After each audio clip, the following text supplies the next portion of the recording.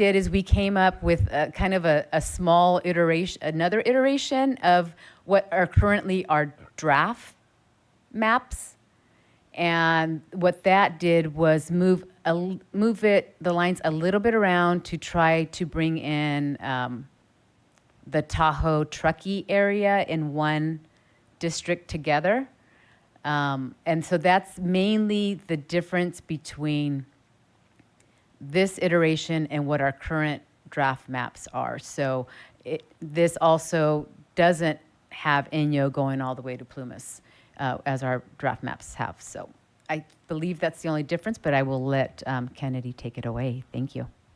Yes, we pretty much localized the switcheroo from ECA to Placer-Sac. And so this line here covering Cameron Park and El Dorado was going out a bit further into El Dorado County. However, when we took in Myers, South Lake Tahoe, and moved them north, we had to move this line a bit further back. So it just has El Dorado, Cameron Park, Folsom, Orangevale, up with the rest of Placer going to Plumas, and then south you do have El Dorado, Alpine, Mono, and Inyo are with Gold Country, but also with Modesto.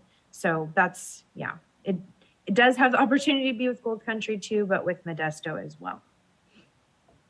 And so, yeah, the main difference was just shifting the lines between Placer-Sac and ECA. Thank you. Commissioner Anderson, your hand was up.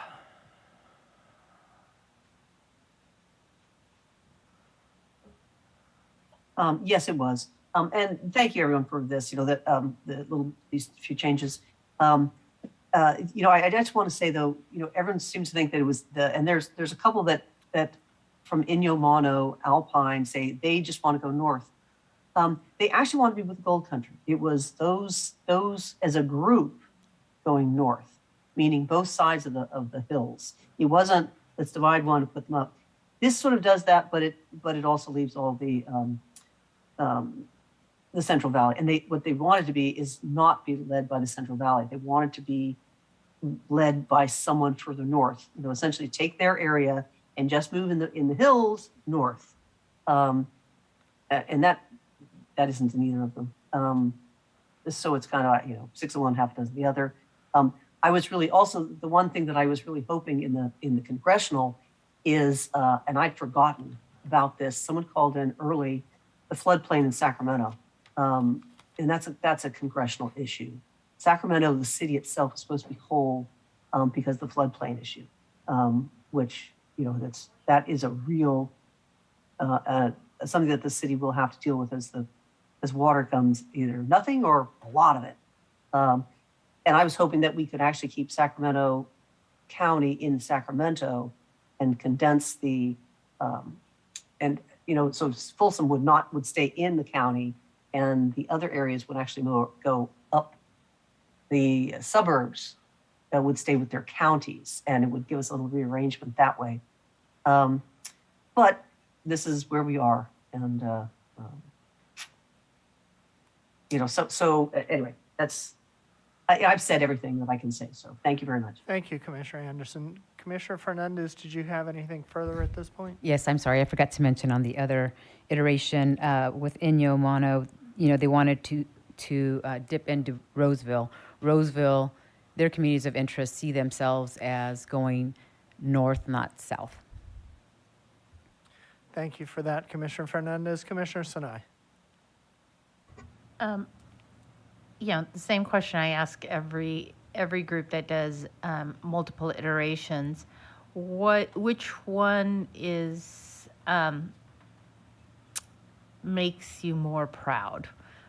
You're proud of both, but which one do you feel, looking at the big picture of the whole state of California, would you recommend that we gravitate towards?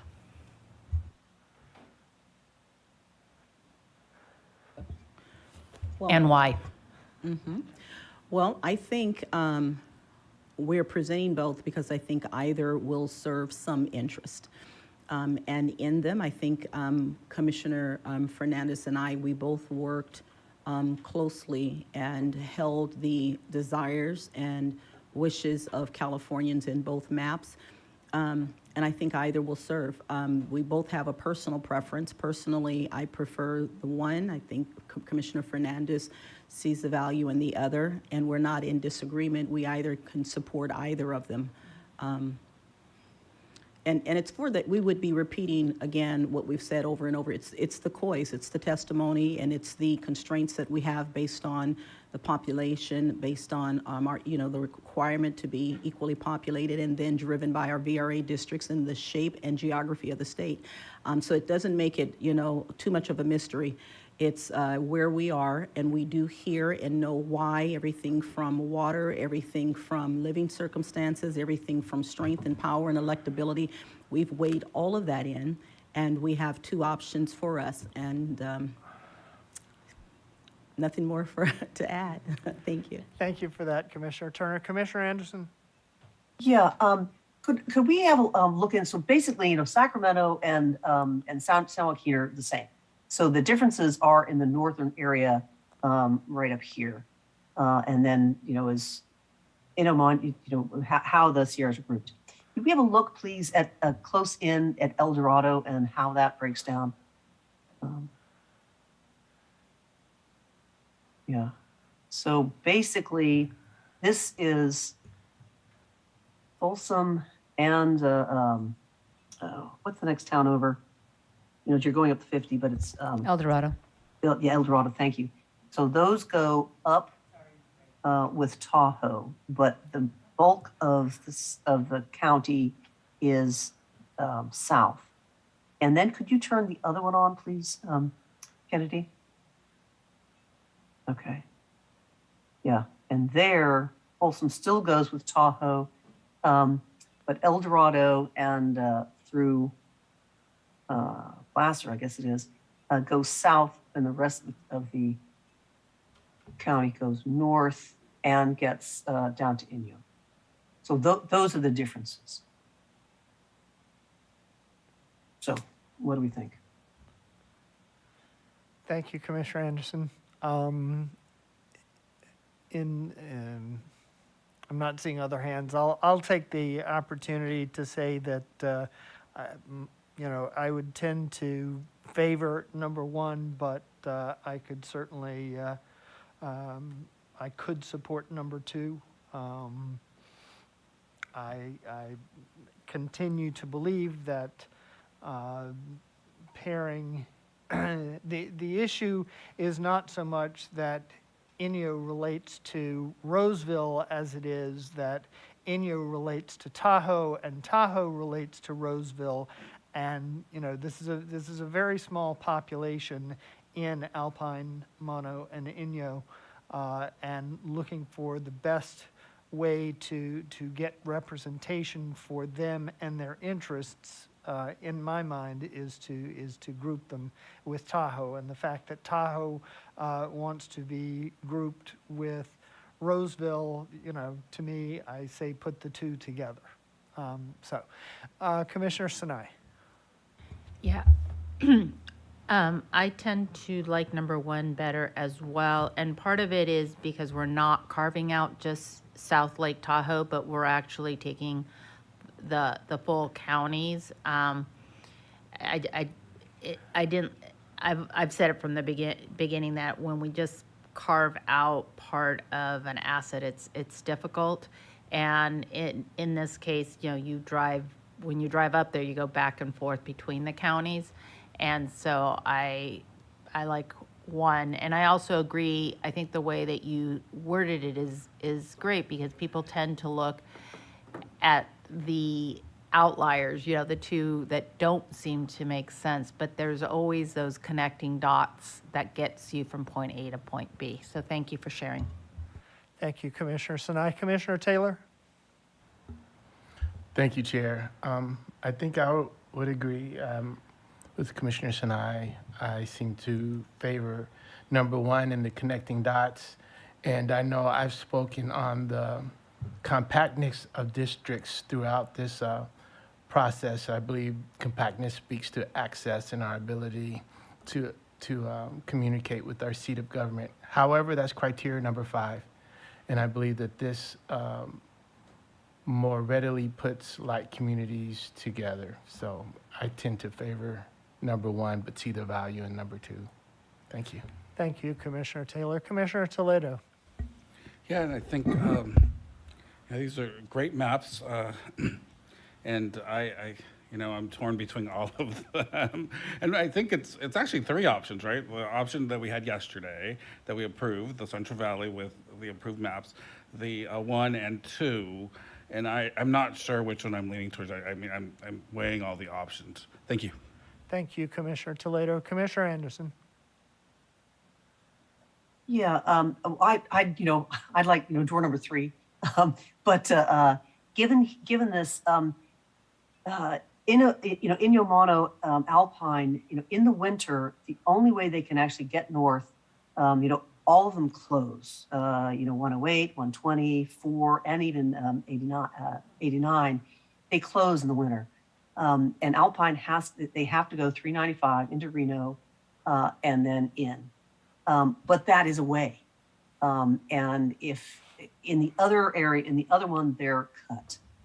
So, which is why it was the whole idea of getting all of them to go north.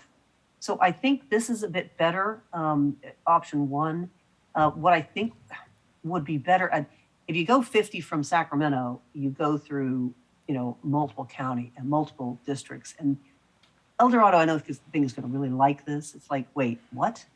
But that's where the population is. So you'd have to really go differently to shape that. You'd have to, and I'm sure they probably looked at, commissioners looked at that. So this is probably the best. Thank you. Thank you, Commissioner Anderson. Commissioner Sadwani. Yeah, just to weigh in, and again, thank you so much to Commissioner Fernandez and Turner for laying out these options for us. I think it's exciting to see and to see the possibilities. And I think I would agree with Commissioner Taylor and with what else has been said. I mean, I can see the logic behind both options. I think I'm leaning towards 1. I think for all of the pieces, the compactness and bringing together like communities, recognizing that there's of course trade-offs and we've had to deal with the trade-offs all over the state. So these aren't easy decisions, but I think I'm leaning towards 1 as well. Thank you, Commissioner Sadwani. Commissioner Ahmed. Yeah, thank you. I just want to note for the record that Turlock is split in both of these options. However, I understand the nature of the game, which is compromise and negotiation. So I think I am okay with either, particularly Commissioner Turner's statements really stuck with me that each map does serve Californians, just might serve them in slightly different ways. So I'm okay with either, given the constraints that we had to work with. Thank you so much, Commissioner Ahmed. Commissioner Yee. Yes, so we're looking at 1 right now, correct? This is the one I like for all the reasons stated, but especially Commissioner Kennedy's reasoning about the Eastern Sierras relating to Tahoe and Tahoe to Roseville. It just makes a lot of sense to me. Thanks. Thank you, Commissioner Yee. Commissioner Fernandez. Thank you, Chair. And as Commissioner Turner stated, I prefer either our draft or number 2. And the reason for that is just the length from Inyo to Plumas. It is concerning to me. And also I feel that iteration 2 does fill other COIs in terms of keeping some of the northern communities of interest intact. And just to answer Commissioner Ahmed, in terms of Turlock being split, part of it is in the VRA district, so we did not want to touch that. So yeah, we actually looked at it and we're thinking about it. We're like, oh no, wait, we can't touch it. So sorry about that. Very good. Thank you, Commissioner Fernandez. Commissioner Anderson. Sorry. Yeah, I'm just wondering, is there, I'm having an issue with this hook down into into Folsom, and I'm just wondering, on the other version, And I'm just wondering, this is, wait, which one are we on? Oh, I'm sorry, yeah, you see, both here. Yeah, I'm just wondering if, Folsom, and I don't know if it's something else in there, I can't tell. But I'm wondering if we could switch some of that, put, rather, let's have it not, rather than from Tahoe, it loops around and down. It actually, can we have a little bit more of El Dorado County with Tahoe and put Folsom in that district? Can we do a little sort of, can we switch a little bit? Does that make sense? But put Folsom, take Folsom out and put Placer in. I don't know if you looked at that. It's just, that is an issue. Also with the Plumas, I know you could take Plumas, put it back in the north and put a little bit more of Yuba in. You could switch that. That's like 20,000 people. So you wouldn't have to be quite that far north. But those are two separate issues. Thank you. Thank you, Commissioner Anderson. Commissioner Fernandez, on Commissioner Anderson's question. Yes, I'm sorry, we're laughing because we're trying to figure out how to say contiguity. English is my second language. So sorry. Contiguity. I know, but let me tell you, it's a difficult word. That and entrepreneur, for whatever reasons, were very difficult words for me to say growing up. But that has nothing, so anyway, it has nothing to do with this, but it does. We could not bring Folsom in because of contiguity concerns. And again, we wanted to minimize the number of districts that we were impacting, so we didn't look to move Plumas into another district, then that would impact another district. So we were trying to minimize it to like the 3 or 4 districts. Thank you, Commissioner Fernandez. Commissioner Okutagawa? Yeah, I will agree that I like the inclusion of Tahoe. We heard a lot from the ECA district about tourism actually, and being one of the big kind of drivers for the area, but also just the federal stewardship of lands that are oftentimes managed by the federal government, or at least, the federal government is involved, and I think that includes part of Tahoe as well too. I guess the one question I would have, and I apologize, I was working with Jamie on another map, but is there a reason why we have to go all the way up to Plumas? Is it to just minimize taking away the splits that you were talking about in Sacramento and trying not to break up so many more, parts? Commissioner Fernandez. Thank you, Chair. The reason we kept Plumas because that was in that district that included Roseville, and so what we did is we moved Inyo, Mono, and Alpine into that district. Does that make sense? Okay, all right, thank you. Anything further, Commissioner Okutagawa? Thank you. Commissioner Anderson. Yeah, just dealing with Plumas, could we just put Plumas in the Norca and take a little bit more of Yuba to put it, the same amount of people, 20,000, to put that into, I guess that's now called ECA. That way wouldn't be, there's a, I know that Yuba, Sutter, and Butte actually all want to be together, but that would be a big switch. So Plumas is 19,839. Kennedy, could you show us what taking? So I do have a question on Yes. which version would you like me From number 1.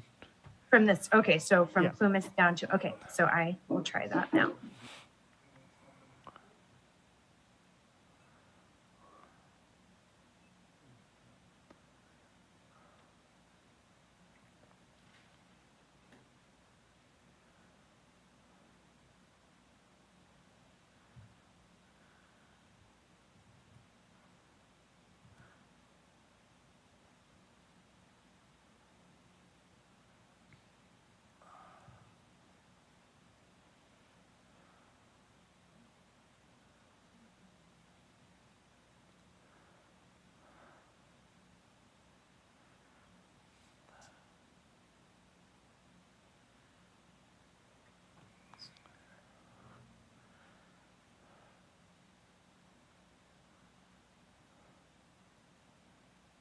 Kennedy, could you then jump over and just go at Beale on the west side?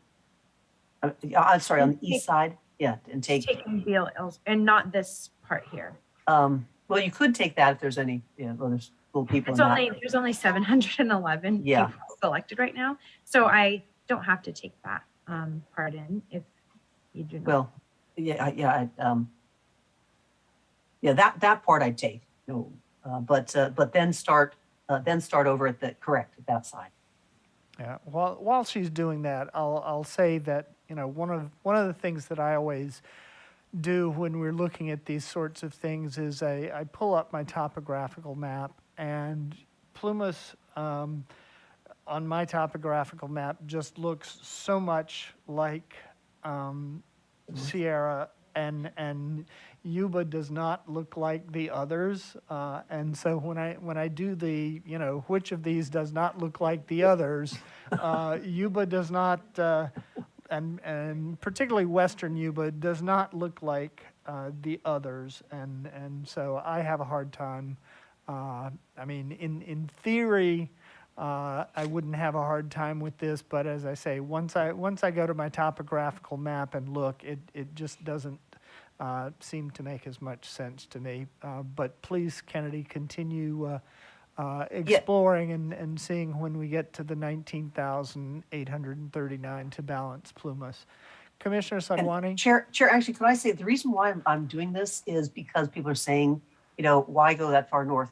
I agree. It is, Plumas is a Sierra county where Yuba really isn't, but there's been discussion on this. And so I sort of wanted the general public to see why it goes this far north. I actually would prefer just keeping Plumas. Okay, thank you for that clarification. Commissioner Sadwani? Yeah, I had raised my hand actually to agree with you, Chair. There had also been a COI that we've heard from about keeping Yuba, Sutter, Butte together. And while this iteration that we're looking at does generally cut into some of Yuba, many of these cities right down here next to Yuba City, which I believe is Yuba City is in Sutter County, is that correct? At a minimum, it keeps them together. So my preference would be the Plumas one also, if we move in this direction. Okay, thank you. Commissioner Fernandez? Thank you, Chair. And I wouldn't want to move Beale into that other district. I think that's what we're considering, correct? Correct. Yeah. It should stay Okay, where it's at. Thank you. thank you for that. Also, I'm sorry, in this exploration, I think it would kind of require having to split up one of these cities. Right. And again, I think that the relations between Sutter and Yuba are not just between the counties, but the cities closest to the Sutter County line have the most interest, I would think, in staying linked with Sutter County. So, and having heard Commissioner Anderson, I think we appreciate the exploration, but I think we're probably good sticking with number one. Commissioner Turner? Oh, yes, I was just going to say this is painful to watch. Let's undo it. Yes, it's painful to watch. Let's undo it. Thank you, Commissioner Turner. Commissioner Anderson? Yes, thank you, Chair, for this is for the public's view. This is why Plumas, I think, should be in one, not this area. And it may seem like a very long district, but that is the way of our state. And this is what the people who live in these areas would like. So that is the reason why it goes this direction. Thank you so much, Thank you. Commissioner Anderson. Commissioner Taylor? Thank you. Just real quick, the Yuba testimony, Butte, all that's fairly compelling. Thanks. Very good. Thank you so much, Commissioner Taylor. Okay, my sense is that we have, a fair amount of willingness to live with either, but when it comes down to a preference, that the bulk of the preferences are for number one. So unless there is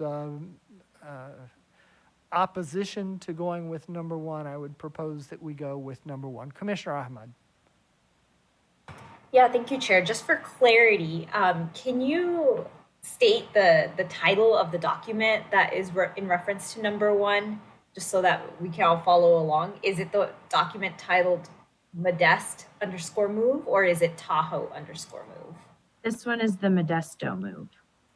What we've been referring to as number 1, correct? Is number 1 is Modesto move, then yeah, number 2 is Tahoe move. Okay, thank you. Thank you so much for requesting that information, Commissioner Ahmad.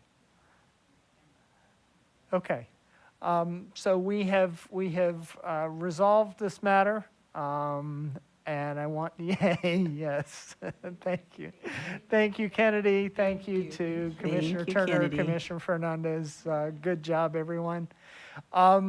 Ms. McDonald, just wanted to check with you on any other remaining outstanding iterations for congressional maps.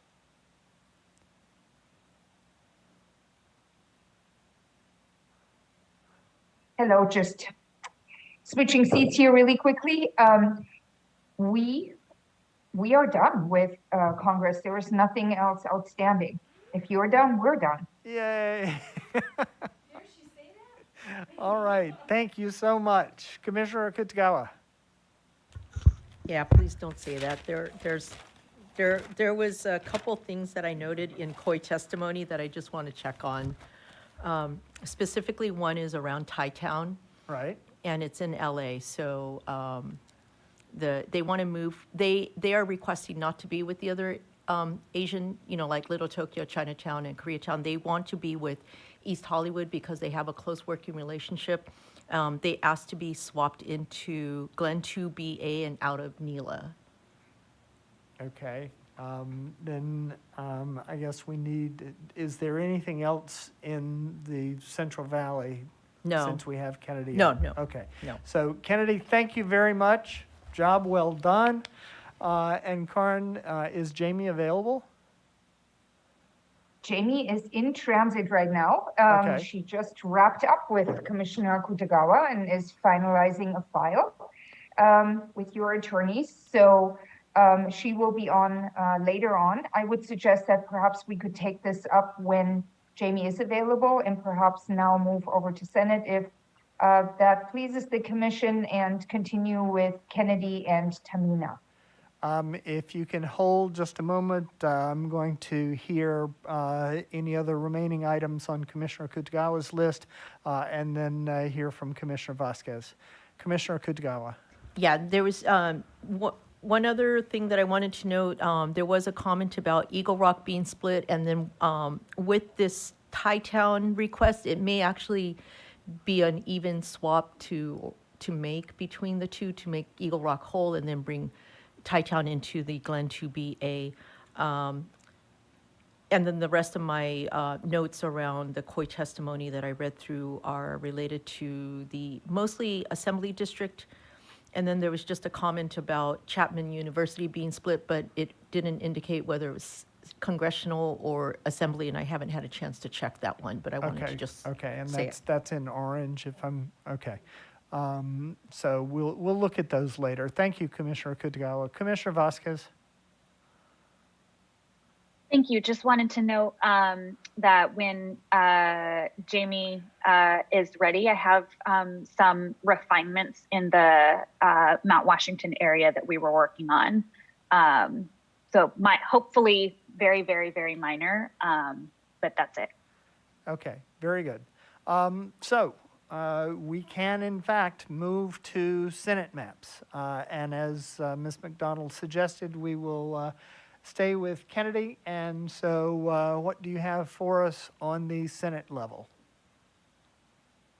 Or Kennedy and Tamina? And one moment. Oh.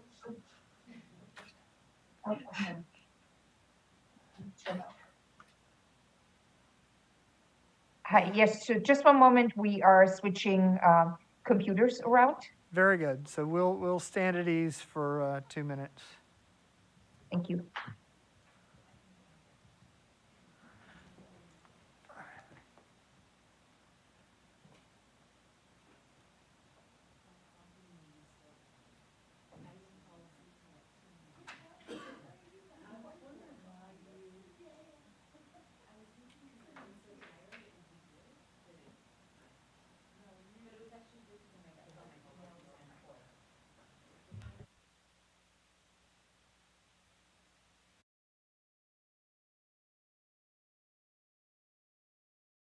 Okay.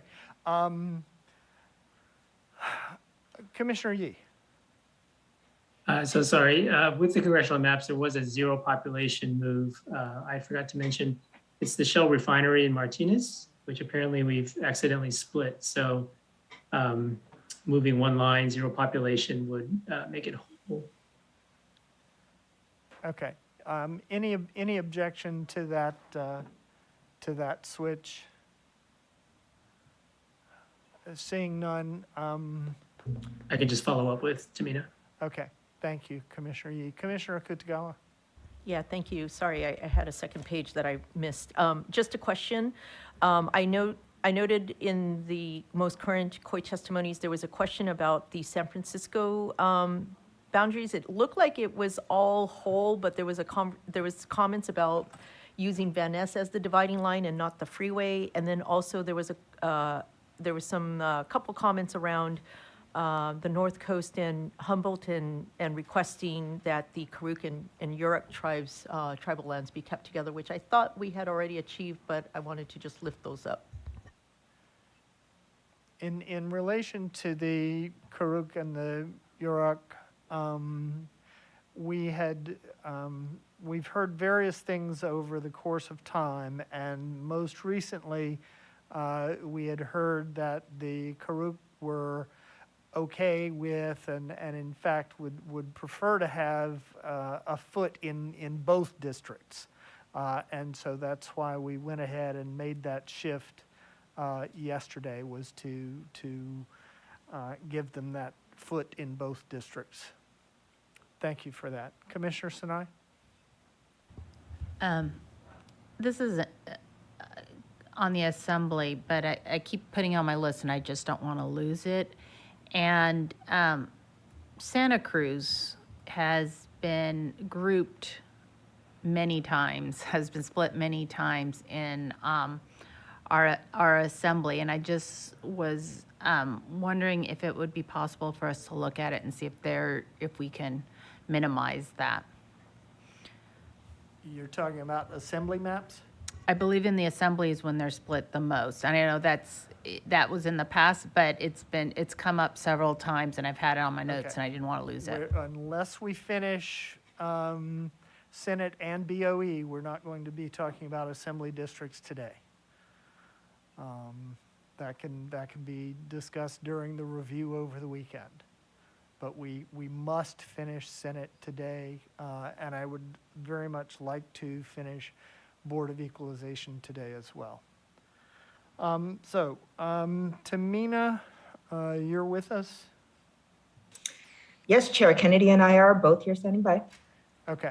And I understand that you are able to speak to and or go ahead and make that change, zero population shift in relation to the Shell refinery. Happy to work with Commissioner Yee on that zero pop shift in Congress offline. Very good. Thank you so much. Commissioner Anderson. Tamina, I did give you the specifics of that. I sent that over in an email, and that's exactly the outline of it. Thank you, Commissioner Anderson. Yes, I have that, Commissioner. Thank you. Okay, perfect. So let's now shift to the Senate maps. Tamina, where would you like to direct our attention? Okay, so we'll give you a little bit of a review of what we started yesterday and then the homework that you sent me home with. Kennedy's here because it greatly affects all of the north areas. Where we started yesterday is we deconstructed the Senate district that had San Benito in it along with the Fresno area. And so this was the new district which was created. And that created a negative population in ECA and a positive population in Mid-Coast, which we moved around. And so my job was to take it around to ECA in this way. And Commissioners Yee and Ahmed were nice enough to help me do this and suffer through some of the moves with me. So going to show you a little bit of what we worked on and a little bit of where the pain points were and where we could use a little assistance in some refinement or some decisions. So we are starting here in San Jose. One of the things that we did look at, because we did have Gilroy down south with the mid-coast, was how to balance that 6.5%. And so we looked at balancing it in the south and tried to figure out where it would be to move different pieces on different sides. And the decision was made that it was not, that it would be splitting communities of interest and cities, and that for this iteration, I should return Gilroy to Santa Clara. So the Santa Clara district that we have, Santa Clara-based district, is San Jose. This has the majority of San Jose City. As you can see, San Jose is split just in two in this visualization, in this iteration. And the majority of San Jose South, all of San Jose South, is with the San Martin, Gilroy, and Morgan Hill COI.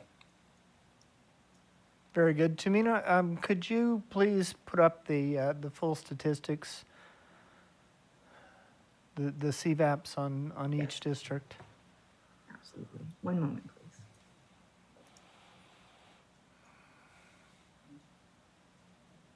Uh-oh.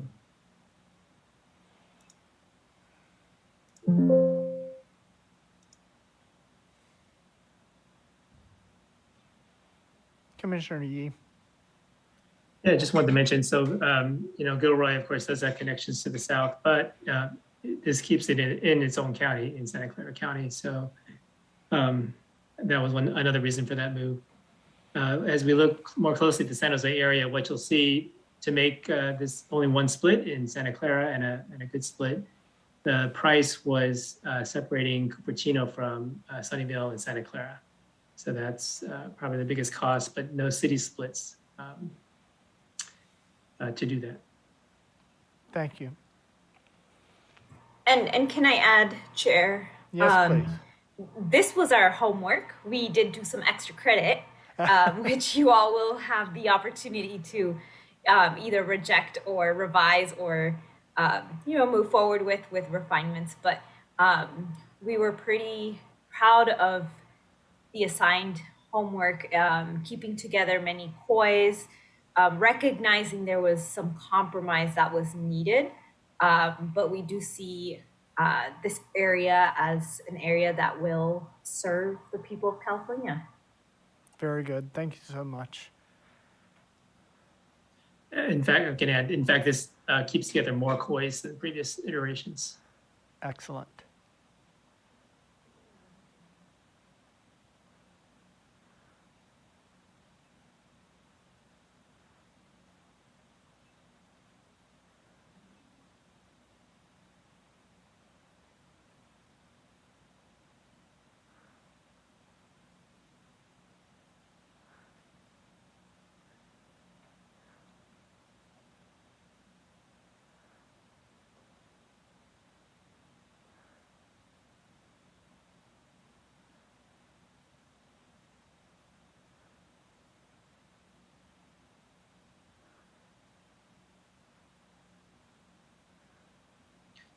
Tamina, could you just remind us the order of what we're seeing on those CVAPs?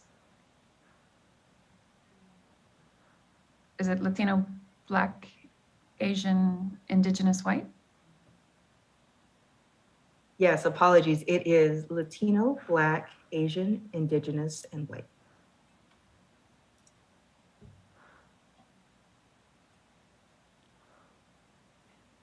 Okay. And can you go ahead and zoom in a bit on San Jose? Okay. Commissioner Sinai? I'm still trying to wrap my head around separating Gilroy from the, Salinas Valley and Watsonville and a lot of those communities. And so did I hear that the choice was really, if we did Gilroy, then we had to split up above the Sunnyvale and that COI? Was that what, Commissioner that was Yee? one of the costs? Is that what you said, Commissioner Yee? The greater difficulty is at the bottom of Midcoast, and having to split small cities or split the whole Piru, Koi. There just were no good splits that we could, and then depending on what we did, having to push into LA and reworking things there. Okay, so it wasn't that you were trying to keep the Koi of Sunnyvale, sorry, I'm forgetting the triple Koi up Cupertino? there. No, Yeah. no. That was, Okay, no. I just want to make sure.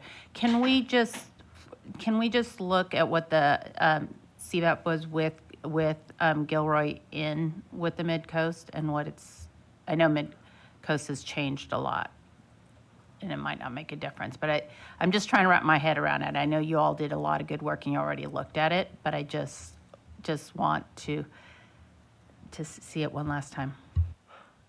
Thank you, Commissioner Sinai.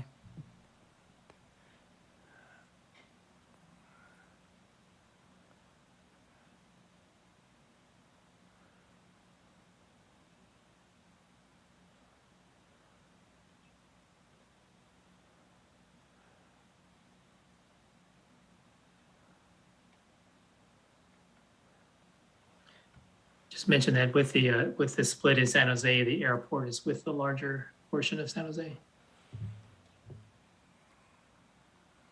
Chair, Mid-Coast without Gilroy in it has an LCVAP of 27.54%. With Gilroy being added to Mid-Coast, the LCVAP is at 28.59%. Thank you, Tamina.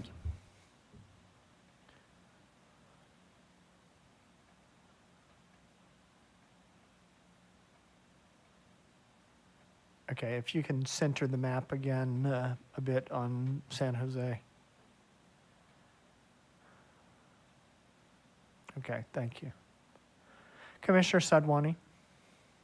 Yeah, I think it would make, I'm still trying to wrap my head around Gilroy too, and I think it would make more sense to go with the Mid-Coast District. Is it, I mean, it is a part of the Salinas Valley. Am I correct in thinking about it that way? I'm also noticing that the Saxtanis, it looks like it's overpopulated at 6.18%, so that's going to need to come down. Can we look upwards a little bit? I'm just wondering if there's a small amount of population. It looked like the possibility of moving Gilroy in would put us the deviations over slightly. I'm just wondering if there's a small amount of population anywhere that could be shifted, which might mean coming through Eden Tech. And I think that would be reasonable in order to pull Gilroy back together. But if someone can confirm that COI of Gilroy being part of Salinas Valley and wanting to stay together would be helpful. Commissioner Yee.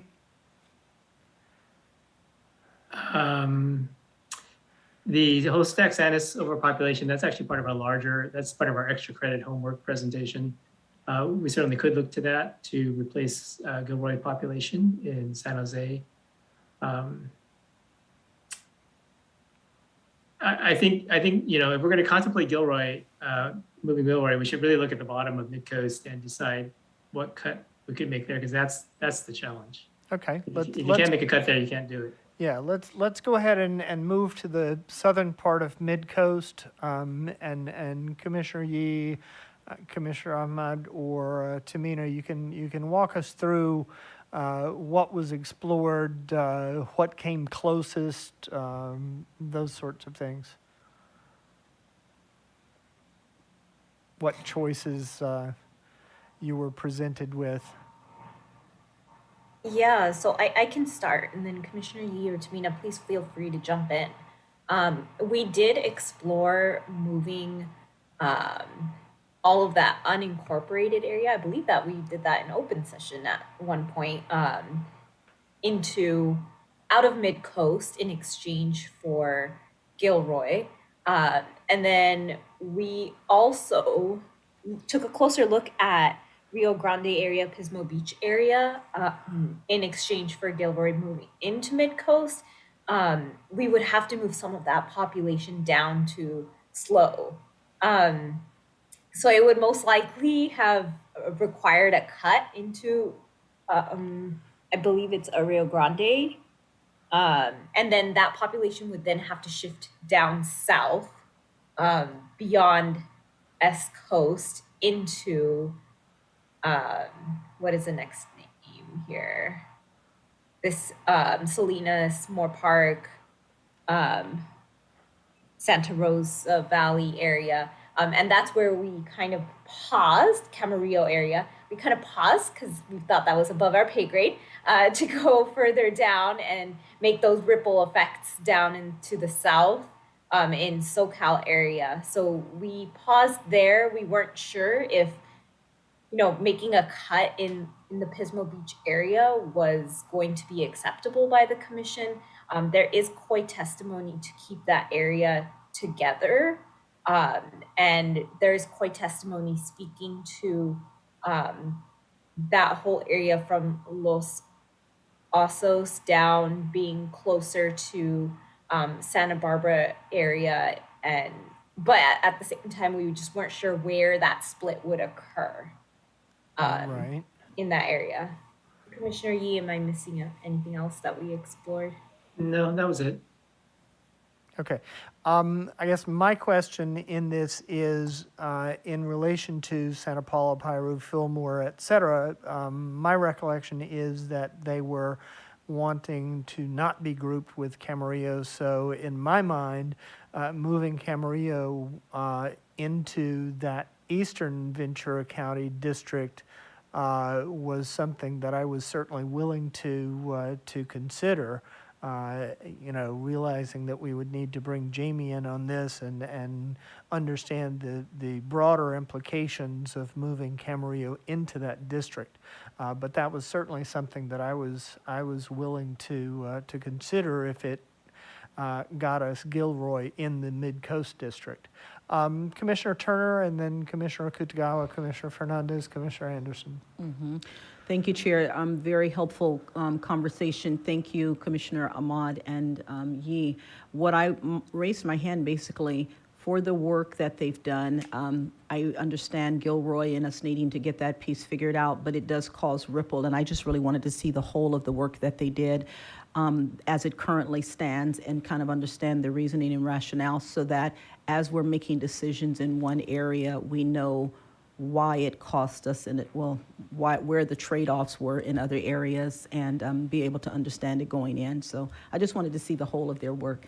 Very good. And yes, and that's part of why we wanted to come down and see the southern end as well and hear what went into this as far as exploration and considerations that came in when looking at the southern part of Mid-Coast, but we can certainly pull back out some and look at the bigger picture as well.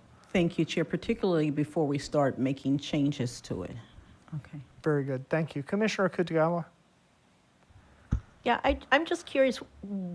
I guess I didn't quite hear this, but why do we have to look down below? Why isn't it, as I think it was, someone had mentioned, looking more towards pulling from the north or pushing out into the north? Commissioner Yee?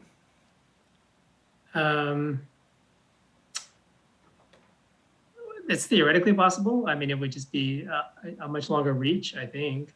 And I don't know. It at the time we were working through it, it did not seem like there were any obvious ways of doing that. Thank you. Yeah. Commissioner Ahmed? Yeah, and I had that initial thought too, Commissioner Kutagawa, because it makes sense. There's a dense population in that area, so let's just move up. But before the iteration that you're seeing right now on the screen, it shows Eden Tech in the positive, whereas when we started working with this area, it was in the negative. So we started pushing population up already. And then this is where it gets kind of interesting that Stack-Sanis district shape and the population that was over there being pulled into ECA and then us having to try to rebalance that area on the inside. It just seemed like it was going to be a lot more population that would have to move all the way up and around to rebalance that area up north. But if there's another solution, we're all ears. Thank you, Commissioner Ahmad. Commissioner Okutagawa, correct me if I'm wrong. My sense is that your question really centers on a potential split in Santa Cruz County and moving some of that population north to Peninsula in order to accommodate moving Gilroy. Yeah, or even, I guess swapping out, well, not so much swapping out, but yeah, moving up that way and then moving across through Eden Tech if needed, or I guess maybe even if it's a little bit here, a little bit there, we minimize the splits down south or something like that. I just, I'm sure you explored all different kinds of things. I was just curious as to, it just sounded like the north was never an option, so I was just curious. But thank you for that explanation. Thank you, Commissioner Okutagawa. Commissioner Fernandez. Thank you, Chair. And thank you, Commissioners Ahmed and Yee. This is great. And so if I understand it correctly, so the SAC Stannis, we would only need to move out about 1.5%, right? Into ECA, am I reading that correctly? Or into Sacramento, I guess? Correct. So it doesn't seem as daunting as I mean, I thought it was going to be a lot worse, but so that's not, that's doable, definitely. And then the Gilroy, yes, it would be nice to keep them in. Also, I would probably lean more towards what Commissioner Kutagawa is saying, because once you get down to San Luis Obispo and to those communities down there, there are small communities, but they are attached to each other. Does that make sense? And to some of the major, and I would really not want to split that up because we're already splitting up San Luis Obispo. So I would prefer to look to the north if needed. Thank you, Commissioner Fernandez. My sense, as I expressed yesterday, was that there was some potential moves in the Pismo Beach area because of the 5 cities. We have 3 on one side and 2 on the other, and so there is some scope potentially for moving there. But we would need to bring Jamie into the discussion to really have a good understanding of what our options are in the south. Commissioner Sadwani. Yeah, Chair, I don't believe this is posted on our website. I'm just wondering if we can get it posted. Thank you for that. Ms. yeah. McDonald, I don't know whether you can liaise with staff and make sure that we have the latest on the website. Yes, we'll do. We're looking into this right now. Thank you. Thank you so much. We've got about 15 minutes, 14 minutes before break. I'm thinking that at this point, we are probably best, as far as the Gilroy question, asking Tamina and perhaps Commissioners Yee and Ahmad if they could go back and perhaps take another look at this, bringing Jamie in and exploring options beyond the bounds that they were exploring within last night. Let me, Commissioner Sadwani, do you have something further? Thank you. Let me go ahead and ask Commissioners Ahmad and Yee to walk us through their extra credit work. By the way, happy to do that with Gilroy. Take another look. Sure. Do we get a full explanation of what is here in this one? What the, like Commissioner Turner said, we look at the whole picture before we, I think we sort of stopped at Gilroy and didn't quite really go through everything. Okay. Commissioner Yee, if you could cover Yeah, let's take a look any at the remaining points as well. No, that was all for the San Jose area. Well, I mean, we could take a closer look. You can see that, Cupertino is separated from Sunnyvale, Santa Clara. And then we have that split in San Jose, taking in the airport.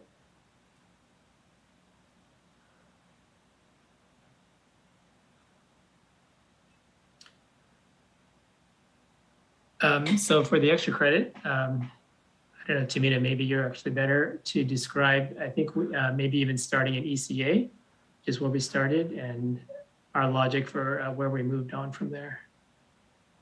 Sure, Commissioner. So this was tricky. I'll warn everybody in advance so the goal was, we had an overpopulation coming out of San Jose that was sitting in Eden Tech and an underpopulation in ECA. And the question was how to get population from this side over to this side without interfering with the VRA district.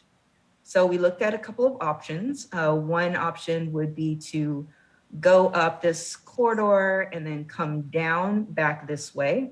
As you'll see, the eastern part of Contra Costa is in the Napa Byron district. So we did not go all the way up to Napa Byron, but we tried to localize it within the Contra Costa Alameda area. So the Eden Tech now has Sunnyvale, Santa Clara, Milpitas, the Berryessa area and north area of San Jose. Fremont is whole. There's Newark, Union City, and Hayward that are whole.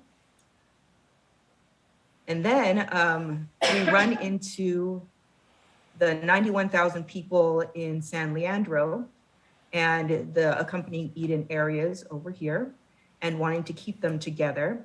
However, we could either push them up into SD80 corridor, which would then require us splitting the Pinole Hercules Richmond area, or they could come in with the rest of mid-Contra Costa in the 680 corridor.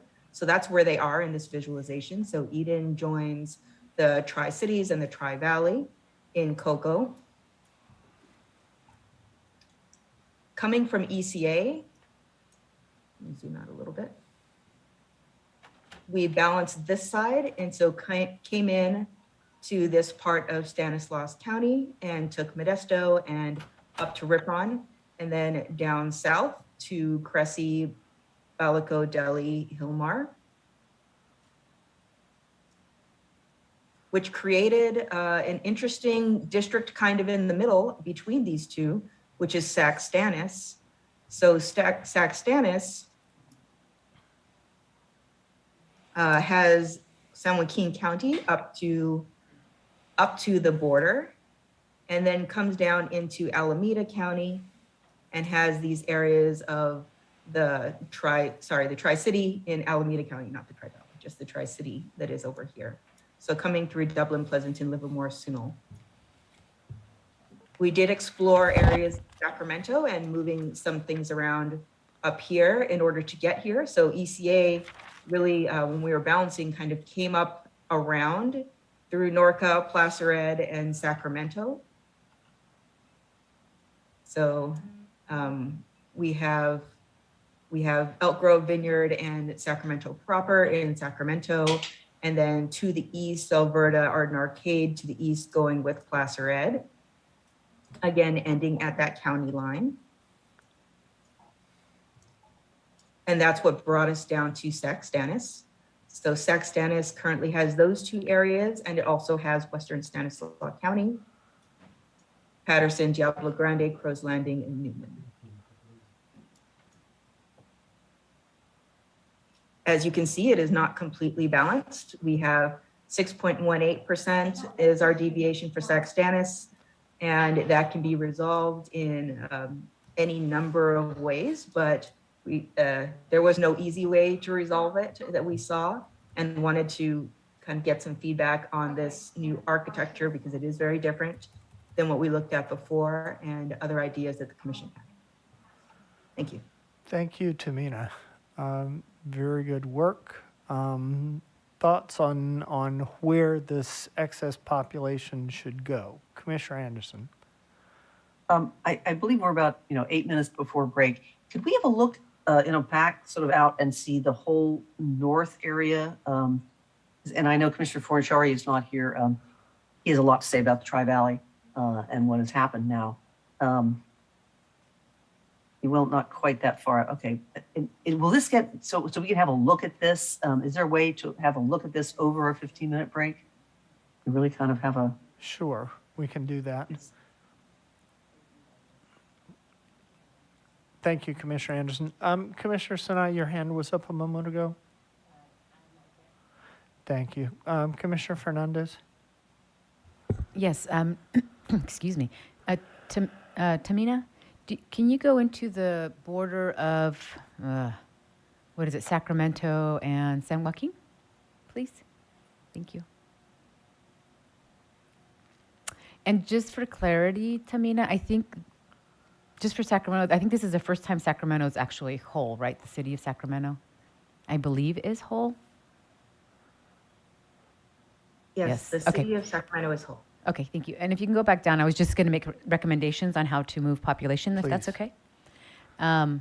If you can take Thornton, and you can, oh wait, oh, it's a Placer Ed. Oh, that's fine. That could go into the Placer Ed, I believe. It's not very big. I think it's maybe 2 people bigger than my town. So it's about 1,000, I think, right? So that's not going to get us very far. But we could also look at Collierville. I think Dogtown would be too much.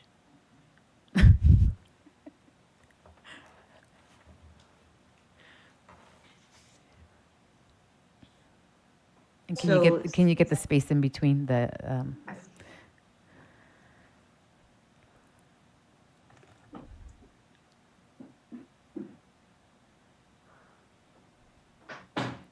From there to Thornton, you'll probably get like 3 more people, maybe. All the way to the okay. How many is that? 3386. All right, might have to get Dogtown then. Because there's no way.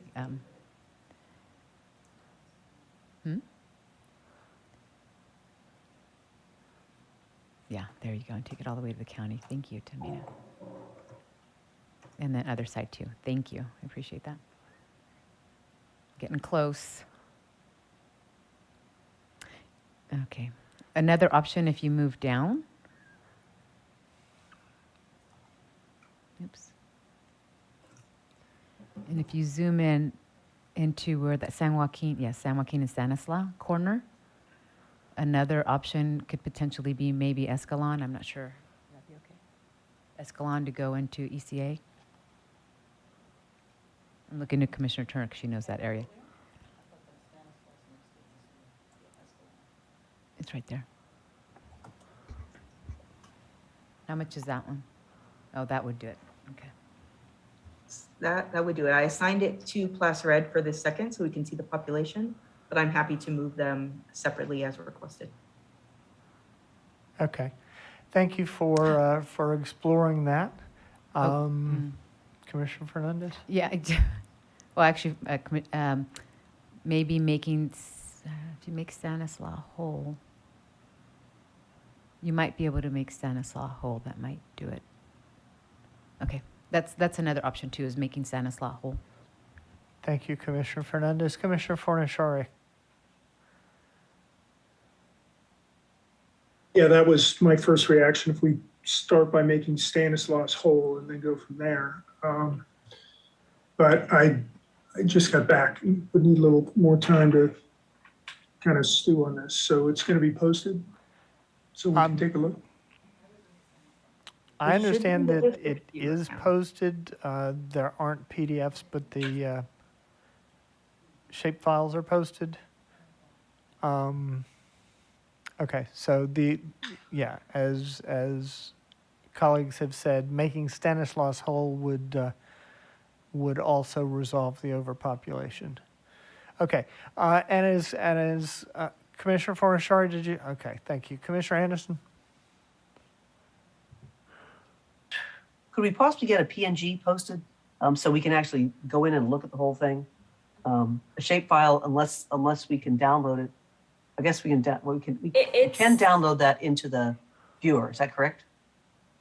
Can I share that this iteration is actually posted on the map viewer? So you can zoom in there. Thank you. Okay, thank you. And we will leave things here and go ahead and go on break until 11:15. Colleagues can peruse the map viewer. Public can peruse the map viewer, and we will resume our discussion on this at the end of break. So we are on break until 11:15. Thank you, everyone.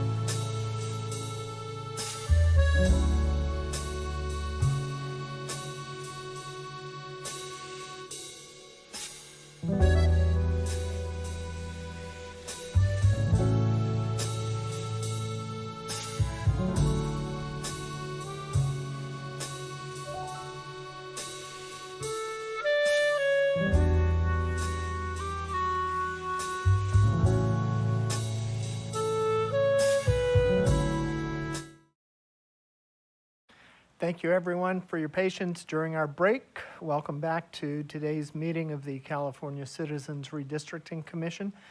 We have been working for the last hour, maybe, looking at an iteration where we were looking at how to move some excess population from the Mid-Coast District to ECA. And we are now looking at the excess population in South Sac-Stannis and the best move or moves to resolve that population imbalance. So, Kennedy, please take it away. So me and Tamina, we're both here, can go back and forth, but since we started moving into Central Valley, I thought I would just take over some of that as well, if that is okay with everyone. A recommendation that we had over break was just moving the entirety of Stanislaus into ECA, which would bring the deviation of ECA to a 4.39 and Sac-Stannis to a 1.65. So it puts both at an acceptable deviation range. Thoughts on that from colleagues? Commissioner Fernandez. I like that in that it keeps the entire county together. That would probably be my preference over trying to dig into different corners of the Sac-Stannis district.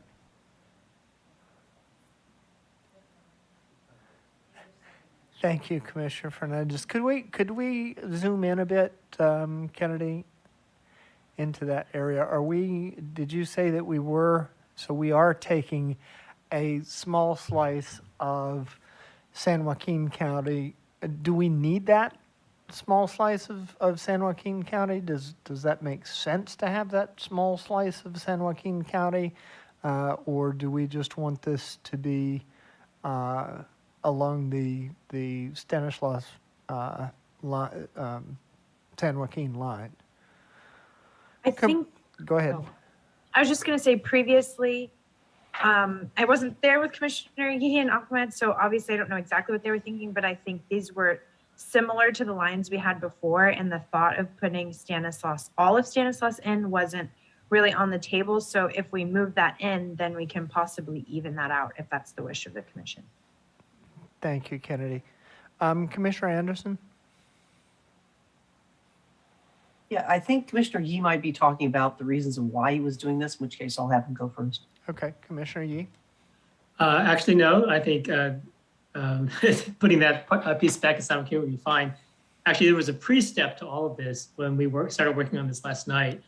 The state of things at that point had several of these counties split, and we made several of them whole. So making another one whole would actually continue that good work. Thank you, Commissioner Yee. Commissioner Anderson? Yeah, okay, there are a couple of things which are certainly not whole. And, I understand we've had a huge amount of work to do on this, moving, 300,000 people. But the public really will have no time to look at this, essentially. And I want us to make changes as little as possible and as palpable as possible. And what I'm specifically talking about, I kind of like the idea of putting Stanislaus County whole. I do not like it with ECA. I mean, that's just like, why even call it ECA? It's a Stanislaus County, it's a Central Valley County area. Also, the Tri-Valley it doesn't exist anymore. It's completely split. There are a lot of things which are, it was all together and now it isn't. Are you kidding me? That's I'm thinking the public is going to say. And I'm just wondering if there's any way of doing a few different things in trying to keep the map as sort of close to what it was, and still, I like the idea of pulling Stanislaus with San Joaquin, that sort of thing, and trying to go, going a few little things, areas up north to rearrange this. But I know Commissioner Yee has been working on this, and I'd like him to talk a little bit more how putting the San Leandro into Cocoa, and then Cocoa became all cut in half. I'd like him to kind of walk through that a little bit and what was going on in that. Thank you, Commissioner Anderson. Commissioner Yee?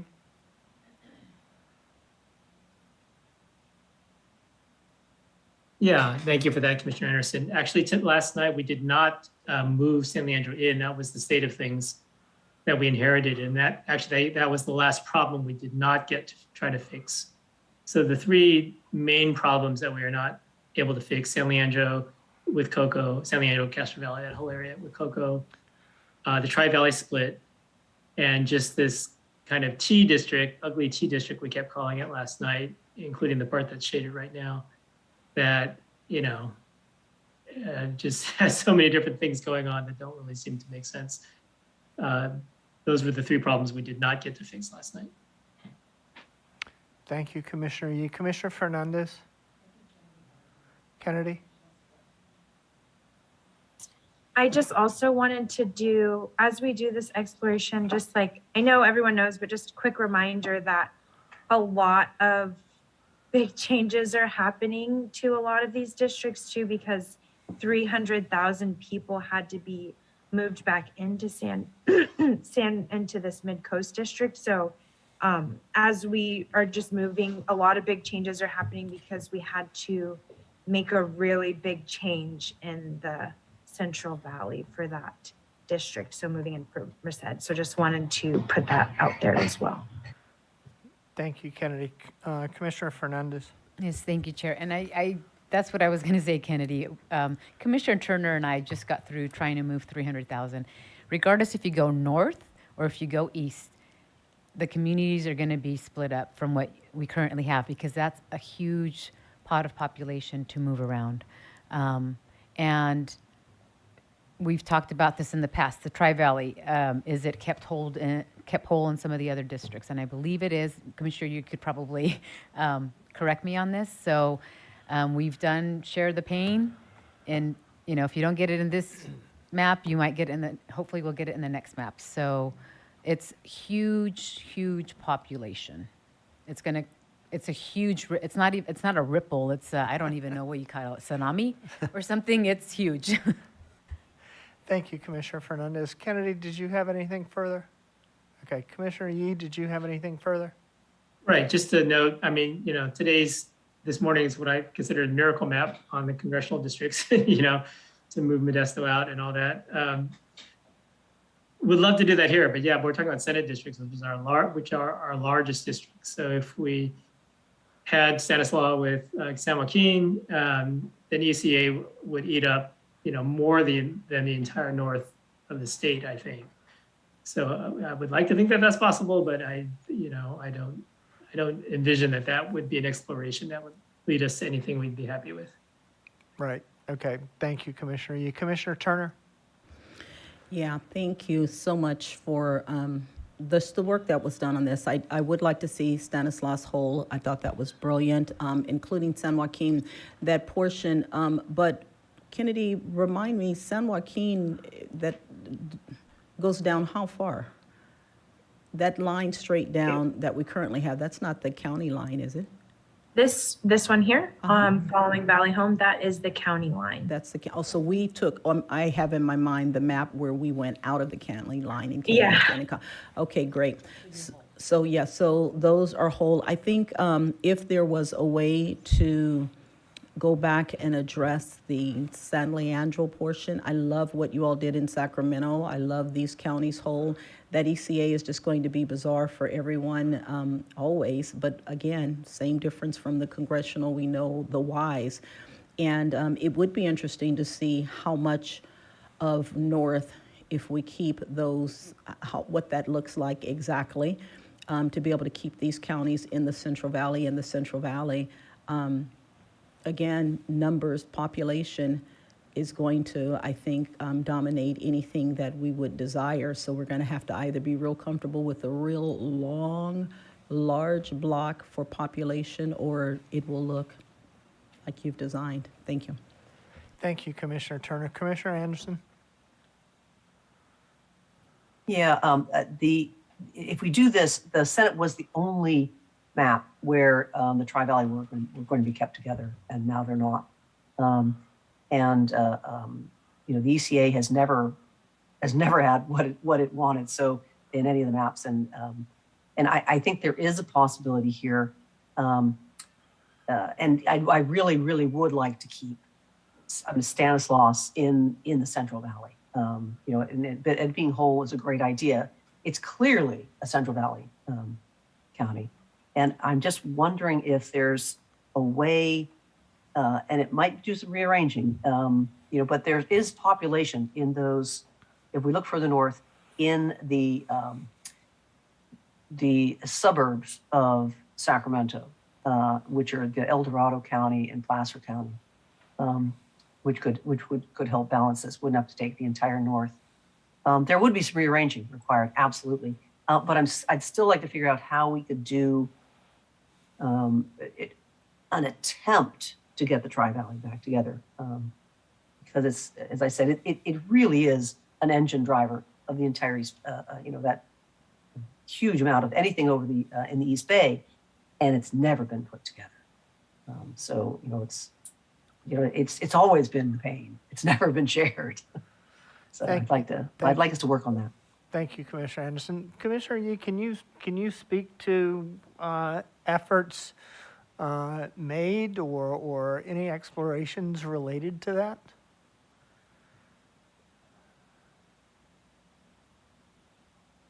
To ECA going farther north? No, to keeping the Tri-Valley whole.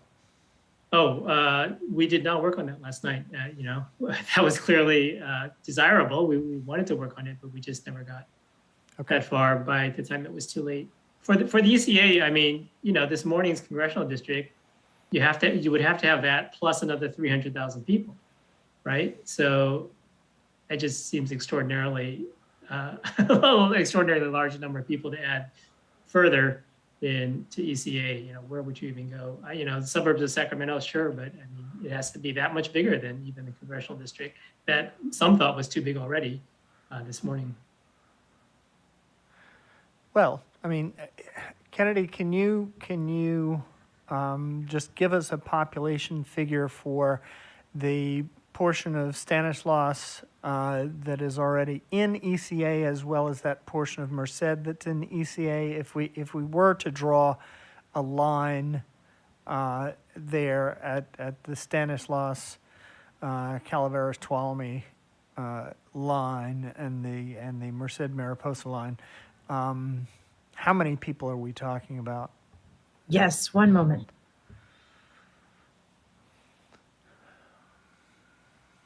In the meantime, Commissioner Fernandez.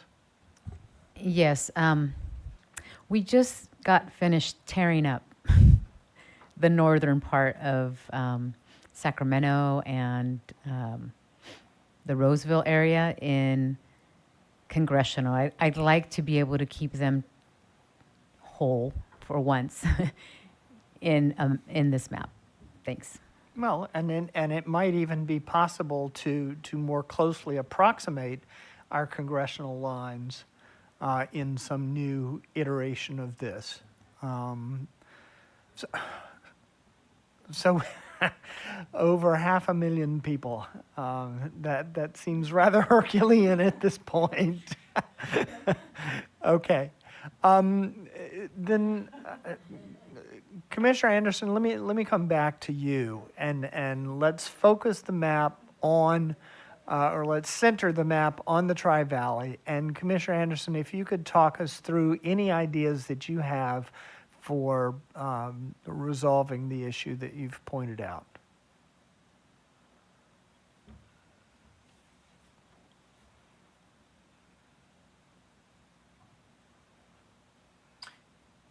Well, the Tri-Valley was all together. And so, it would be a sort of a switch for a switch, essentially. We've added, 90,000, I think it is now, from a little more from the San Leandro over.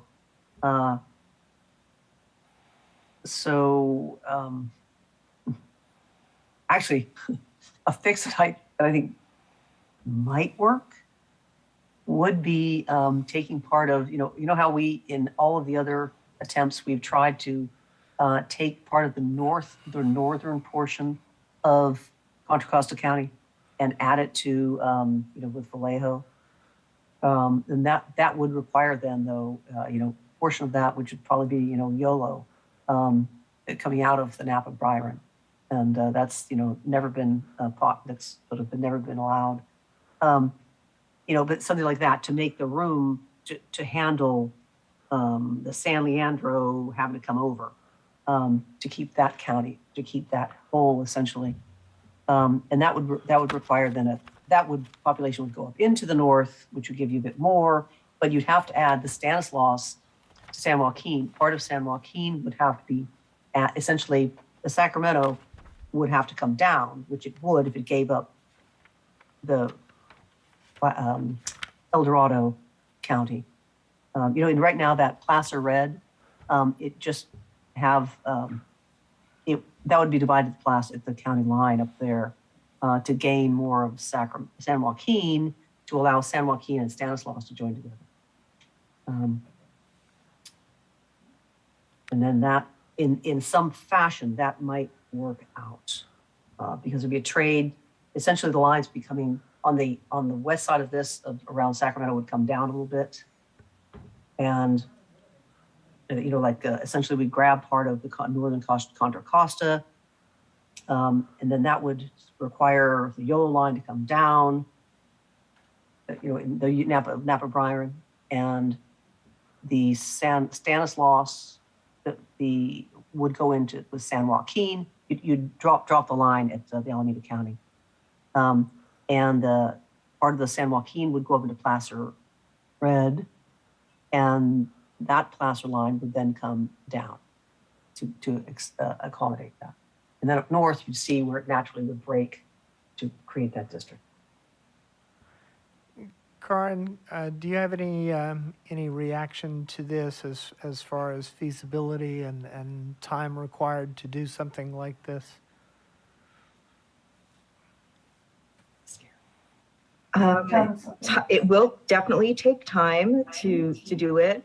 I think that the question is, I understand the basic rotation, which is to take San Leandro up along the corridor, up through Napa Byron. No.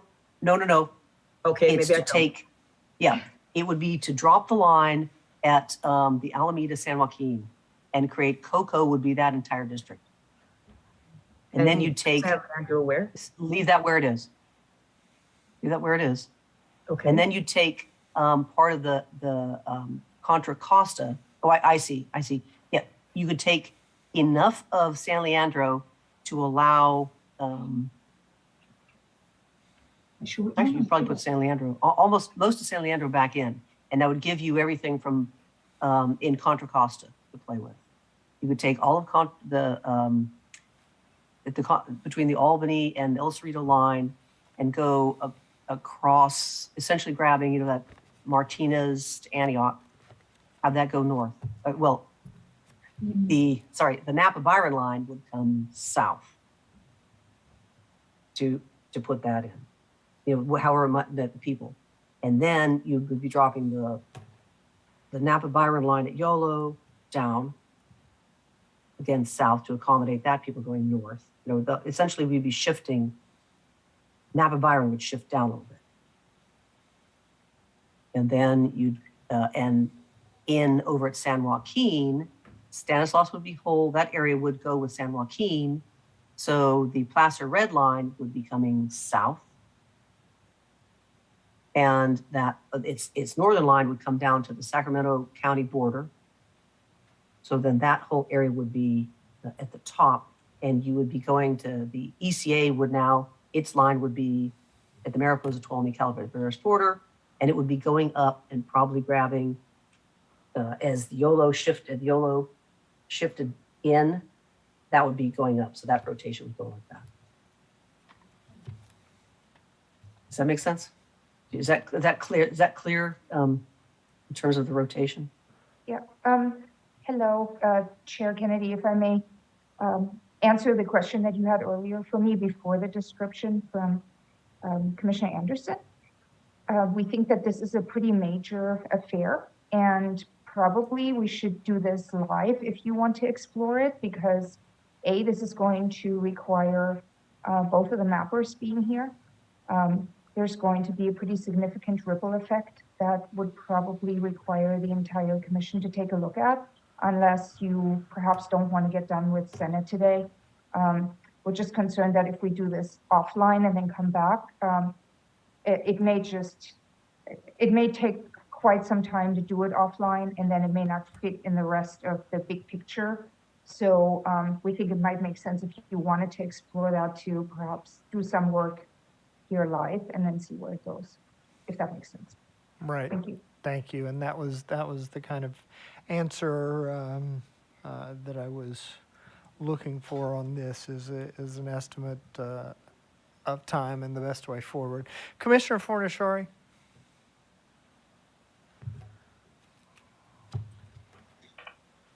Well, I'm trying to formulate an alternative approach, which might be shifting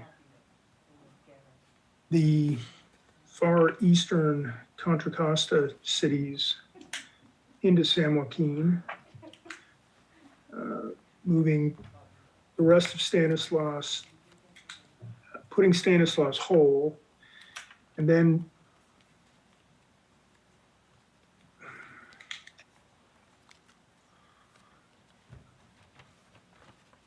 I'm thinking about shifting the Tri-Valley up into Cocoa, but Cocoa would still need to shed some population somehow. And maybe it could shed San Leandro into the SD 80 corridor. And maybe some of the Castro Valley either into the SD 80 corridor or Eden Tech.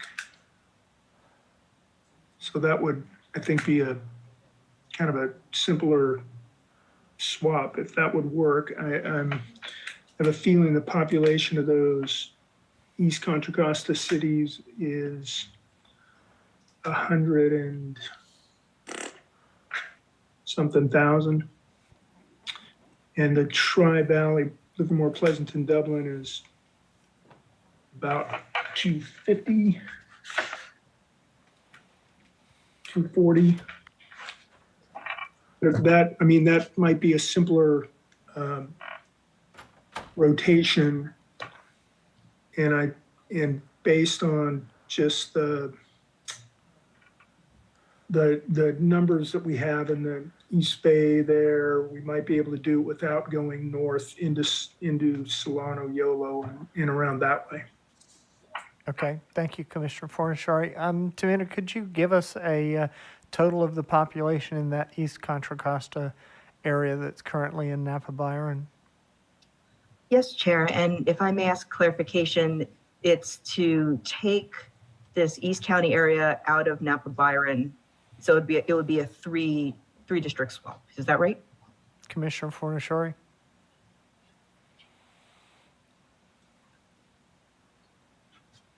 Yeah, I'd like to see what it, first of all, if we took it out of Napa Byron, would Napa Byron still be within, Deviation. Deviation? But I'm talking about putting it into with Stockton.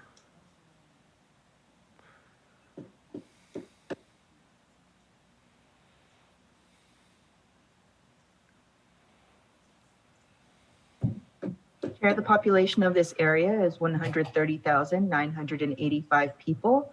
Napa Byron becomes underpopulated by 8.53%. Cocoa would be overpopulated by 14.87%. Thank you, Tamina. Commissioner Anderson? Yeah, it was actually I was talking about moving that into Stockton. And then, Right, but or Saxton. Napa Byron would still be underpopulated by 8.5%. No, it would be underpopulated by 3.5%. But we could probably fix that. I mean, we'd have to swap some out of Cocoa north if there is an interest in doing that. I mean, no matter what we do to make the Tri-Valley whole, we're gonna have to move north a bit, some north a bit, and but I was just trying to not move the whole 250,000 or 250,000 people north. Just trying to minimize how much we'd have to move north. Right, okay, thank you. Commissioner Anderson? Yeah, we sort of did some of this when we first put the Senate district together. I really feel trying to do this live is going to take a great deal of time. And I would propose that Commissioner Fornashari and I to try to work together, even if it's not necessarily with the line drawer, just try to come up with some ideas that might fly and try to present this, because attempting this live, I just don't think we have the time to do it, quite frankly. Thank you, Commissioner Anderson. Commissioner Turner?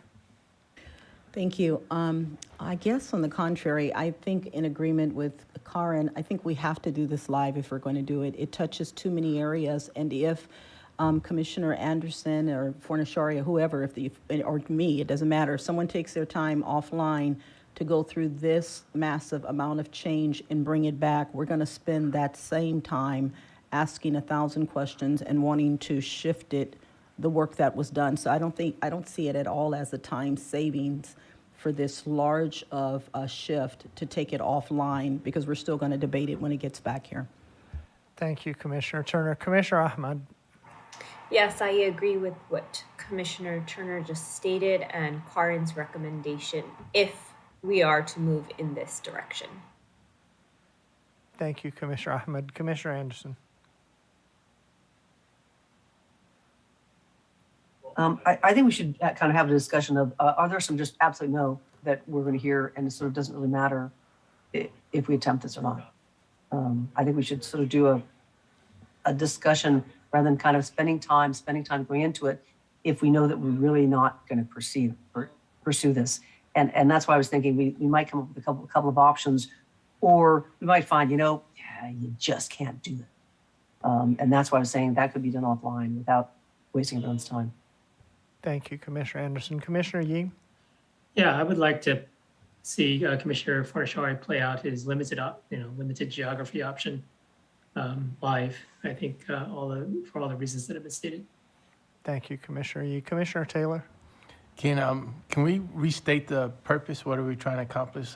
Our goal one more time, please. The goal that we're looking at right now is making the Tri-Valley whole.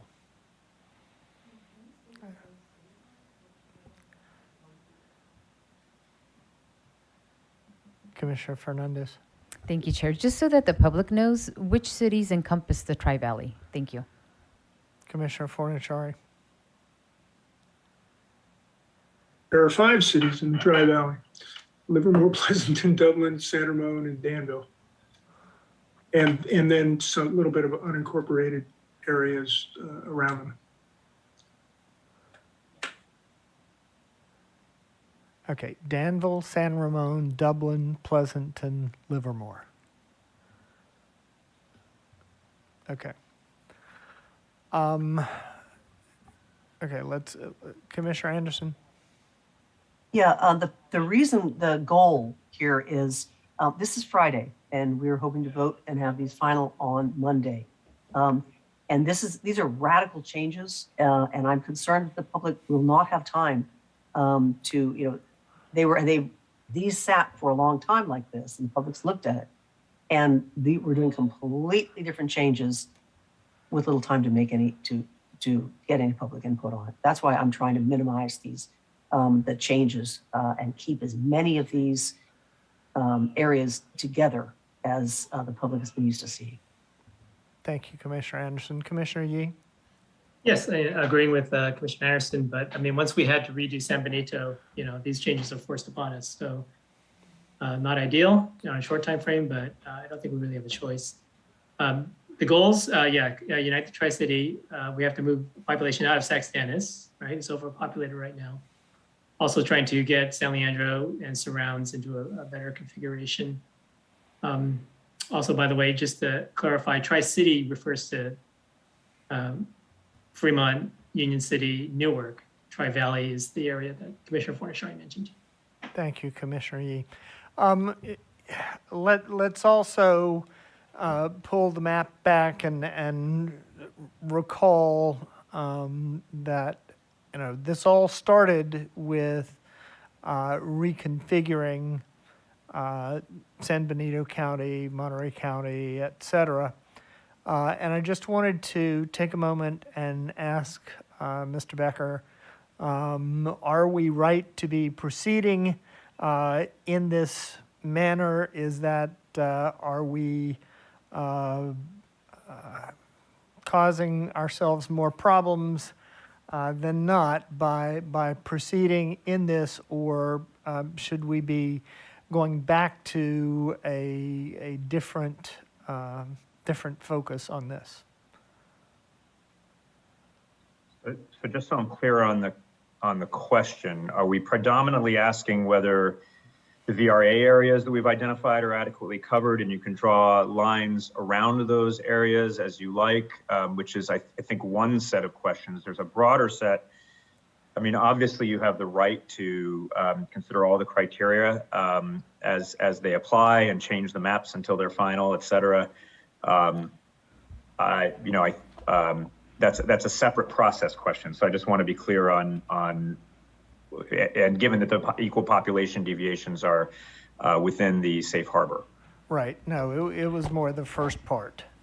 Can I, in that case, I'm not sure who's controlling the map, so my apologies, but can I see the complete CVAPs and zoom in on, I believe, SB Fresno and the lower Central Valley districts, please? Commissioner Toledo. Yeah, and I'd also like to see what the current map looks like, because it's my understanding that currently San Benito is in a VRA district with Merced and parts of Fresno County. And I think the challenge has been that each one of our VRA districts is 1 million people, and that we can't put all of that population into one area. But I would like to compare what's currently in existence to what we're moving to, given that this is a VRA area, an area with VRA considerations.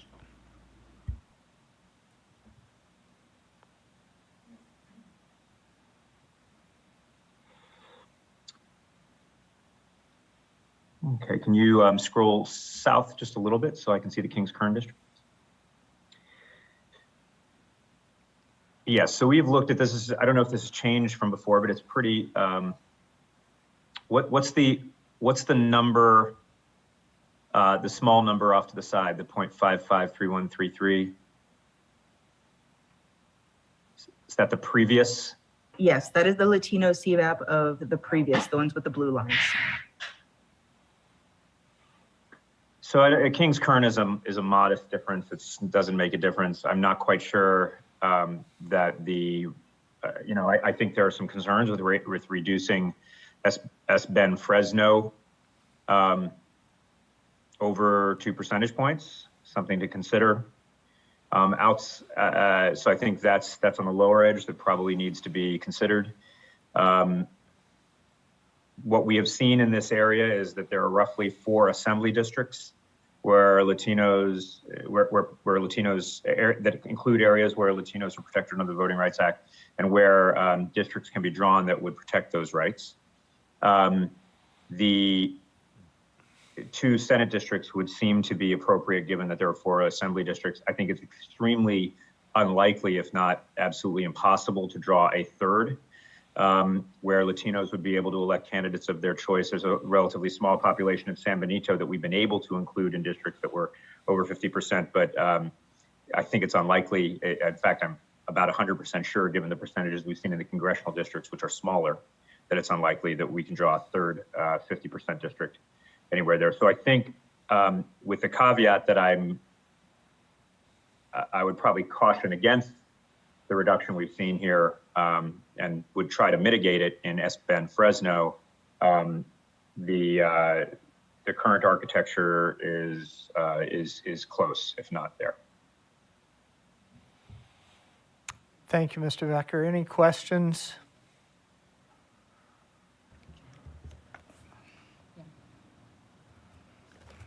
Commissioner Turner.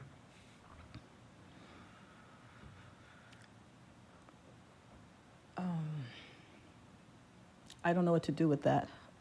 I don't know that I walked away. Chair, can you restate what we just heard? Mr. Becker, can you restate what we just heard? I think you have a previous architecture that had a 55% Latino CVAP in S. Bend Fresno. You've reduced it by over 2%. VRA considerations predominate over everything except equal population. So I think there needs to be a really good justification there, and it's something I think is of increases risk to some degree.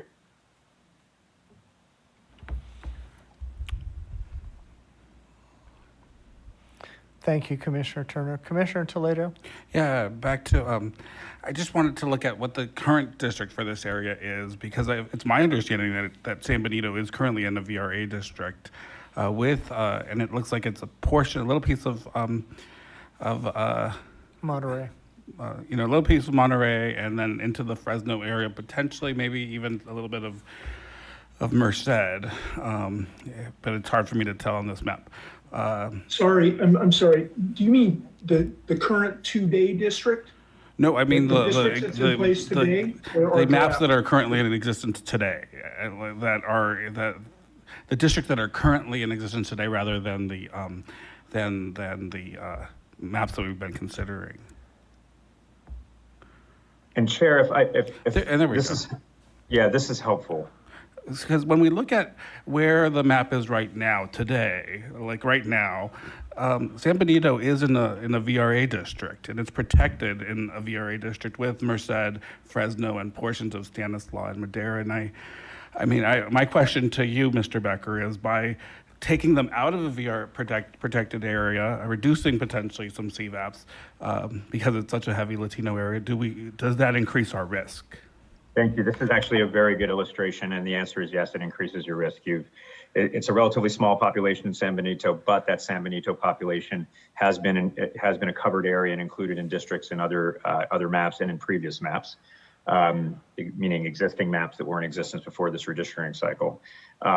The main concern was whether or not the Latino communities in Merced and even into Stanislaus, which are also covered, were included. But this map does that well, and it has it protects it somewhat better because it has a higher Latino CVAP.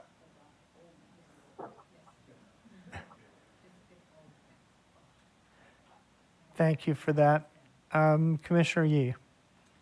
Yeah, thank you, Chair. I'm confused because did we not have this discussion yesterday, and was not the choice that when we got to this side, this end of the valley in the VRA districts, that this northernmost one had to choose whether to go into Merced or to go into San Benito, but could not do both based on the districts that we had drawn up to that point in the valley. And then we looked at population concentrations and numbers and so forth and opted to go the Merced route, which is how San Benito ended up in the Mid-Coast district. Was that not yesterday's discussion and choice? And I'll tell you, I thought that was too, but I'm looking at a map right now, and I don't know if this is the right map, but I'm looking at a map that includes San Benito, Merced, and Fresno. Am I misreading that map? This is the current day map. This is the map for the current election. Then we have our draft map, which also included San Benito, Monterey, and the Fresno area. Because I remember this discussion, Commissioner Yee, and the Merced County Latino population was significantly larger than the San Benito population. We had this conversation. That's absolutely right. 3.5 times larger. Right. And we thought we were, and I don't think I was there when the lines were actually being drawn, but the discussion was if we have to choose, the larger community would be appropriately included. But I'm looking at this, and I don't know if this is the first time I'm seeing this, but I'm looking at this and it appears that that's not the case. Oh, sorry. I think we were thinking these are not the current map. These are the current maps that are being used in California, not the current maps that are before the commission. That is correct. These are 2010. Got it. And the population has now shifted and changed. So back to the original point, if we have, if there's a choice where it's only possible to draw a state Senate district with Merced or San Benito, I'd advise Merced. Thank you, Mr. Becker. Commissioner Anderson. Could we see with this map, the 2010 map, and then our the two different versions, our map of one that had Fresno, San Benito, and one that has these and have those next to it to see what are like in our with black lines, our different ones to see how populations have just gotten much denser, and now you cannot cover the same area in the same 40. Dividing this population up 40 times, every single Senate district has to be a bit smaller.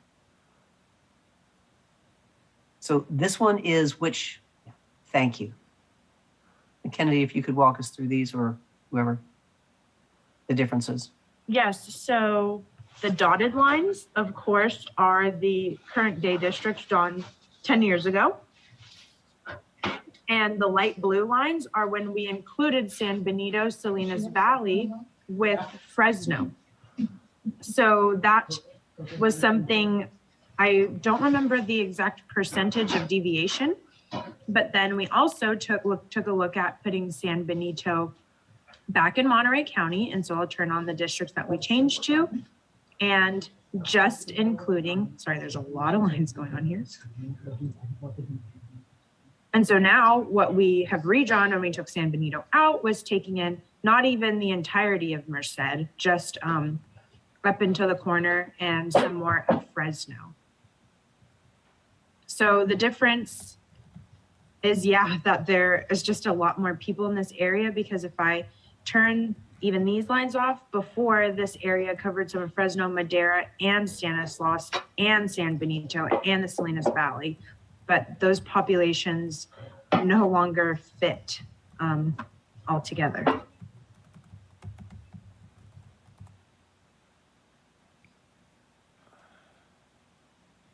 Can you take the current maps off and put back the two maps that are reflective of current population? Yes, one moment. Thanks. So turning those off, turning on our version with San Benito in, and then turning on the version with Merced in. And can I get all of the, for the, what we're calling the version with San Benito in, can I get all of the CVAPs on that? Yes, one moment. Thank you.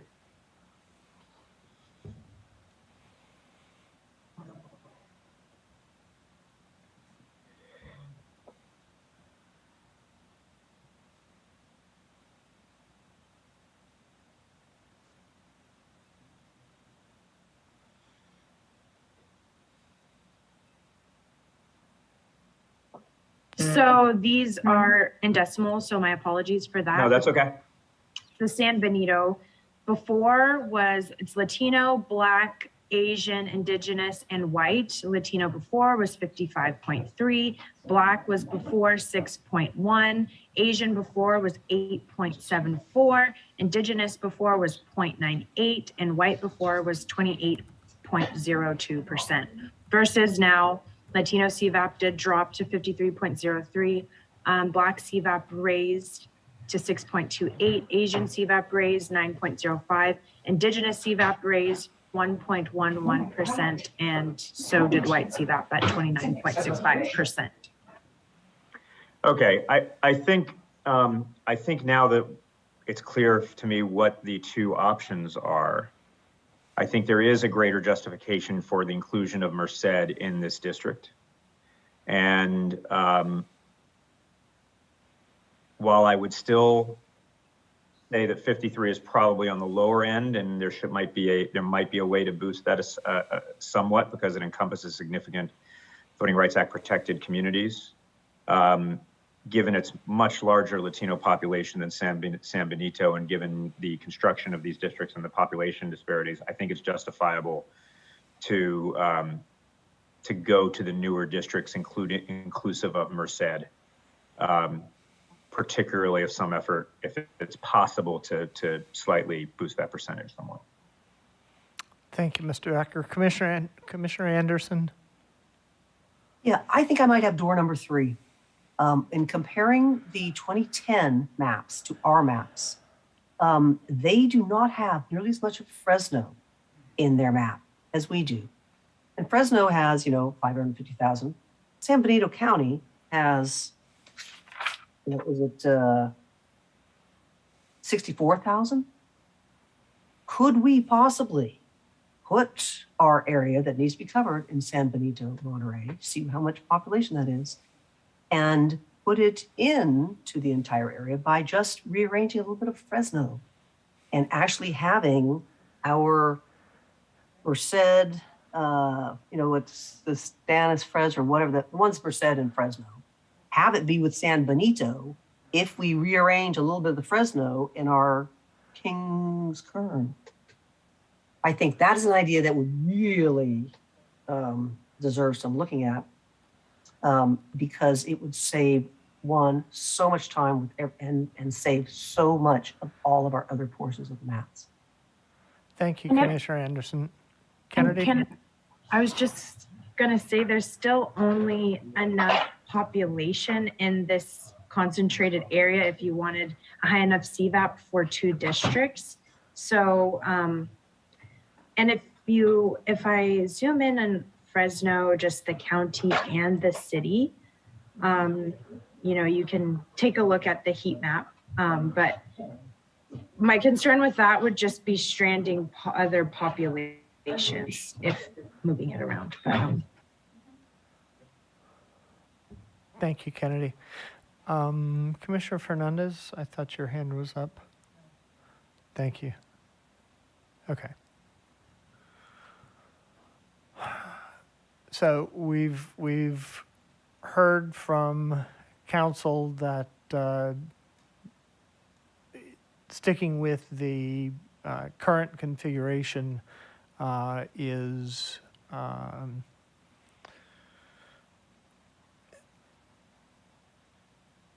an acceptable option, probably a better option than trying to expand it to the west, given the larger Hispanic population in Merced County. And it seems to be that is our choice. So Commissioner Fornaciari and then Mr. Becker.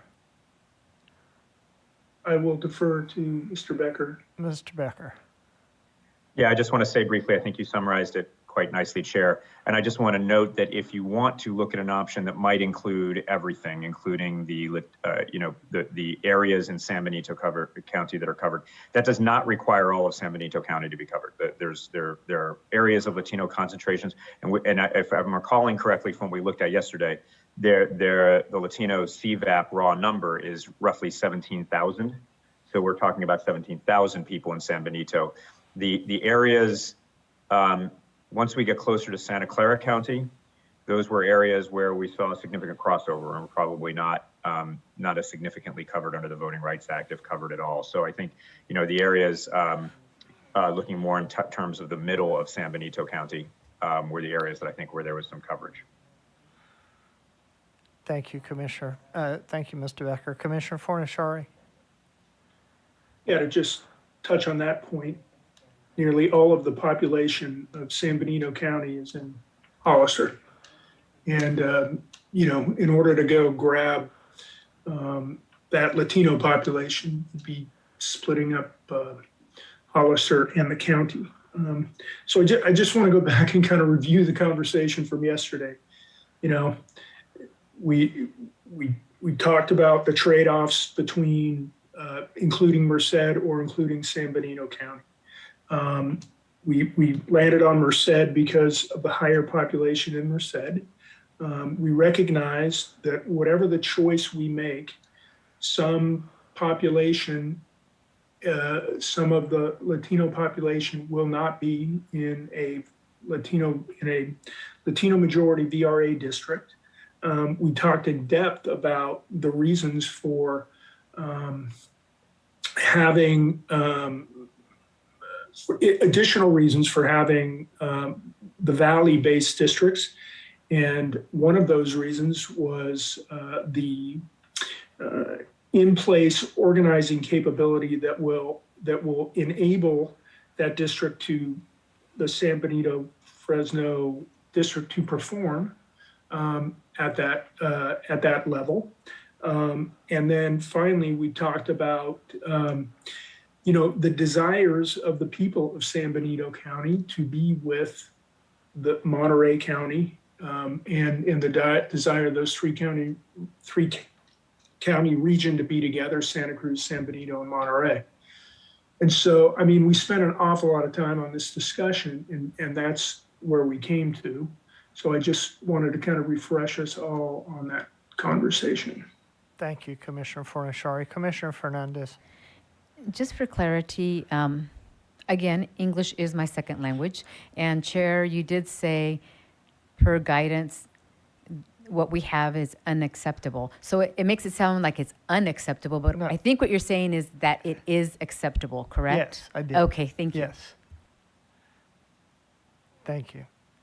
Okay, so I would say let's leave this as it is. Let's return to our question that we must resolve, which is we have an overpopulation currently in South Sac Stannis, and we have to figure out how to resolve this.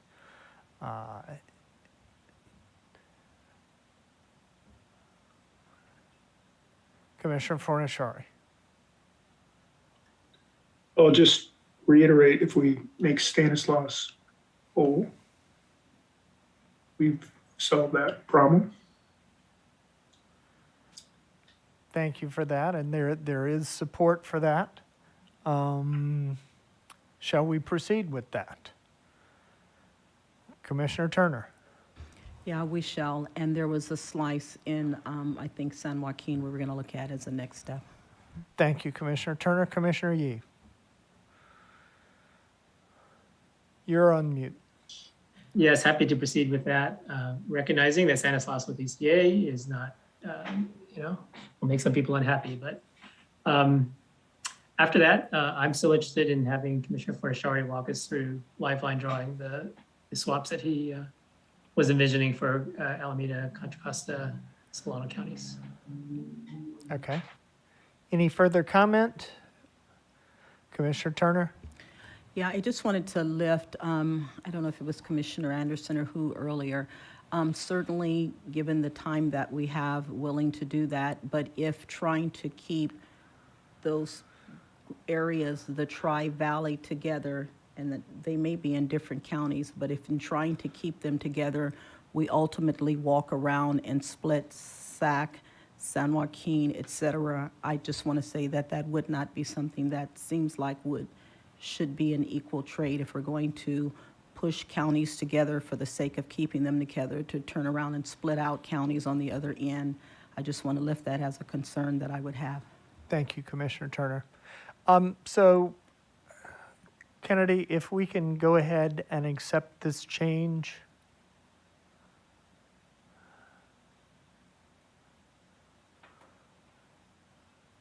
Okay, thank you.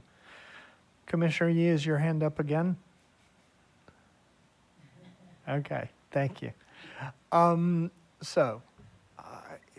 Ms. McDonald, okay, thank you, Kennedy, for reminding me. Yes, we wanted to take care of moving Ripon back into San Joaquin County. So we are at 3.34% above the target in South Sac Stannis. We are 2.69% above in ECA. Both are within acceptable deviations. I'm scanning the map. It looks like we are within acceptable deviations in all of the districts that I can see on the map. Ms. McDonald, Hello. are you aware of any outstanding issues on the Senate map at this point? Well, I think one of your, just for the court reporter, this is Karin on Kennedy's Zoom.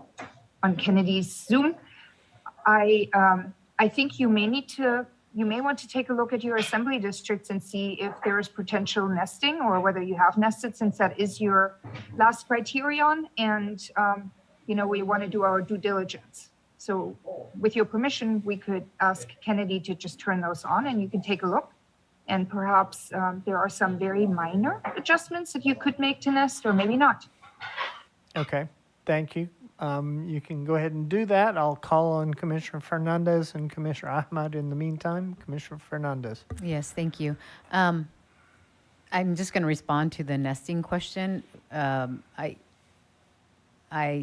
think that's probably not going to work because we've made so many changes to the maps. And then to try to overlay what the assembly looks like to what we have left. I'm just cautioning because I actually like the way the maps look right now, going north. Thank you, Commissioner Fernandez. Commissioner Ahmad? Yeah, and just to add, Commissioner Yee and I will work with Tamina on that Gilroy piece to see if there's something that we can still do there. So we're hoping to work over lunch and bring back something. Thank you for that. Commissioner Sadwani? Nope. Okay. Kennedy, over to you. So I have the labels on, and let me make those a bit smaller. Oh, and the wrong ones. So we have the assembly lines in red. As you can see, there's a little bit of difference. So starting with the Bakersfield area and the Kings Tulare Kern area, the lines actually are pretty close. They divvy off a bit to go a little bit lower here and have a little bit wider out in Kern County going to the east. We also do have a split in Shafter, which was following a split from community groups that they took as well. We do have similar splits within Visalia as well.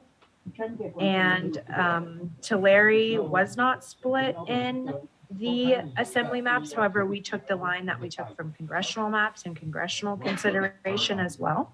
Moving north, we have this Fresno and Merced Fresno, very similar and close to one another.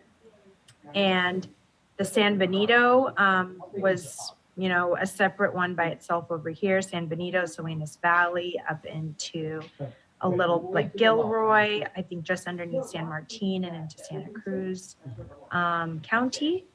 Then continuing to move north, we had a district that encompassed the rest of Merced that was not in a VRA district, and then moving north into taking Modesto. So this was one district. Above that, we had Stockton, Mountain House, and Tracy together, and then we had the rest of San Joaquin County up into Sacramento County as well, and down into Stanislaus. And now this doesn't necessarily nest. It takes some of the same parts. Again, it is a bit different there. We also had splitting some of Amador and Calaveras in the assembly districts that were also part of the Stanislaus, Eastern San Joaquin, Sacramento, and then splits there.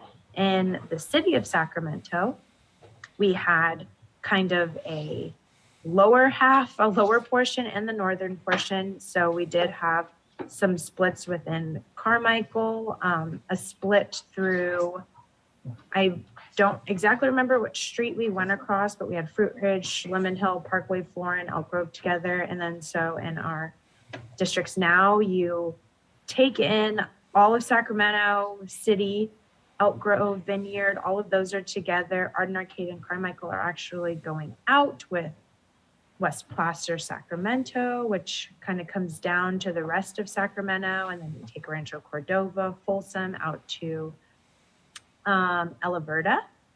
And then I'm going to turn these off. We had a version with Roseville, El Dorado, out to Diamond Springs, Georgetown, Meadow Vista. We were excluding Sheraton from Placer. And then in this current version, it has Placer, the more populous cities of Roseville, Rockland, Granite Bay, going down into Sacramento as well. And then we have some of El Dorado and Placer, with Lake Tahoe being whole going south now. Continuing to move north, we have, again, toggling them on and off to see those differences.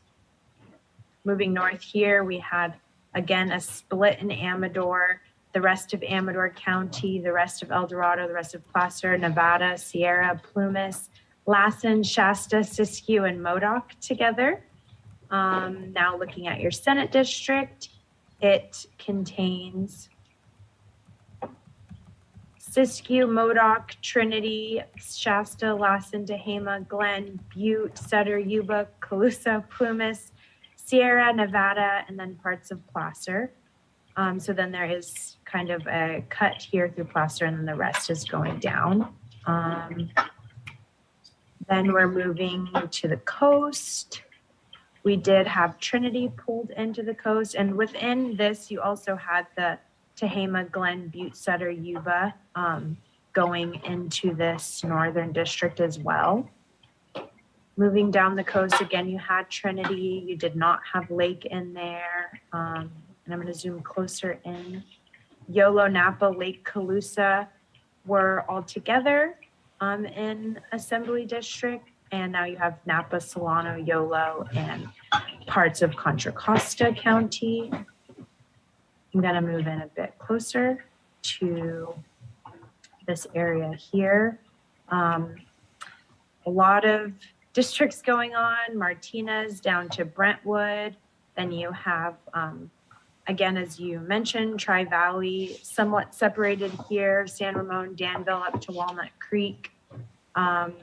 We had a split through Dublin and Pleasanton and out to Livermore. And then we did have Hercules, Pinole, Richmond, down to Berkeley, parts of Oakland, all together. And then we had the rest of Oakland and Emeryville down here. And then our current Senate districts somewhat follow that as well, down to the Oakland boundary up to Hercules. So those are kept together. In the Cocoa Senate district, we do have a split from Martinez was going to Brentwood, and Brentwood and Byron are going north up to Napa Byron. But we do have the district in Contra Costa with the rest of Contra Costa together, as well as, again, Castro Valley, San Leandro. So some of, as you said, some are together, some are not, but a majority kind of fit in each other. If you look in San Francisco, you see that those two districts that split San Francisco kind of down the middle are together with some of Daly City, Coloma going south. Then we have here, Colma, yeah, not Coloma. My bad, I'm back to my area.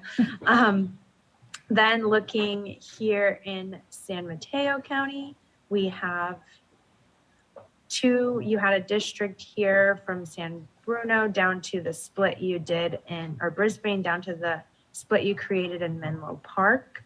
And you also had down past Pescadero, and you have a Senate district now that follows that, also including some of this district here within Mountain View down to Saratoga. I believe the Senate district goes around and includes some of those, although it does take out Cupertino from that Sunnyvale area. Continuing to move down, we have an assembly again, just to remind you, San Jose going both east and west, east to most of San Jose. There's Alum Rock there as well. And then we have out to Santa Cruz County on the other side. And you have a Senate district that just takes in all of the Santa Cruz, not Santa Cruz, my apologies, San Jose, down to the rest of the Santa Clara County. And so, of course, Santa Cruz needs more population since it was using the rest of San Jose. So that now goes down to San Benito, Monterey, all the way down into San Luis Obispo. And that's including the San Benito district as well, but it did include some of Gilroy, so that's taken apart. So there are some slight differences, but some things that are in both. And that was just a general overview. I can zoom in to any areas you would like to see closer. And yeah. Thank you, Kennedy. As Ms. McDonald explained, this was to give us an overview in case there were any minor adjustments that we wanted to make to the assembly districts in order for them to conform more closely to the Senate lines. Commissioner Anderson. Thank you, Chair. Yes, there are two areas that I think the only two areas that we could possibly nest would be San Francisco and then the north coast. And I did not catch that Trinity has been, in San Francisco, I would really like to have those two assembly districts nest into a Senate district. Kennedy, did you say that there was a difference? These two do nest. The San Francisco districts are in one Senate district. Thank you. Could we go up and see the north coast? Yes, one moment.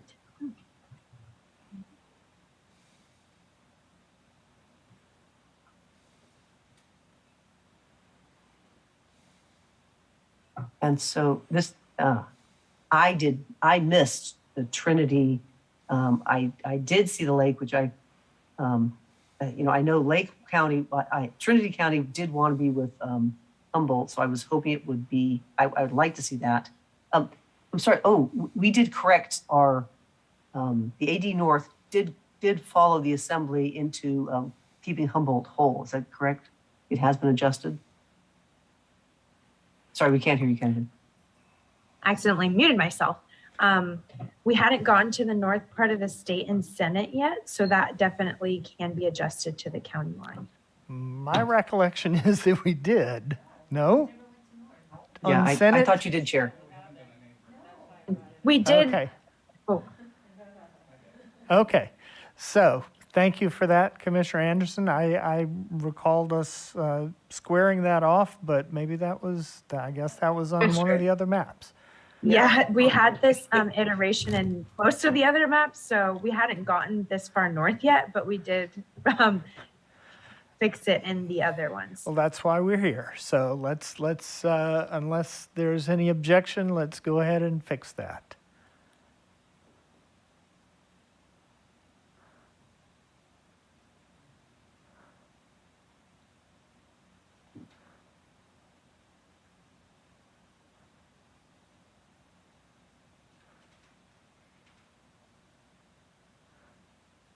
Thank you. So that is now rectified. Commissioner Anderson? Yeah, could we, Trinity only has 16,000. Could we also match the assembly district on that one? So put Trinity with 80 North Coast?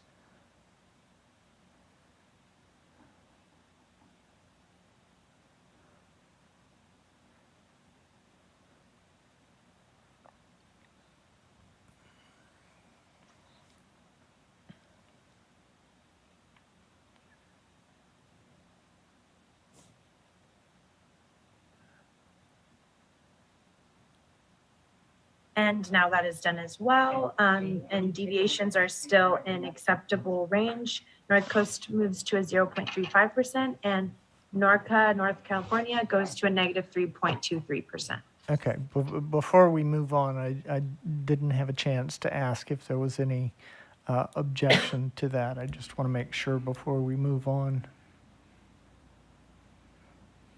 Okay. Commissioner Anderson, you have more? Yeah, I do. In that one, lake, is that, could we look further down to see, because thank you for having the numbers on both the assemblies and the, that really helps. Okay. Yeah, the Napa Byron is already full, because Lake County said they really want to be with Napa, and they did not really want to be with Mendocino. And we did accommodate that in the assembly. It looks like we did not in the Senate. There would have to be some changes, and I don't think anyone has the Senate for that. So Yeah, I would prefer to match, but I'll defer. Yeah, my recollection from Lake was that they wanted to be with both Napa and Sonoma. And so, you know, they are with most of Sonoma. We just couldn't fit Napa. Commissioner Sinai and then Commissioner Toledo. I'll bring up my same question from this morning. Can we go to the far north? We keep just accepting that we're going to go down the coast and separate the Oregon border, but we have heard from many, even from Del Norte and Trinity and Humboldt, Siskiyou, you know, so I'm wondering for the Senate, can we not nest that way so that there is some conversation? You know, these are forest areas at the state level that do need to be looked at. So in all the other plans, we have it going straight down the coast, but is there a possibility in this one to do the far north and then go down? And that would, so just give us a little more detail on what you're asking. Well, I'm not sure how the Senate districts were created, but if we're looking at the possibility of making any changes up here in the far north or in north, it's just instead of nesting the coast, I mean, I'm asking for ideally Siskiyou, Modoc, Lassen, and Shasta to go in with Del Norte, Trinity, Humboldt, and maybe Mendocino. You know, there might be others, but. Okay, but that's not, as I understand it, that's not nesting. I mean, that's regrouping. No, well, I'm saying at the minimum, I'm asking, we do have 2 assembly districts that could be nested up in the far north. I'm giving what my at minimum would be. So I've said both pieces. Okay, so the nesting would be, we nest, how far down does that go? Amador, El Dorado, Placer, Nevada, Sierra, Plumas, Lassen, Modoc, Shasta, Siskiyou, which is one assembly district, with the assembly district that currently includes Del Norte, Humboldt, Trinity, Mendocino, and most of Sonoma. Am I correct? Okay, so could we see what that would look like?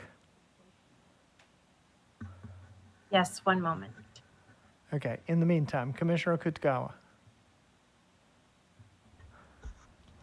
Well, I guess my question would be kind of moot. I was just going to ask, when I was looking at the Senate district, I guess previous to this potential change, it looked like the ECA to the NorCal, NORCA border was just above Lake Tahoe, and it was separated from Truckee. So I was just asking for clarification on that, but. Okay, we'll get clarification on that. Commissioner Toledo? Yeah, so right now we're looking for possible nesting options. Is that what we're doing? I'm just trying to get a little bit of clarification. again, as Ms. McDonald indicated before we started this, this is so that we can see if there are potential areas mostly related to our assembly districts where we want to make minor adjustments to the assembly lines in order to make them conform more closely to Senate district lines. That's very helpful. Ms. McDonald, am I correct? Yes, thank you. Either or. I know we're also going to be looking at assembly tomorrow, and not that I would want to encourage you to reopen that whole conversation, but there may be some very minor moves that you could make that perhaps don't really upset the apple cart, and then you could fulfill that last criterion. And of course, I think we all knew moving into this process that nesting is the lowest ranked criterion. It's probably not going to work in most areas. You had to, and I should defer to legal counsel here, you drew all of these Senate districts on their own merit and made sure that you adhere to all of the criteria, but now we're at the lowest one, so let's just take a peek. Right. Thank you very much. And one moment while it selects, it is a very large portion of the state, so it does take a while to get all those census blocks and everything calculated. Thank you. In the meantime, Commissioner Fernandez? Thank you, Chair. I'm a little frustrated that now that we're in the north, now we're all of a sudden worried about nesting when we have not even looked at nesting or considered it for any other part of the state. And we built these Senate districts based on communities of interest, which are higher criteria than nesting. And I'm just a little upset because it's being treated differently than what we did with the rest of the state. And I realized that there were some VRA districts, but there was also flexibility there. So I, again, will state that I just prefer to go with our Senate maps that we have now. Maybe there's a couple, but I feel like I'm being forced to nest at this point, and that's not my direction nor my preference. And I'm sorry if there's a misunderstanding. No one is being forced to nest. What we are doing right now is reviewing the two layers, the Senate layer and the Assembly layer, to see if there are any minor modifications that we want to make in either direction to get us closer to that. And this is something that we're going to do for the entire state. This is not just for the north. This is something that we will do for the entire state, and this is not a process of nesting so much as it is to see if there are any minor modifications that we want to make to districts. That's all it is. Okay. Kennedy, are you? I'm sorry, one portion is now, the first one has been chosen. We're now choosing the second one. Okay. A preview of what it will look like is it's kind of going to look like a U shape, going U or V or whatever, from Amador coming up and going around to Sonoma. And again, we will see when it all calculates all those blocks, but that's a preview of where it's going to go down to, and it'll be highlighted in red for you to see what that looks like. Okay, thank you. Commissioner Sinai?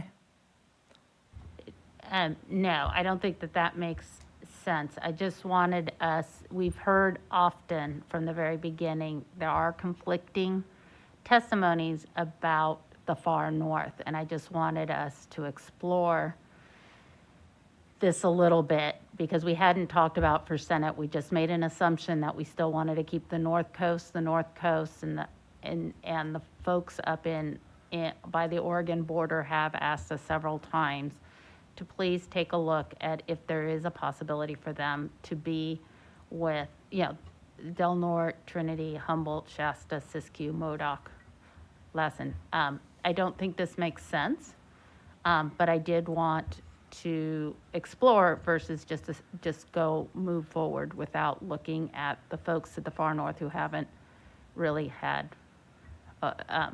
we haven't talked about them in this iteration. Right, okay, thank you. So this is not something that we will proceed with. Thank you very much, Kennedy. Commissioner Ahmed? Thank you, Chair, and thank you, Kennedy, for that very thorough overview of the Senate districts overlaying our assembly districts in the 2 iterations we have. I am comfortable supporting them as you described. Thank you. Thank you, Commissioner Ahmed. Commissioner Fernandez. So I'm going to go back to being upset. So I guess why I'm upset is when we went to the south, the central, we didn't do the assembly overlay. But now that we're in north, that's our first go-to instead of looking at the Senate district. So That's I know- because Kennedy is the mapper that's currently online. Commissioner Fernandez, I hear your frustration. When we worked offline, when I worked offline, that was the first thing we did, was to see if there was nesting, what were the possibilities in Southern California, and then we came back. But I do hear your frustration. Commissioner Sadwani.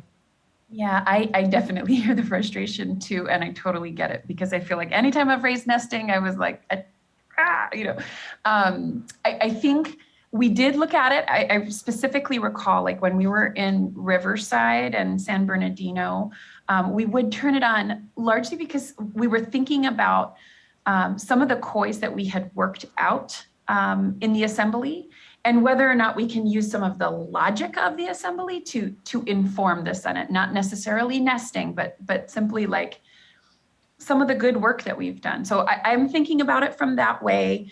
I'm hoping that that helps because I hear you, but I think to the extent that things, if we worked things out in a positive sense in the assembly, then perhaps it can help us. That being said, if we need to share the pain and shake things up, I think that's reasonable too.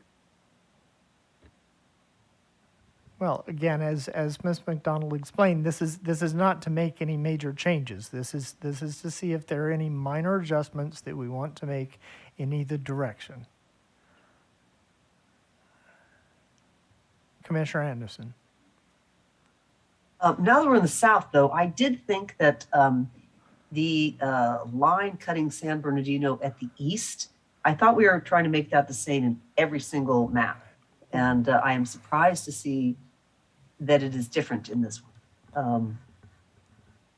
You are correct, and what we were informed the other day by the mappers was that they wanted to wait until we were finished, and then given that the population is so negligible in that area, they would make that adjustment. So yes, we do want to make sure that that is done. I'm seeing head nods from the mappers that it will be done. So thank you, Commissioner Anderson. Thank you. Commissioner Akutagawa. Yeah, one, I'll just comment and just say, I think, some of these conversations, I mean, it's neither here nor there, but I think this nesting conversation should have happened before we did the Senate district. And I think I'm suspecting that that's maybe part of Commissioner Fernandez's frustration. I'm also a little concerned because I think there are additional adjustments, not changes, not big changes, but small adjustments that do need to be made. And I'm a little concerned about trying to have this nesting conversation without us having this other, look at the assembly districts, because there are a number of small adjustments that I think we're being requested to make. And we spent time also on these Senate districts to get to a place where we're all comfortable. And if it makes sense to nest and have that look after we just affirm or decide we want to do something different, then we do it then. But I don't know. I think I feel like we're losing a little time here, just kind of arguing about whether we nest or not nest, or which way we're going to nest, and other things like that. We built these Senate districts. Let's just keep moving forward. Thank you, Commissioner Akutagawa. I don't know that we're being asked to make any adjustments. We're being given an opportunity to make any, and I don't see this as a nesting discussion so much as a discussion of whether we want to make any minor adjustments in any direction as we review these. We are coming up on our meal break at 12:45. Commissioner Anderson. Oh, thank you for that, Chair. Yes, I am seeing this as an opportunity to, before we go back to the Assembly, is to see what we've done with the Senate, and because we have made changes and corrections in the Senate, to see is any of that that, oh, right, we do want to make that change in the assembly. That's how I'm doing this. This is not oh, now we're going to try to nest. No, we had that discussion. And we said we're not nesting unless it happens to work out that way. Because it's the number 6 criteria, right? Isn't it? Or I should know exactly which one. So the other criteria comes first. So this is just an opportunity to sort of review. And in my case, I didn't realize that Trinity was not in that. And there are some areas that we might go, oh, oops, I totally forgot about that. That's how I'm seeing this. Also, but I am thinking in terms of one possible that we might have nested. Did we do that in Santa Barbara or the Ventura? Could we see those?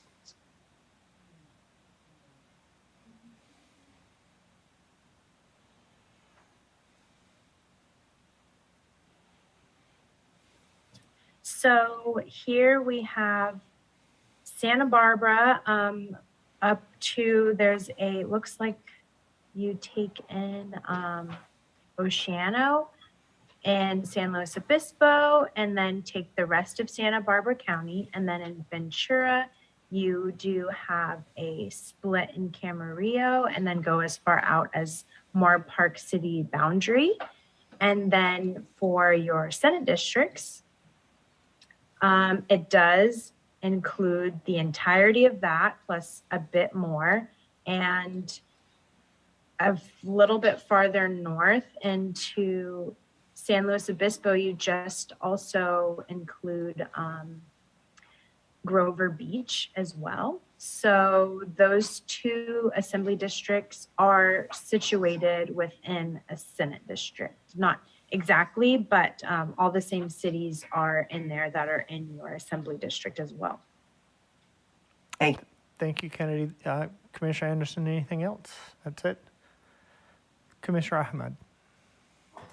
Thank you, Chair. I hate to pull us away from this exciting nesting conversation, but I just heard back from Jamie and Tamina that they do have a proposal that could work to bring Gilroy back into Mid-Coast for the Commission to review. I will leave it up to you, Chair, whether we review that now before our break or after lunch. It is 12:41 right now. It is 12:41. We are coming up very close on our lunch break. Unless there's something further at this point, I would propose that we go ahead and break for lunch and we come back as scheduled at 1:30. Sounds good. Okay. So we are on break, meal break until 1:30. Thank you, everyone.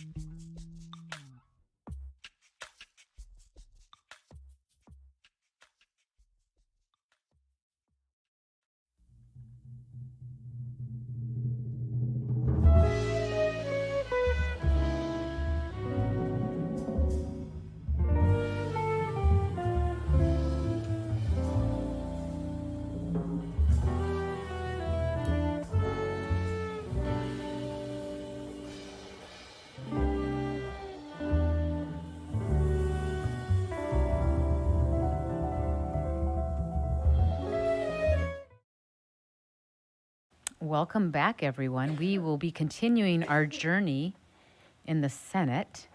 And I believe at this point, let me see. Sorry, I just got another message. We will be starting with Southern California. Is that correct, Andrew? Is Andrew there? That is correct, Vice Chair. Okay, what are we doing in Southern California? Well, Savan has some maps that she would like to show. She was just a reminder, last night, we were working on trying to get SAA, the CVAP up. I think we started just over 50% originally, and we were able to get it up to 51.18. So we just wanted to show that and just see if there was any feedback from the commission. Well, that is very exciting news. So, Savan, work your magic. Thank you, Vice Chair Fernandez. Yeah, so I offline explored a lot of different things in SAA that were going off of the instructions given to me to try and raise the Latino CVAP of SAA without throwing off the surrounding districts or SAA itself into a deviation that would be outside of our legal range.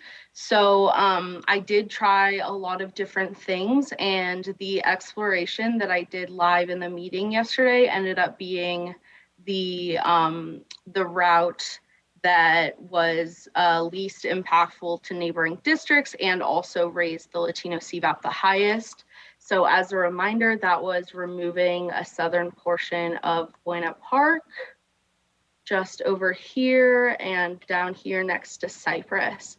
And as Andrew mentioned, the resulting Latino CVAP was 51.18%, and the current deviation of SAA is negative 4.97%.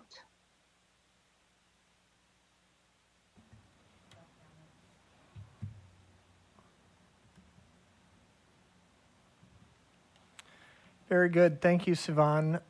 Any discussion on this? Any objection to moving forward with this slight alteration to SAA? Commissioner Fernandez. Not at all. And I just wanted to thank Sivan. And I feel like Andrew kind of took away your, punchline at the end. But thank you for bringing up that CVAP. Excellent. No, I appreciate that as well. And I did just want to mention there was an email that was brought to my attention that was a submission from the People's Redistricting Alliance that had a suggestion for a slightly different iteration for OC that were based on how the districts looked before we did some of those swaps between the OC Coastal and the San Diego Coastal District. I would love to show you what those would look like, because I think it's potentially another route that we could explore. It would involve backtracking those swaps that we did that involved Costa Mesa, Mission Viejo, Dana Point, San Clemente that we did yesterday. But I do think that there's still a way that we could potentially bring in at least Dana Point into the coastal district after these swaps are made. So let me just put those lines on so you can see what that would look like. The reason why I wanted to just bring this to the Commission's attention is because their swaps were able to raise the Latino CVAP of SAA to 52%. So this swap is also helps 60 by 605 and would raise, I believe this is the deviation that it's rounding up slightly. I believe it's closer to 56-ish% and some change. It's not quite 57, but it would raise both Latino CVAPs for both of those VRA districts. Okay. So just, yeah, Chair, would you like me to just kind of give an overview of what those swaps would entail? let me get Commissioner Fernandez's input at this point. Okay, thank you. Just, Sivan, were you able to have our VRA consultants review this information? I have not spoken to council, so yeah, I don't know if Mr. Becker is on currently, but be happy to discuss this live if possible. He is here. We're mainly talking about the boost to SAA right now? Correct. Yes. Yeah, and the previous percentage was what again?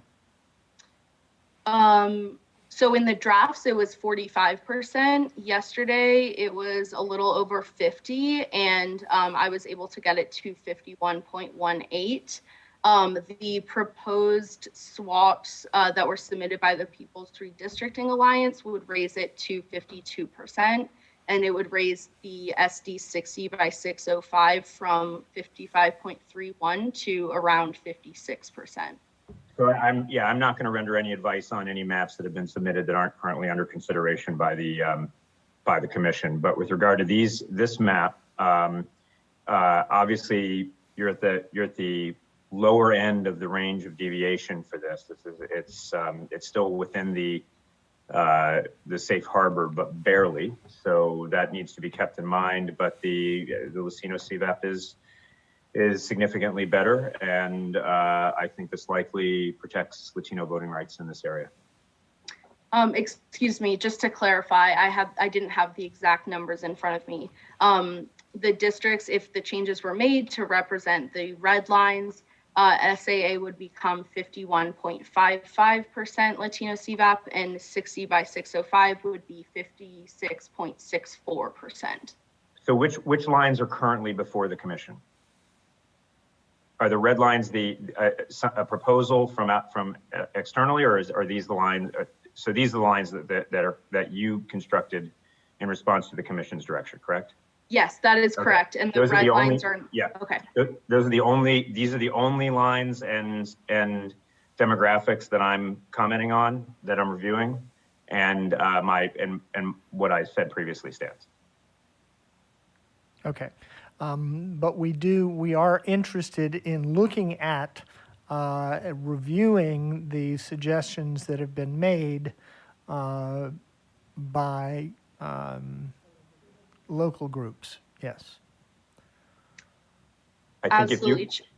if you have options that you want to consider that are not at the direction of the commission yet, probably best to consider those in closed session. Okay.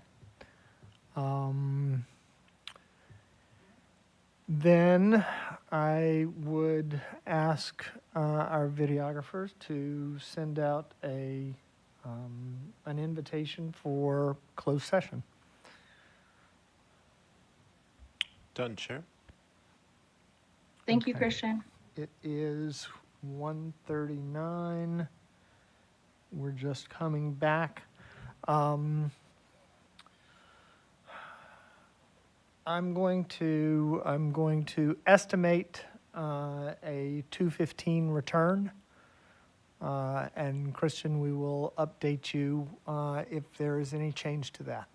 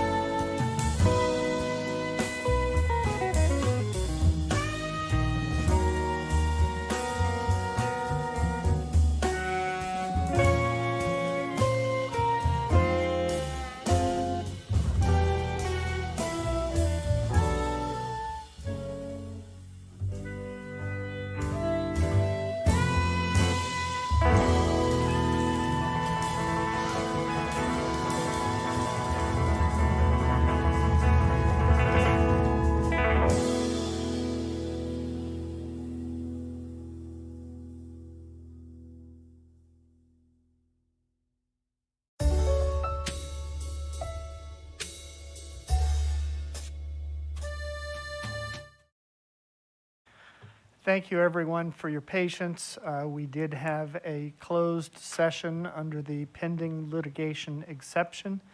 We did not take any action in that closed session, so we are now back into open session and resuming our discussion of first of all, the changes that the commission had made before adjourning last night in Orange County and hearing from our mappers the additional exploration that was done overnight at our direction.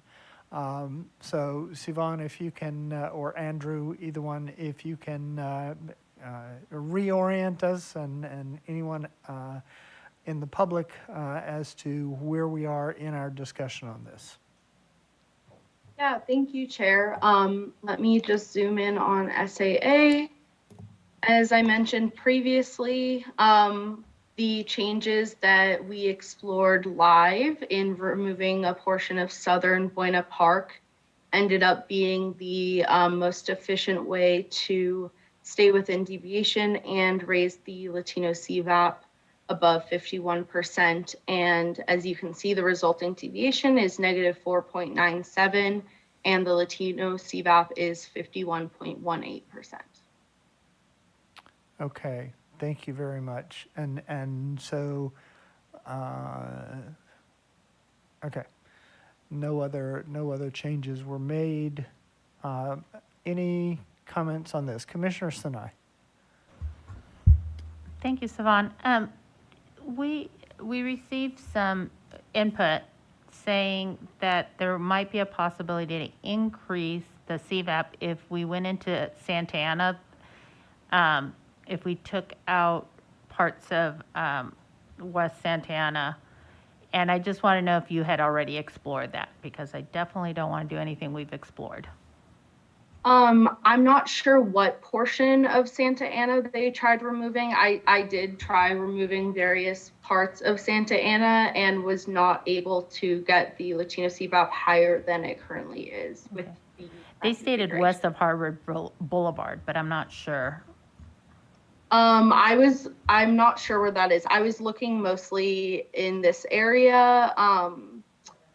I think I also tried removing a little bit from the south as well, but again, I think Buena Park was the best place. Okay, and again, we're so close to the 5% maximum deviation that we needed to be as efficient as possible in this exploration.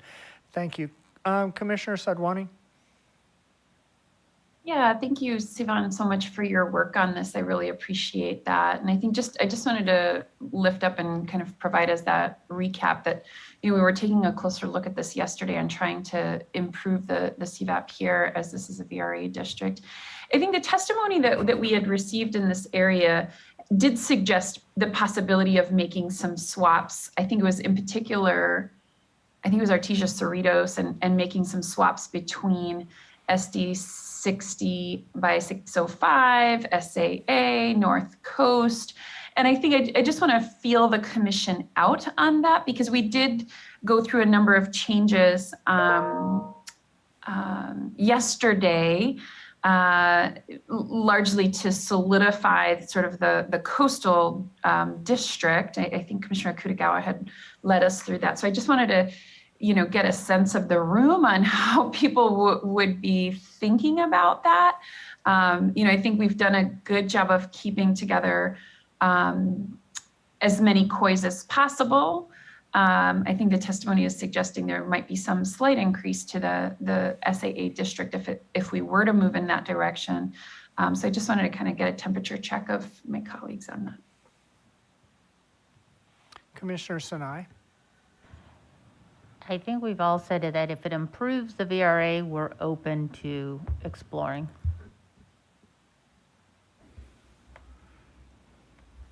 Commissioner Toledo. Yeah, I think as long as the goals are maintained, right, improves the CRA, maintains the historical districts, and also the majority-minority districts. So if we can do all those things, but I think that's just difficult to do right now. I think we're in a space now where we fix one thing and then something and break other things, and so that's where it becomes hard. But if there's I'm always for exploration as long as we can maintain those goals, right? Thank you. And within a reasonable amount of time. Within a reasonable amount of time, and you know, every hour that ticks by is an hour less that we have to do this. I would remind colleagues that, you know, there are some ancillary tasks that also have to be done before maps can be submitted to the Secretary of State. So we can't think in terms of the 27th. We have to think in terms of Monday. We have to think in terms of a comprehensive review before we get there. But just want everyone to keep that in mind. Let me first call on Mr. Becker, and then I'll get to the raised hands. Yeah, thanks. If I'm understanding this correctly, this is potential direction to swap some population between SAA and SD60.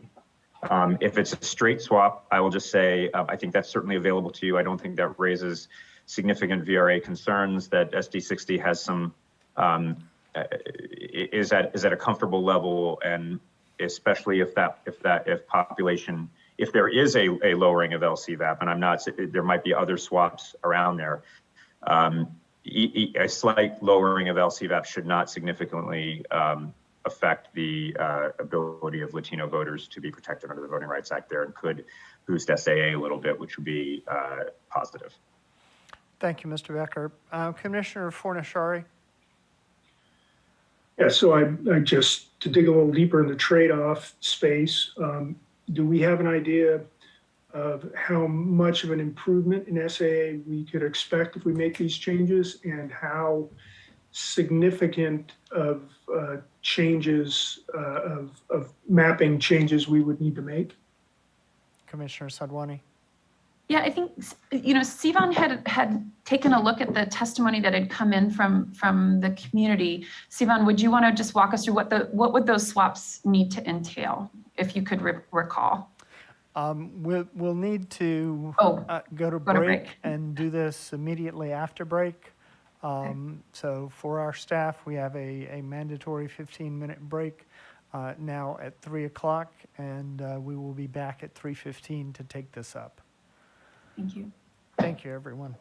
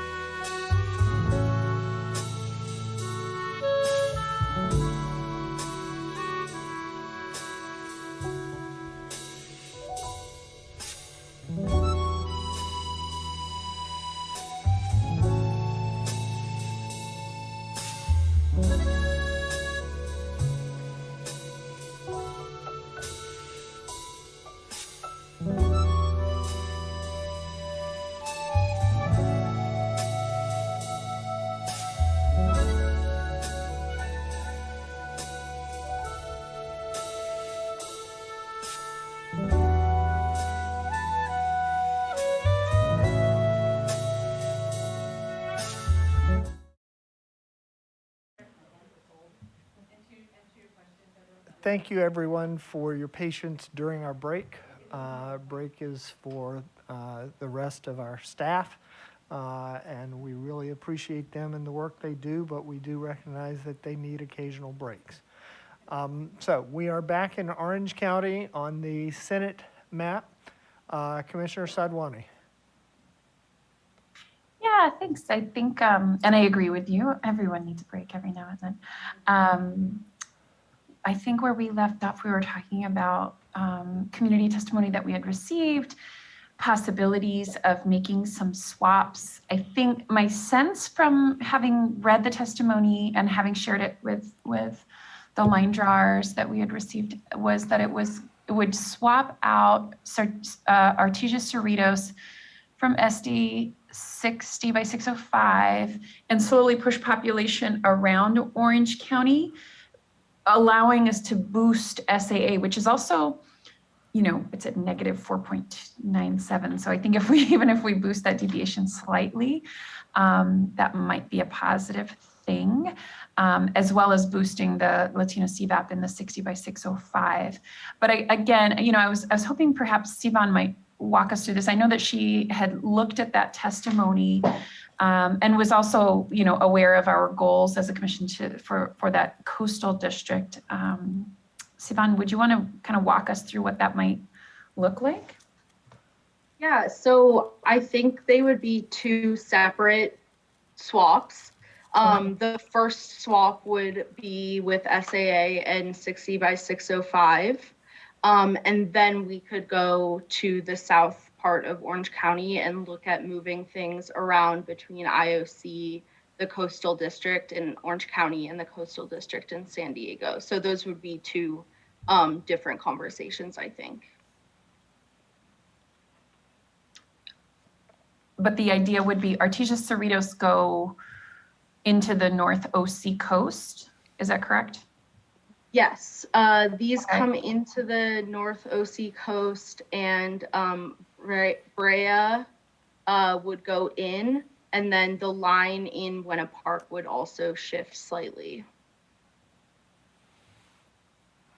Right. Okay. Okay. And then what would happen further down? I'm just trying to understand so that we can better understand the options before the commission. Yeah, the other part of the swap is the line in orange will move to Glasell Street. So it'll shift this line over slightly, and that'll compensate for removing the population in Buena Park. Okay. And then the swap also involves moving Costa Mesa, which had previously been in this OC Coast District, into IOC. The commission already gave direction to make those changes. So we would just have to walk this back to the previous version or add this back into the district. I'm not sure how the swap would balance without walking back some of the other swaps that we made in this area in the south. I see. So it would break up the COI of Costa Mesa and Irvine? No, it would bring Costa Mesa in with Irvine. This is the whole proposed swap took place before we had gotten direction to move Costa Mesa in. So we will have to walk back before we did that 3-district swap with Costa Mesa to move Costa Mesa in with Irvine and to add Dana Point and San Clemente in with the coastal district. this sounds to me like a significant investment of time. Before you mentioned Costa Mesa, I could see this happening, but once you started mentioning Costa Mesa and the possibility of having to walk back so much of what we'd done, I get more uncomfortable with this. Me too. I'm not sure why we would have to walk that back since it's already with Irvine. Anyway, yeah. So I haven't received direction from the commission, so I haven't made any of these changes myself.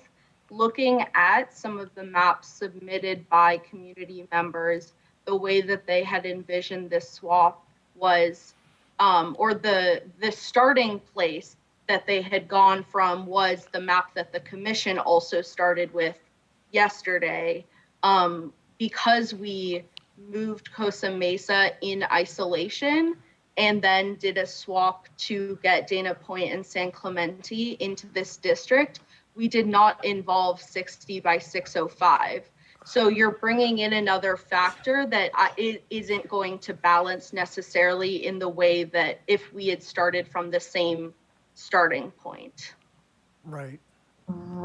So So if we wanted to move in this direction, again, the goal and the priority being the VRA districts, and secondarily some of these COIs, like the coastal COI, it would be Artesia Cerritos into North OC, some changing of SAA in Orange and Buena Park. Further down, because we would move Artesia Cerritos into the North OC, something would have to come out. So that could potentially be something like Laguna Niguel, or is that Aliso Viejo in the blue? Yes. That could go back into IEOC, I think.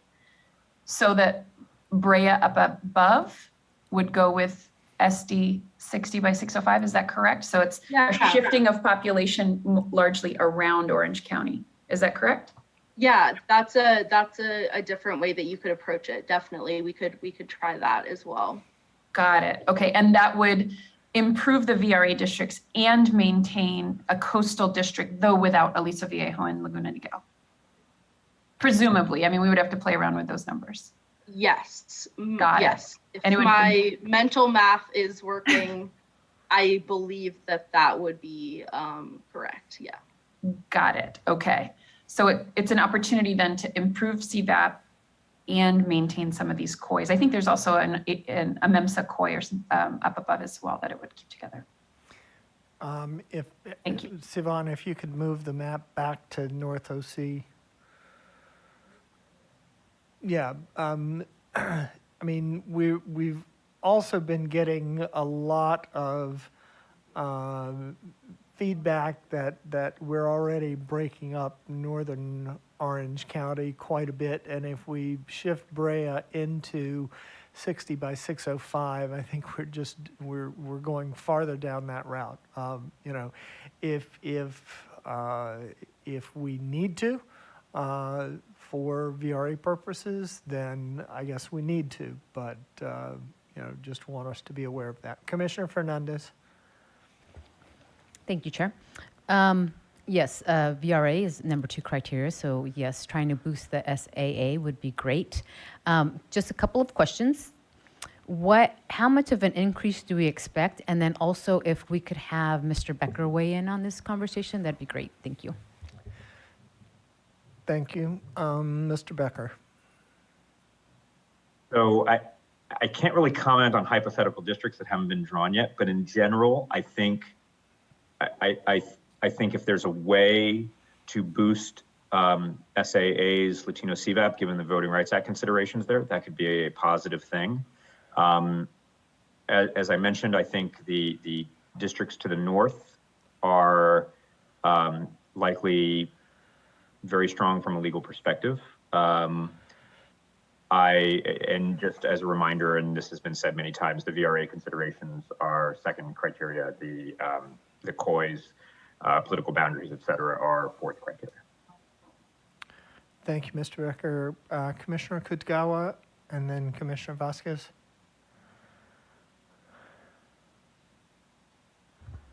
Yeah, actually, I guess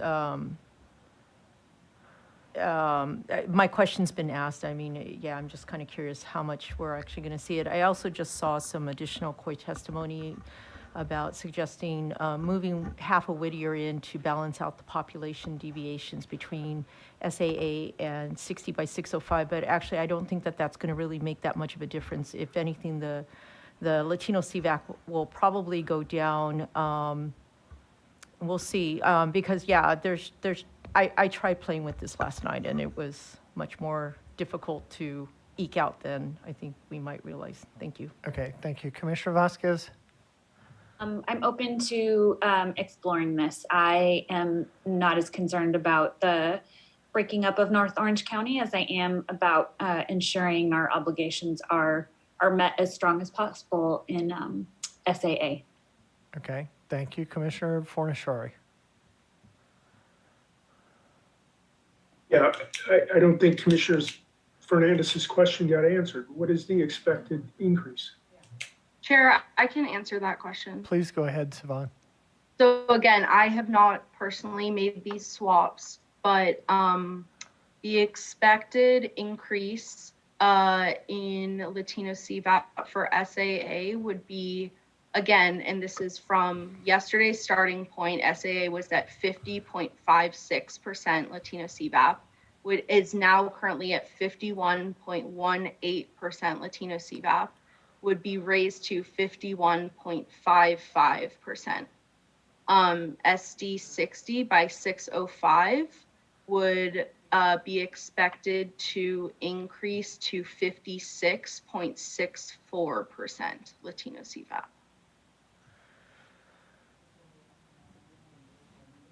Okay, Commissioner Fornashari? So I guess the question is that going to make a substantive difference in the ability to elect? That little bit of increase. Mr. Becker? I don't know if that question was directed to me, but I'm happy. I'm directing it Yeah, okay. towards you. I'm happy to try to answer. Those are fairly minimal increases. I think it's really hard to draw a fine line to say that those increases will have a substantial impact. You know, I think so. I think there's flexibility there, and that's what I want to suggest, which is it's up to you. I don't think either one is going to make a significant legal difference. Thank you, Mr. Becker. Commissioner Vasquez? Sorry, Sivan, could you repeat what SD 60 would be with the anticipated changes or the discussed changes?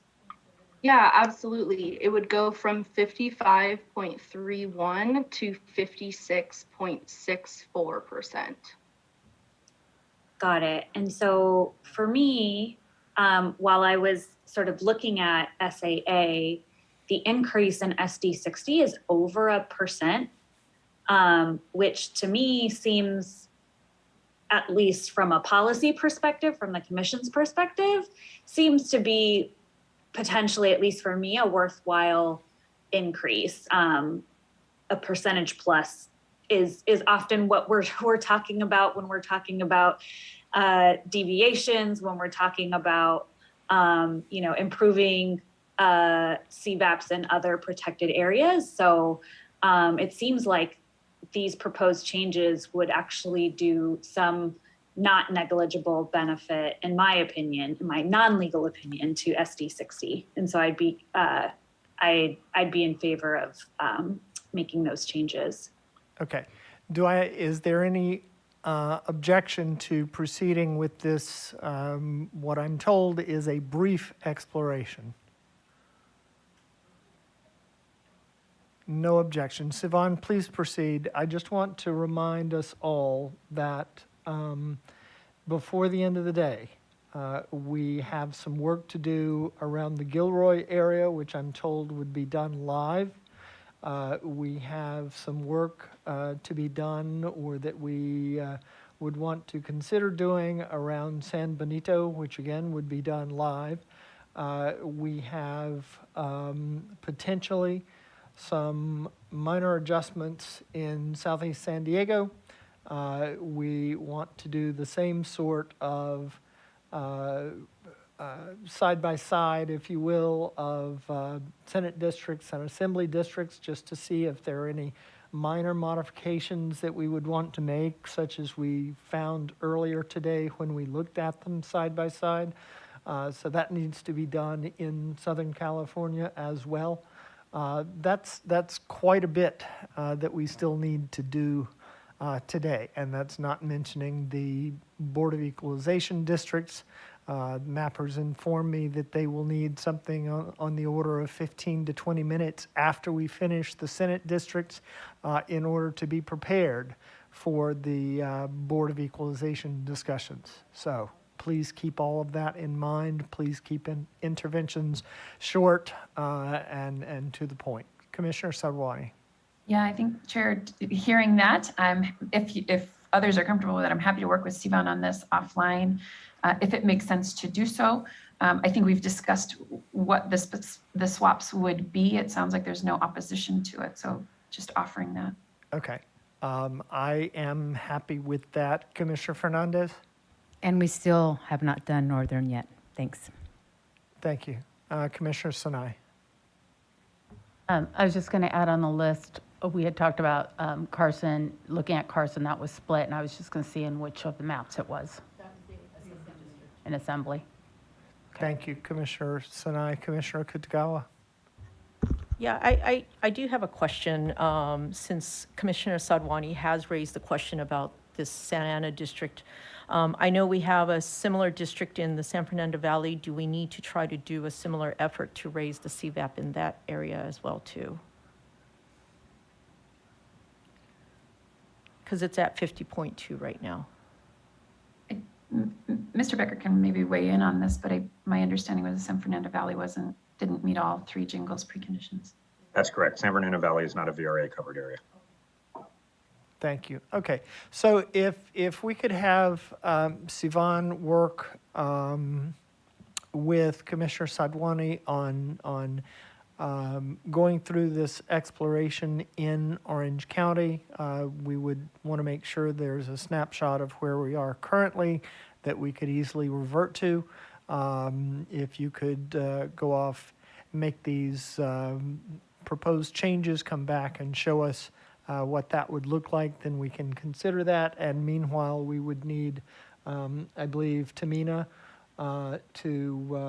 to work through with us any changes around Gilroy and San Benito.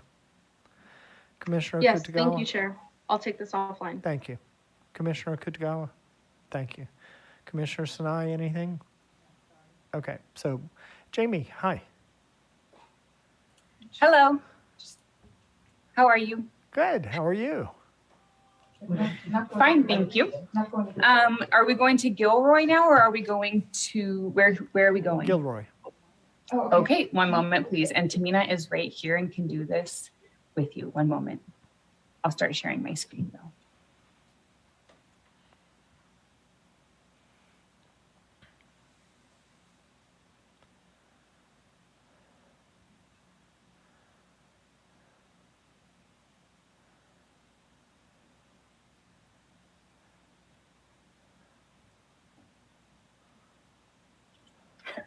Good afternoon, commissioners.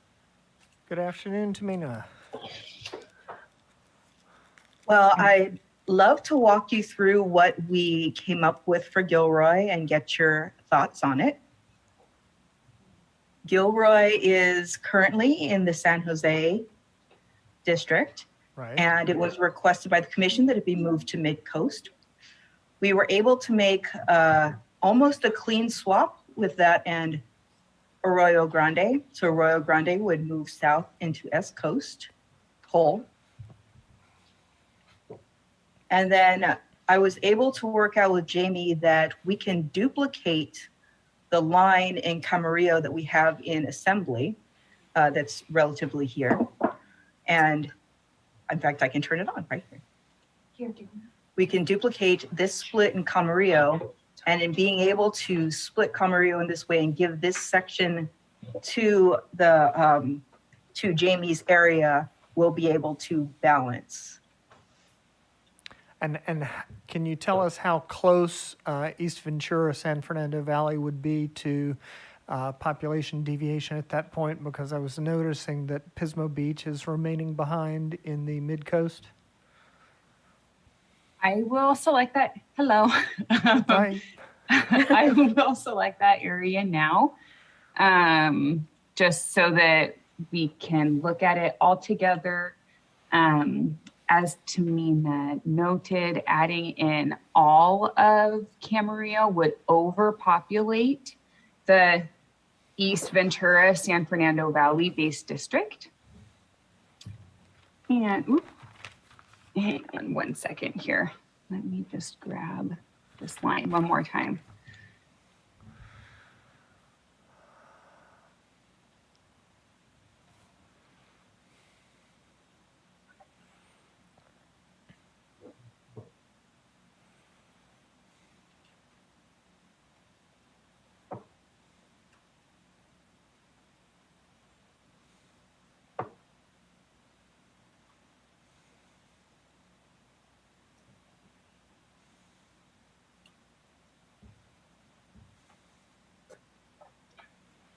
So adding in this area to the East Ventura San Fernando Valley district would make the percent deviation of that district 3.98%.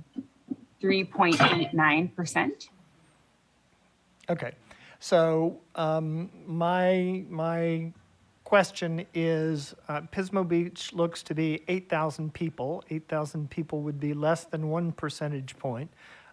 So does it make sense to try to keep Pismo Beach with its other neighboring communities, bring that into East Ventura, San Fernando Valley, into S Coast, and then move another 8,000 people or so from S Coast into East Ventura SFV?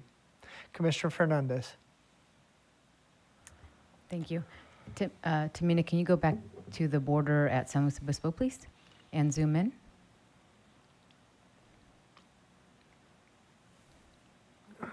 Yes, absolutely. To Let me where just make a Arroyo snapshot. Grande is and Pismo Beach.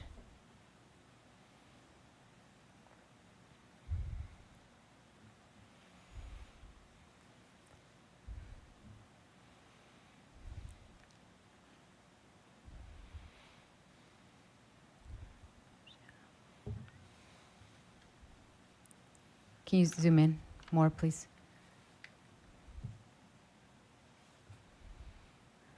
Arroyo Grande, Avila Beach. Okay. It's not a popular comment that I'm going to make, but my preference right now would be to keep Arroyo Grande and Pismo Beach in San Luis Obispo and to not make the Gilroy move in the Assembly and the Congressional. We have made the Gilroy move, so I'm just trying to keep a little bit more of San Luis Obispo in the upper part, because those two communities are also close with San Luis Obispo and some of the other larger communities. Thanks. Okay, thank you, Commissioner Fernandez. Commissioner Okutagawa. Yeah, I was wondering if it was possible to bring them all in together. I noticed also that Oceanu is I think what I read is that I think that's the 5 cities that they all have a really tightly coordinated work together, and they are split. And at this point, is it better to bring them back in as well too if we're not going to move Gilroy? The other option that I was thinking about is if it was possible to move everything from Avila Beach down. I also noticed, I know that this is the ripple effect, but I noticed that Westlake Village is split. Maybe moving that down a little further so that it's whole might make some of the room, since this is still a fairly small community, and, would that be possible to do too? Right, okay, but back to Commissioner Fernandez's point. Commissioner Fernandez, you think that it's just best to leave this line as it is? Right, and if possible, I would bring Oceano in as well. And I think what's right next to it, Grover Beach. Yeah, because those it's like driving from, you can't tell where one ends and the other one starts, other than a sign saying you're in Grover Beach. Right. Now, I will say that as I read the numbers, because Avila Beach is only 1,000 and some people, we should be able to have all 5 of them together in either district. So in that case, which way do you think is best? My preference would be to keep it with the north part. Okay. Okay. Yes, I'm sorry, Mid-Coast, yeah. Okay. Commissioner Kutgawa, did you have further comment on that? Commissioner Sinai? Everything, I do agree with Commissioner Fernandez, and I do feel that it's important to keep Gilroy with Salinas Valley. And if I had to choose between one and the other, I think I would have this COI of 5 go south, even though I know that they're very close to San Luis Obispo. But I would move them south and Gilroy in with Salinas Valley. Gilroy would still be my priority. Okay. Thoughts from other colleagues?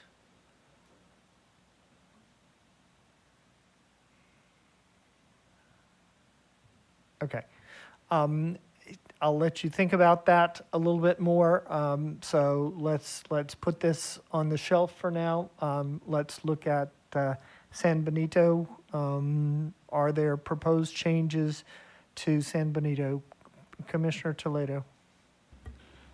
I would propose adding a portion of San Benito, the portion that is closest to Monterey, the northern parts, potentially some of the Monterey area right there with the northern portion of San Benito, which is the portion of the county that is covered under Section 2, and put as much of that as possible as within the deviation, and of course without reducing the CVAP into the Merced Fresno area. Okay.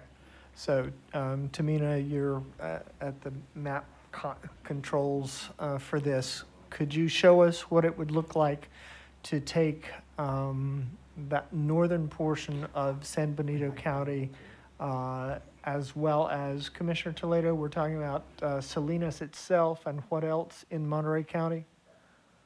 I think as much as we can, while still being within the appropriate deviation, Okay. and without reducing the CVAP, because we want the CVAP to be about where it is now, if not higher. Okay, but can we Preferably start? higher. Can we start in Salinas and move south in the Salinas Valley? That's fine, but I think the covered entity is actually in San Benito. So Okay. So first, if you could guide Tamina for selecting the area in San Benito County. So I think memory serves me, it's mostly in the Hollister area. So if you go to the Hollister area of there and highlight that northern portion, San Benito County as a whole, I believe, only has 17,000 people, and then of course going west.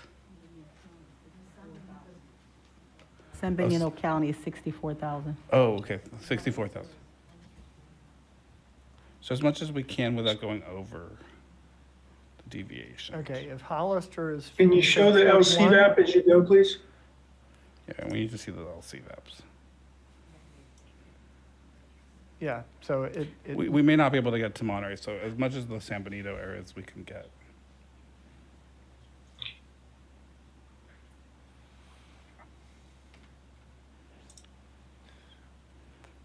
And I think Commissioner Furnishari may have more. Commissioner Fornishari.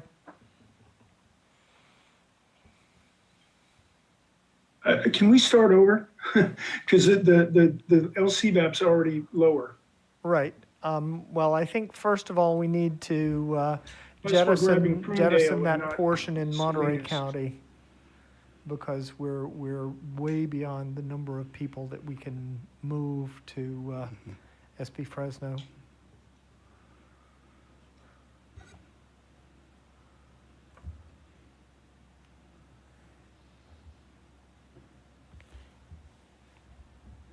Okay, yes, and even now we need to be removing some of San Benito County and I know. Can we get the heat map, please? Yes, Tamina, could you turn the heat map on, please?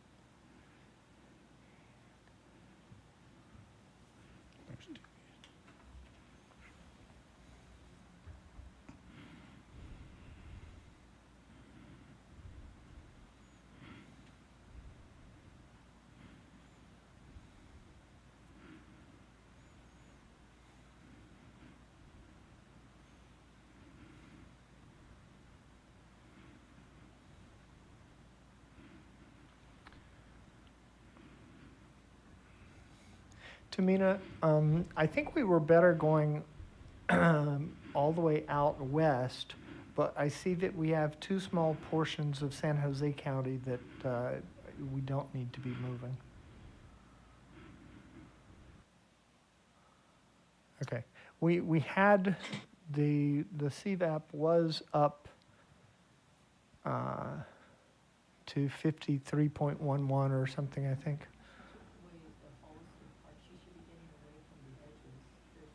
Chair, I have a question from Mr. Becker. Yes, Commissioner Yee. So, I mean, this move is in order to include covered populations in San Benito County. Do we know exactly where they are? I mean, how does that work? Is it by county, by city, by neighborhood, by census block?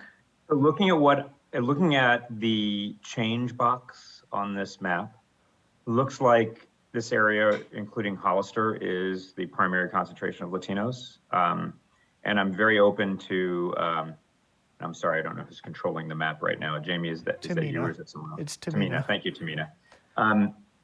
I think I'm interpreting that correctly. So I think, you know, this is,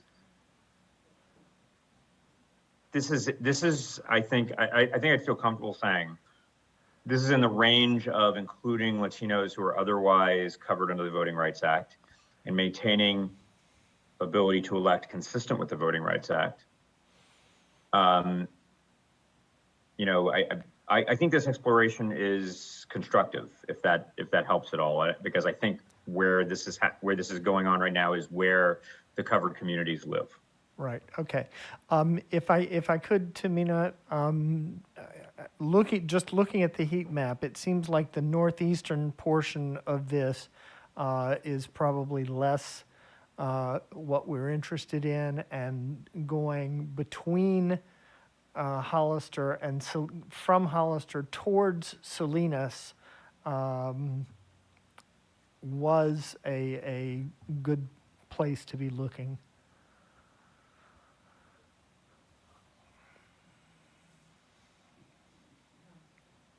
Okay, so this is going well. And we're at 4.73 deviation in Espen Fresno. So it looks like we've got a little more room that we could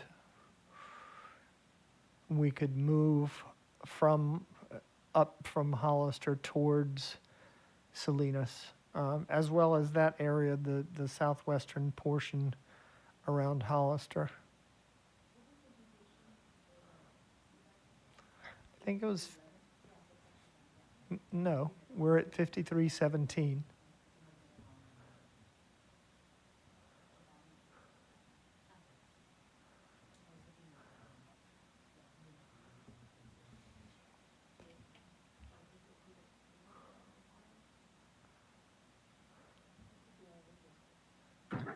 This is at 4.94%. Okay.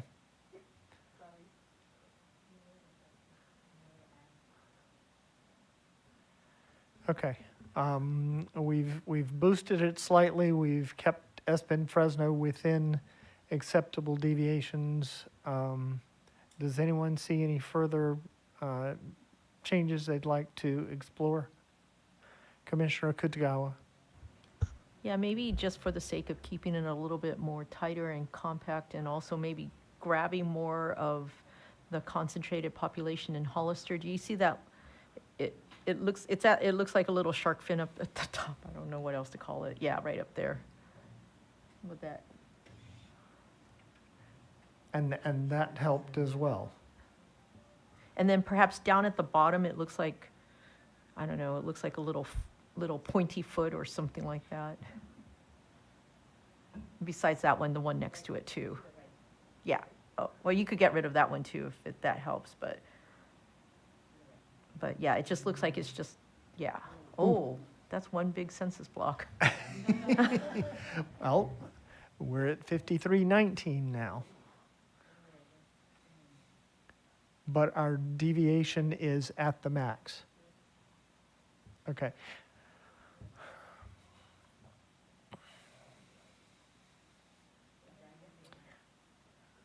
Okay. Is this something that we would like to ask Tamina to explore offline at some point for any further improvement possible? Or are we happy with this? Commissioner Kutagawa. Commissioner Yee.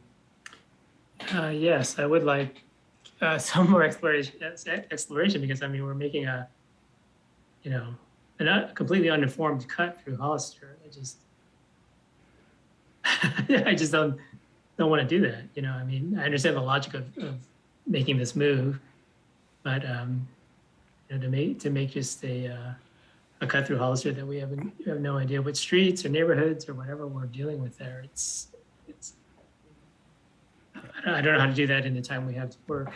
Okay, thank you. Mr. Becker? I just would suggest, I think this is worth further exploration offline. And I think there might be a way to solidify compactness while maintaining basically what's being done here, because there are a lot of underpopulated areas in this area that can be included. So I would trust Tamina to keep working on this. Okay, thank you very much. Commissioner Toledo? Yeah, I'd like to work with Tamina on this and see if there's any way to create something that's a little bit more compact and also more logical, as Commissioner Yee says, in the next couple of hours that we have. Perfect. So I'll work with her on it. Thank you. Thank you for volunteering, Commissioner Toledo. Commissioner Fernandez? I believe if we do this move, then we can move Gilroy in without there being a ripple effects, because Mid-Coast would be negative, and I believe Gilroy's population of 60,000 would allow that. It'll be close. Okay. So I'm just saying there's another win-win. Okay, yeah, that sounds fantastic. Commissioner Sinai? Funny you should bring up Gilroy, because I thought about that when we first started all this, and I wanted to see if I could work with Commissioner Toledo on this. Yes. Thank you both. Okay. So that means that we will have Gilroy and San Benito to come back to at some point. Looking at my list, I believe we finished what we were, or most of what we were planning in Orange County, but we have southeastern San Diego to look at. Sivan, are you available to look at Southeast San Diego with us? Yeah, absolutely, Chair. Before we go to Southeast San Diego, I do have what I worked with offline, completing those changes or that exploration to show everyone. So would you like to start there or in San Diego? If you can hold on just a moment, I have a hand from Commissioner Anderson, and then Ms. McDonald had her hand up as well. Commissioner Anderson. Yes, I was hoping we might be able to make, since we made the change in taking all of Stanislaus and putting in ECA, I was hoping we might be able to try to do a little cleanup in Cocoa versus whatever Alameda County is now called as it goes to into Stanislaus. The 80 corridor? well, not so much the 80 corridor, but yeah, it's San Leandro, that whole area has been put Okay. into the north area. And you Okay. can't get there without going through the other one. Right, okay. Ms. McDonald? Thank you so much, Chair Kennedy. We just have a question about the timing of the exploration or the fine tuning that you just gave to Tamina. When were you anticipating getting that back, please? Let me look at my run of show. Is it possible to have that back by 6 p.m.? It's currently going on 4. Yeah, we'll do what we can. Okay. Thank you. Thank you. Okay, so, Sivan. Yes, thank you, Chair. So, just summarizing the changes that were made and what the result of those changes were. We moved Cerritos and Artesia into NOC Coast from SD 60 by 605. We also moved Buena Park south of the 5 into NOC Coast from SAA. Brea was moved in from IOC into the 60 by 605 district. The resulting deviation from those changes is 0.33%, and the Latino CVAP resulting from those changes is 56.57%. Changes to SAA included, as I mentioned, removing the portion of Buena Park south of the 5. Also includes a portion of Anaheim and Orange out to Glassell Street. And the resulting deviation is negative 3.99%, and the resulting Latino CVAP is 51.56%. Because we moved population into NOC Coast, the final step to balance between NOC Coast and IOC was moving in Aliso Viejo and Laguna Niguel into IOC from NOC Coast. This still preserves the coast intact, as well as raising the Latino CVAPs for both SAA and 60 by 605. Okay, very good. Let's go down to SOC NSD and just take another look at that. Wanted to make sure that we're comfortable with the swaps that were made.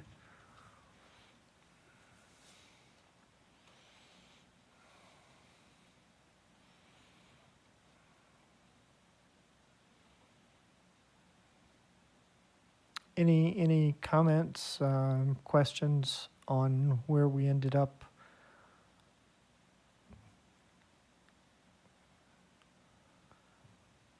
Okay, then I guess any objection to proceeding with this visualization? Commissioner Sadwani. Certainly not objections. I just wanted to highlight, Sivan's great work here. I think this does accomplish a lot of our goals. Certainly, we boosted those 2 VRA districts. We've kept a lot of communities together. Certainly, the Little Saigon community is here, and with Huntington Beach, as I know we've received so many calls about. I think we're also preserving the AAPI Sequoia in some areas. We have Costa Mesa with Irvine. So I think this accomplishes many goals. Of course, not everyone will always be happy, but I think does a good job at getting as many as possible. And of course, a coastal district. Very good. Thank you, Commissioner Sadwani. Commissioner Akutagawa. Yeah, just some questions just in terms of the kind of the shape, but first basic question. I believe Laguna Hills is split, and given the moves that were just done, was there any effort to try to reunite them so that they would be together and not split? That would be one question. Second question would be, if Fullerton were to be added along with Brea to the 60 by 605 district, I think that's what it's called. It's already a big, long, kind of U-shaped district. Would that adversely affect the Latino CVAP? And I'm asking this because then, just for the sake of, creating a little bit more compactness and also keeping some communities of interest together, moving Placentia and Anaheim Hills in together with Yorba Linda into the district that has Chino Hills, but at least Yorba Linda, Placentia, and Anaheim Hills would be together, and then that would make the IOC district a little bit more compact.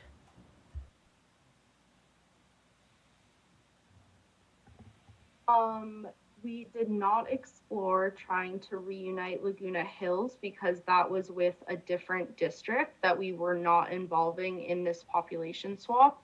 If you would like to give me direction, I can definitely explore making those changes that you mentioned. Siobhan, I think it's just a question of well, I guess before that happens, I guess I wanted to just ask if Fullerton were to be just joined together with Brea, just to make the district a little bit more compact, would it adversely affect the CVAP there? One moment, please, and I will put up the pending changes box so we can see what that will do. So it looks like that would lower the Latino CVAP from 56.57 to 54.46% in the 60 by 605 district. Okay, that's okay. Then I just wanted to see that. So let's forget about that then. Just going down to Laguna Hills, just trying to keep a city whole if it's possible. It looks like IOC is over deviation, and SOC-NC is under deviation. So could the rest of Laguna Hills be moved into the SOC-NSD so that Laguna Hills is at least completely whole together? I think the thinking here was that it was non-contiguous, so we would have to make a city split in either Lake Forest or Laguna Woods to avoid splitting this separated area of Laguna Hills. But it's contiguous. There's just a small, very narrow piece of it that connects both parts together. One moment, please. So it looks like you could make that swap and the deviation, or that move of population, and you would not have to swap anything back because both districts would remain within legal deviation. Okay, that way then at least we keep the entire city together. And if you want to just double check to make sure, but when I looked at it before, there's a road that connects them, but if you want to just double check and you could see that, yeah. This might be the neck of all necks, but it does appear to be contiguous by like a single census block. But yeah, that is the way the city is crafted. It's interesting, but yes, it's a very narrow road there, but it does connect them. Okay, and Mr. Becker, that's fine as far as respecting a criterion 4 element, respecting the city boundaries over criterion 5 compactness.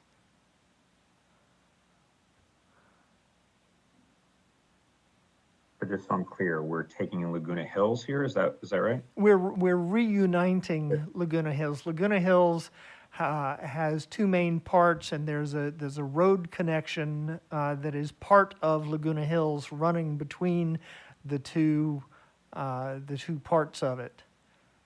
So we're inquiring whether reuniting the city, a criterion 4 priority, is sufficient to yes, justify I think that's fair. this. Can you zoom out? Yeah, can you zoom out just a little bit, please? Yeah, I don't think this raises significant concerns. Okay, thank you very much. You're Any welcome. objections? Okay, let's go ahead with this, Sivan. All right, that change is committed. Should I move to San Diego next, Chair? Yes, please. We're looking at southeastern San Diego.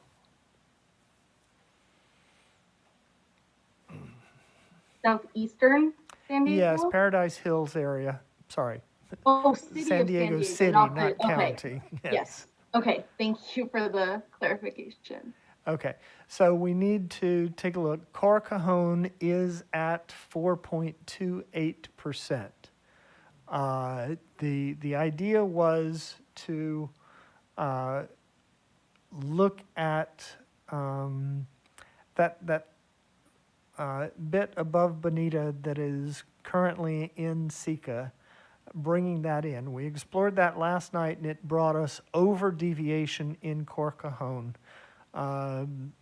Just want to confirm that. And I guess the other question is there a possibility of shifting some population out of Cor Cajon to, I guess, the coastal district or another adjoining district so that we could make that swap? And was there mention of Mira Mesa? I don't recall. Commissioner Kutagawa?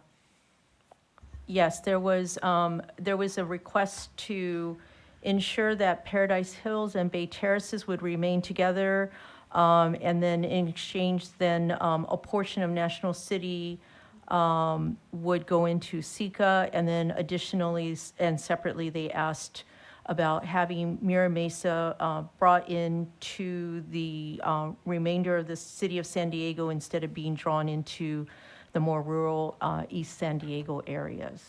Thank you. I believe National City's already in Sika.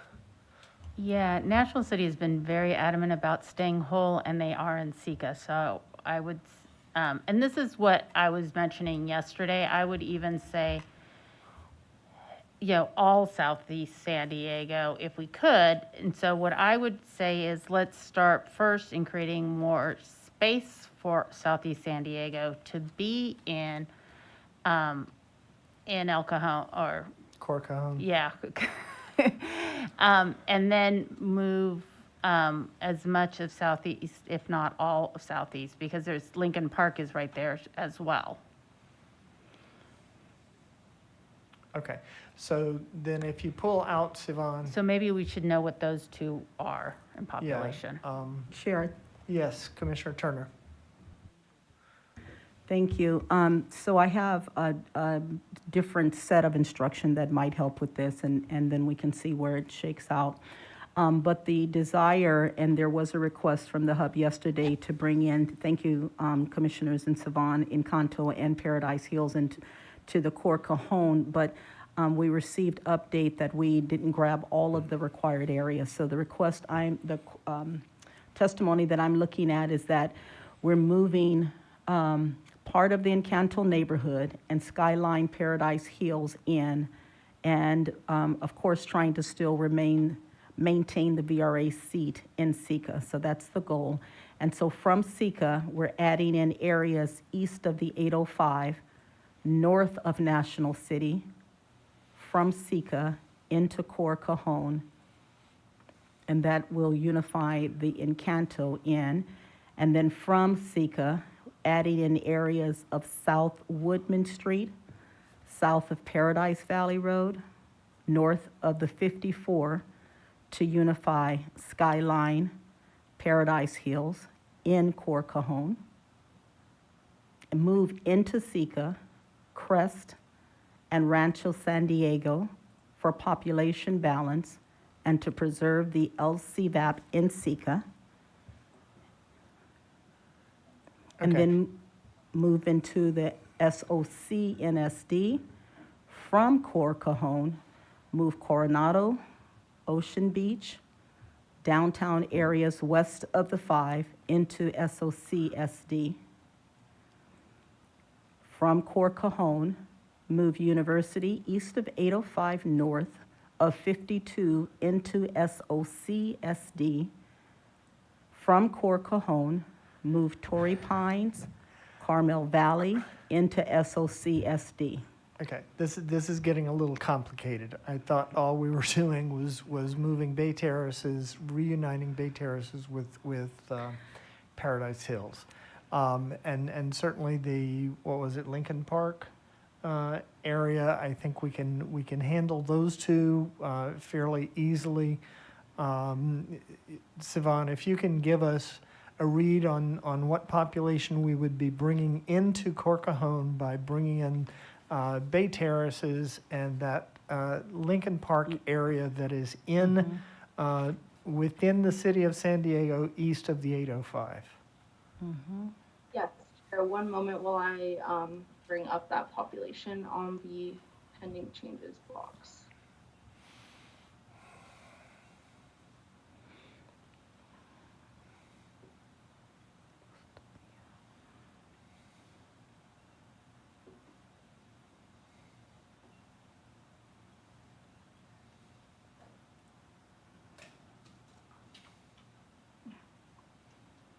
Sorry, I have the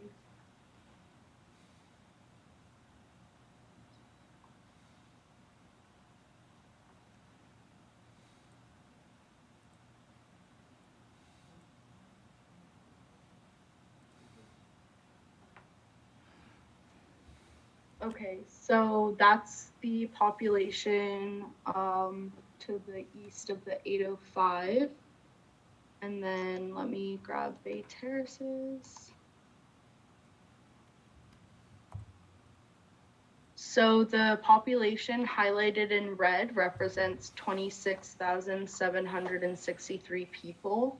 Moving these people from SECA into Corcahone would make the deviation of Corcahone 6.99, while SECA would be under deviation at 5.27%. Okay, I had hoped that we weren't going to get to the, we weren't going to exceed the deviation in SECA. We didn't last night when all we were looking at was Bay Terraces. So I would say let's make the Bay Terraces change first. And then we can spend a little bit of time exploring, but I had... The Lincoln Park side. Pardon me? I said the Lincoln Park side. Yeah, Exploring. yeah. Commissioner Turner, do you have? I was waiting to see how it played out. Okay, thank you. Commissioner Sinai? If wanted, I can work on, because what we're gonna need to do, let me just double check here. We're gonna wanna create space in Corcahone, and then we're gonna need just a little bit into SECA. Yeah, Just get all the deviations, and and that's easy to do. I know that this community really well. Okay. Commissioner Turner? Yes, and that would be fine, Commissioner Sinai. Do you have the testimony from the hub that we all received? Okay, that's great, thank you.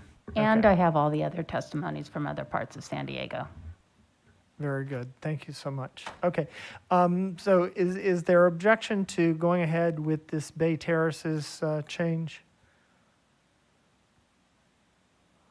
So, Chair, just to be clear, this would push SECA beyond the legal deviation limitation. Is the instruction to accept this change and then move exploration offline with Commissioner Sinai to remedy that deviation? Could you bring the pending Yes. changes box back, please? So if just this selected area of Bay Terraces neighborhood was moved from SECA back into Corcahone, the resulting deviation of Corcahone would be 5.36%. I'd also just like to point out that the Latino CVAP has changed from 59.55 to 60.01% in SECA. Okay, Mr. Becker, we need your opinion on that CVAP figure. The previous figure was adequate to protect Latino populations as required under the Voting Rights Act. There's no need to increase it. In fact, there's probably some flexibility that it could go it down if it needs to. I don't see any problem with it being increased though by less than half a percentage point. Okay, so making this change would be acceptable.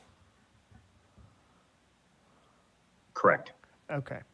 Then without objection, please go ahead and make that. Sika is still within deviation. And Commissioner Sinai will work with Sivan to identify where to shed the slight excess population from Cor Cajon.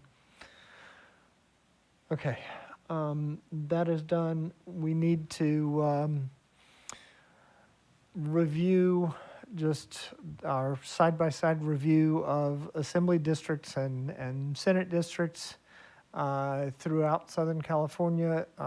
Ms. McDonald, I don't know whether Jamie's the best person to do that or who you would like to have do that.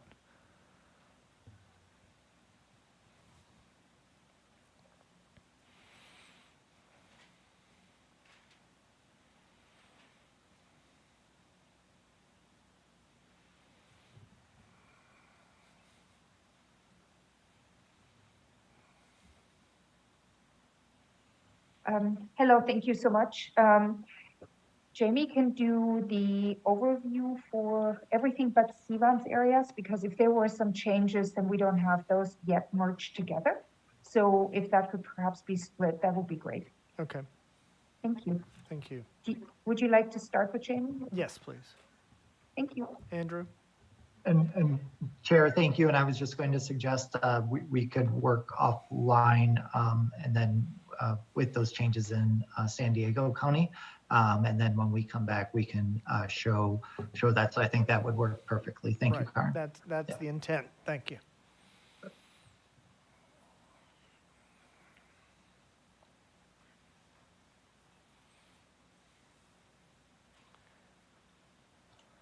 Hello. Hi, So Jamie. just, hi. So just starting with LA County, these are your current iteration for Senate. And those are the lines that are in black.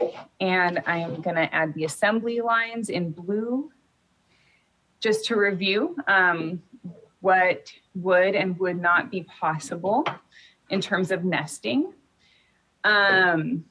Is that what your preference is? Just kind of to do a general overview of, okay, sounds good. So here in the San Gabriel Valley, of course, nesting is not going to be possible between West San Gabriel Valley and East San Gabriel Valley based districts, and based on big changes that have happened since the draft. Also, just generally a difficult situation to try and nest, given these are areas with VRA considerations. And I know, or it looked like maybe there also were changes to these districts that you did with Sivan. So I actually don't have that layer, or don't have a CDF of that. So, but to me, it looked like Artesia, Cerritos were removed from SD10WE. And so, oh, sorry, this is 6, you know what? When I was working with Commissioner Kutagawa on an iteration, I accidentally changed the label. So I could do that offline shortly. So this is 60 by 605, and with Artesia and Cerritos being removed from that, with the current iteration, actually it's already kind of mostly nested, although because this is also a VRA area, it might not be possible to do a full nest. Moving on, I'm going to turn off the layers here, off the current Senate layers. So the 710 to water district is generally in this area. It doesn't include Bellflower, and does include Lakewood. It does also include Maywood and Bell Gardens. So this area,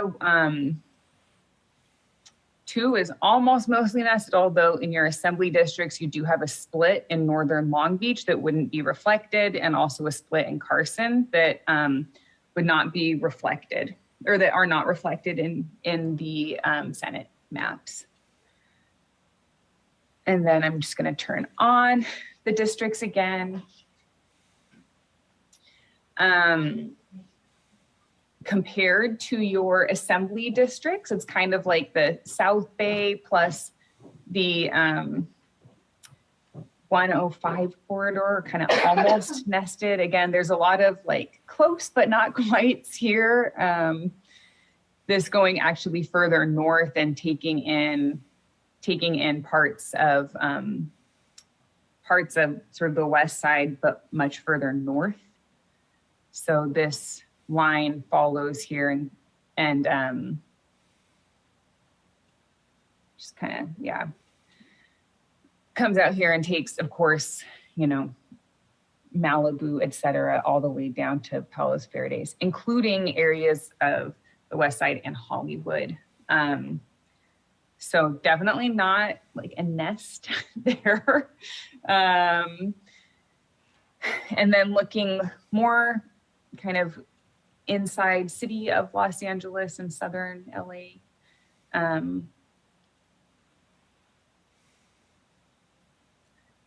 So here, the Assembly District's 105 core and west of 110 and the 110 LA district, there's kind of a lot of overlap between these and the STHLA. There's kind of a lot of overlap in these between the Senate districts and the Assembly districts.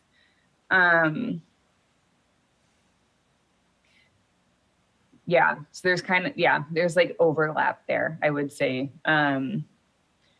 where in your current Senate district SPCC, there's parts of 105 corridor and 110 LA and the South LA. And actually because of the split in Carson, same with the Long Beach based district as well.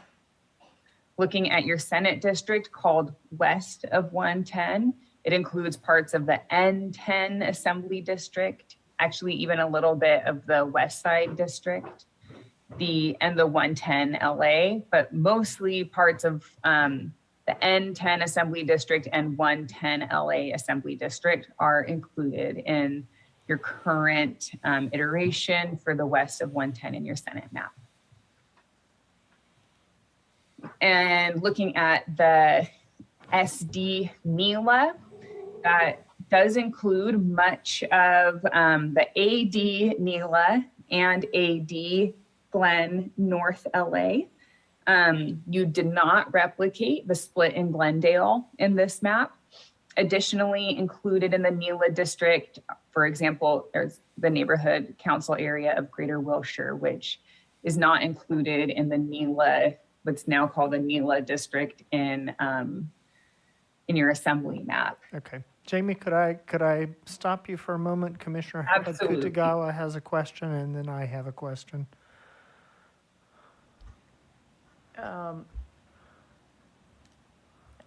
Actually, can you just come back to me? I just kind Okay. of like realized it's like, okay, I kind of forgot about what I was going to say, listening to everything. That's fine. Thank you.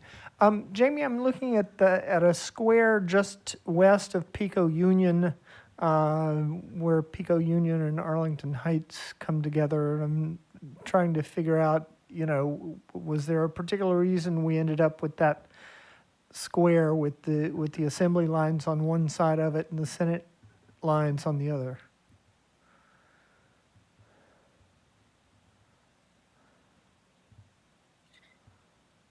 I am gonna guess that is either for either the Assembly or the Senate map for population, or maybe for CVAP purposes.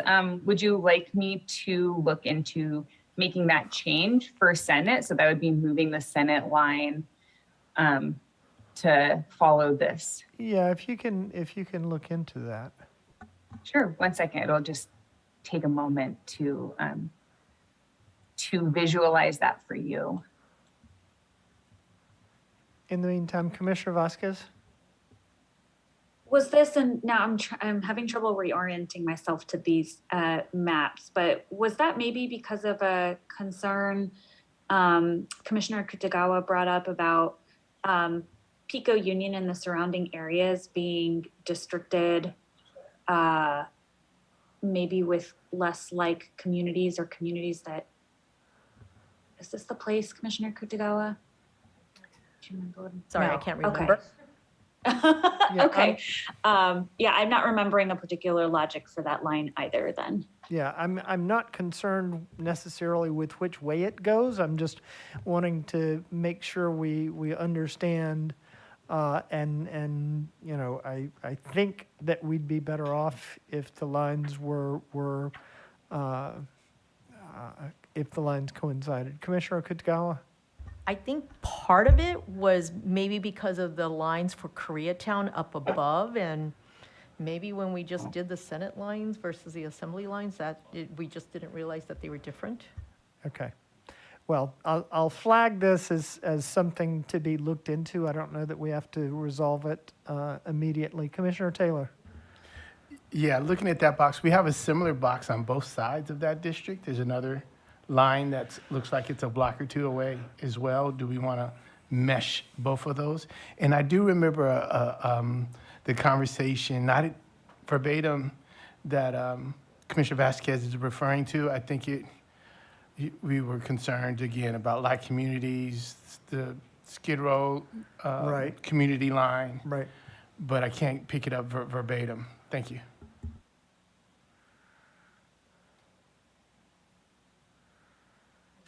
So making this change, which includes both that sort of square west of Pico Union and also moving this line in downtown Los Angeles, both districts would be within the appropriate percent deviation. The Latino CVAP for SD Mila would become 49.98%. I did see, however, without this change in downtown, then the CVAP stayed above 50% with the change just with the area west of Pico Union. Okay. And if the changes went the other way, can we? Well, so I can only work on one district layer at a time. Right. To look at the assembly district, I would need to switch maps. Okay. I would not object to that. Commissioner Vasquez?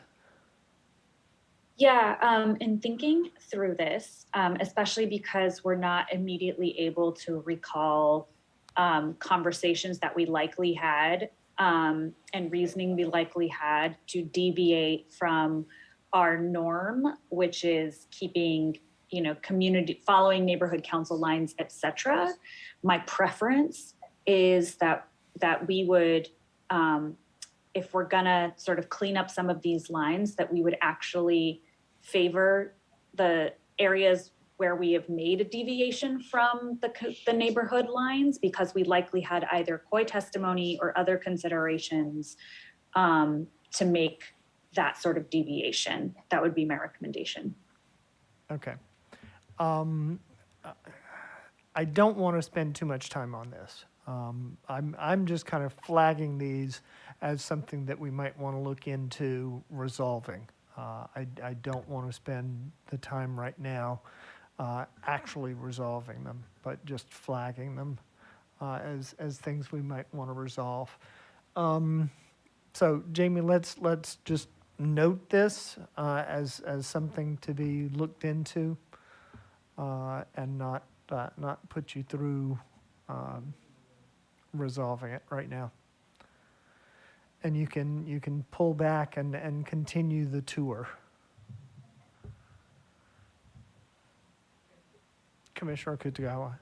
Yeah, so a couple things. One is I know that there's been some requested changes about trying to bring in Maywood, which does include, and then also combining Walnut Park into the 110 district that, based on the community input, is asking for some roundabout swaps. So before maybe we do all of this other cleanup, maybe we can look at it when we come back to the assembly districts to see if those swaps are ones that are viable and that we want to do. I also remembered now why I wanted to just say something now. I wanted to report back on my exploration with Jamie about that West San Gabriel Valley, just so that the whole commission is also aware, and then also for anyone in the public who's also listening, so that there's awareness of what the results of that exploration is. Jamie briefly mentioned that we did do the exploration of trying to bring, I focused on the core San Gabriel, working class San Gabriel Valley cities of Monterey Park, Alhambra, San Gabriel, both the East and South San Gabriel, as well as Temple City, trying to bring it into a district that would be somewhat like in its profiles, both for the Latino and Asian communities. We tried some different variations. However, at the end of all of the exploration, we are also talking about VRA districts, and in doing some of the kind of swapping and trying to reconstruct the districts, unfortunately, we were not able to get to a close enough level to the current VRA district Latino CVAP levels. And given where they are right now, we felt that as much as we would like to make the change, it's not viable given the first or the higher criteria of VRA districts over the communities of interest. So I did want to just let everybody know, and I, for all who also wrote in and advocated for this change, unfortunately, the VRA criteria is a much higher criteria, and so that is why I'm not, unfortunately, going to be able to present anything, but I did want to report out to everybody about the exploration. Thank you for doing the exploration. Thank you for explaining the exploration. It is, unfortunate that we are not able to make everyone happy on all three levels all the time, but we do appreciate the work that went into this, and we hope that the public will understand. Commissioner Vasquez. I also just wanted to thank Commissioner Kutagawa for taking on that exploration. This area was also an area of importance for me, and so just in the spirit of community and trying to keep like communities together, I was appreciative that we explored this, and it is unfortunate that we weren't able to sort of meet both our VRA obligations and address the community needs of the West San Gabriel Valley as expressed by most recent public comments. So thanks, Commissioner Kutagawa. Thank you, Commissioner Vasquez. Jamie, we're back to you. Thank you. Now I'll just kind of go to the San Fernando Valley area. And again, turning on the assembly districts, which are in blue. Again,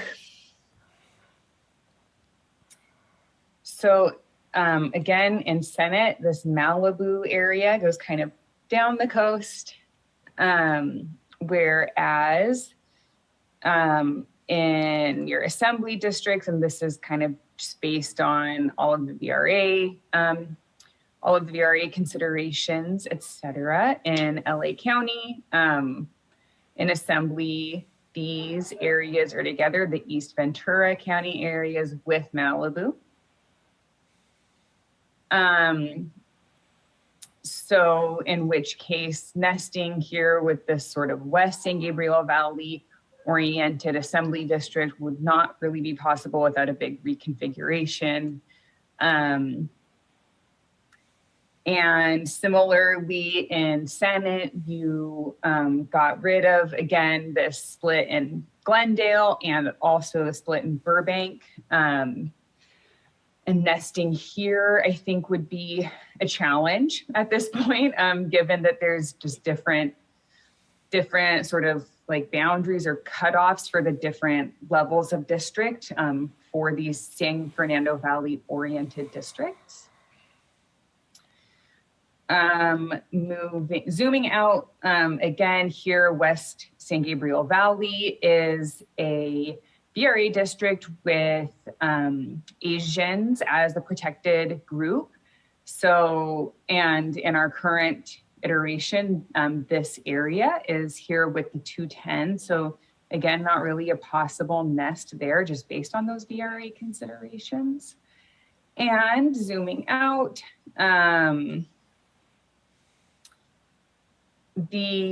just kind of turn off the layers for a second. So again, in assembly, Santa Clarita Valley is here with some of the San Fernando Valley areas. That is not so in your current Senate iteration, where Santa Clarita Valley is paired with Antelope Valley and much of Victor Valley.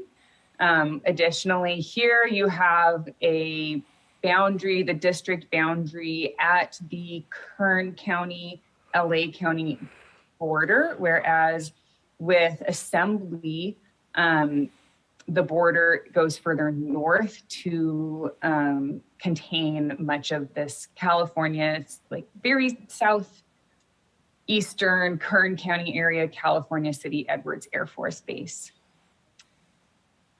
So that kind of concludes our little tour with the assemblies. Okay. Any other questions, queries, things to note from colleagues at this point?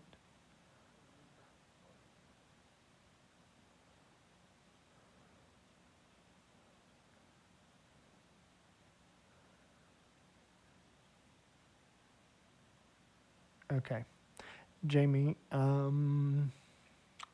thank you for this. Are there any further issues with the Senate maps in the LA area? Commissioner Turner?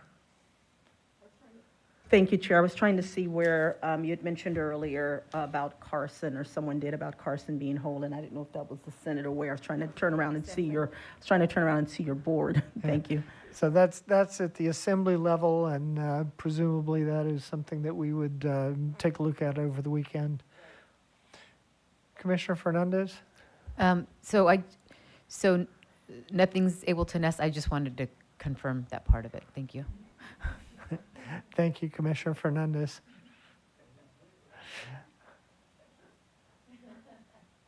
Okay. Jamie, go ahead. I'm sorry. Yeah, just to quickly respond to that, I think that in LA County, as it's so densely populated, and there are on all levels of district, there's VRA considerations, and just based on there being different VRA considerations in Senate and in Assembly, I haven't found 2 districts that are able to nest into a Senate district. Okay, thank you so much. At this point, we've got 7 minutes left before break. Are there areas that colleagues want to go to? Shall I call for another mapper? Commissioner Anderson. I would like to try to do something in the East Bay to try to fix some of that also. Okay, thank you. Commissioner Fernandez. Still have not gone to the north to do any of the initial. Okay, thank you. Ms. McDonald? Hello, we would be happy to go north with you, and Tamina and Kennedy are both working right now offline, but they could be back after the break if you perhaps would like to go to break a little earlier. Okay. I will, without objection, I will take Ms. McDonald's suggestion, go to break. Now we are back at, hold on, Andrew? I'm sorry, we were just working with Commissioner Sinai. If we have 5 minutes to just show the changes in San Diego, we can quickly, Saban can quickly show that. Okay. Let's great. go ahead and do that. Thank you. Thank you.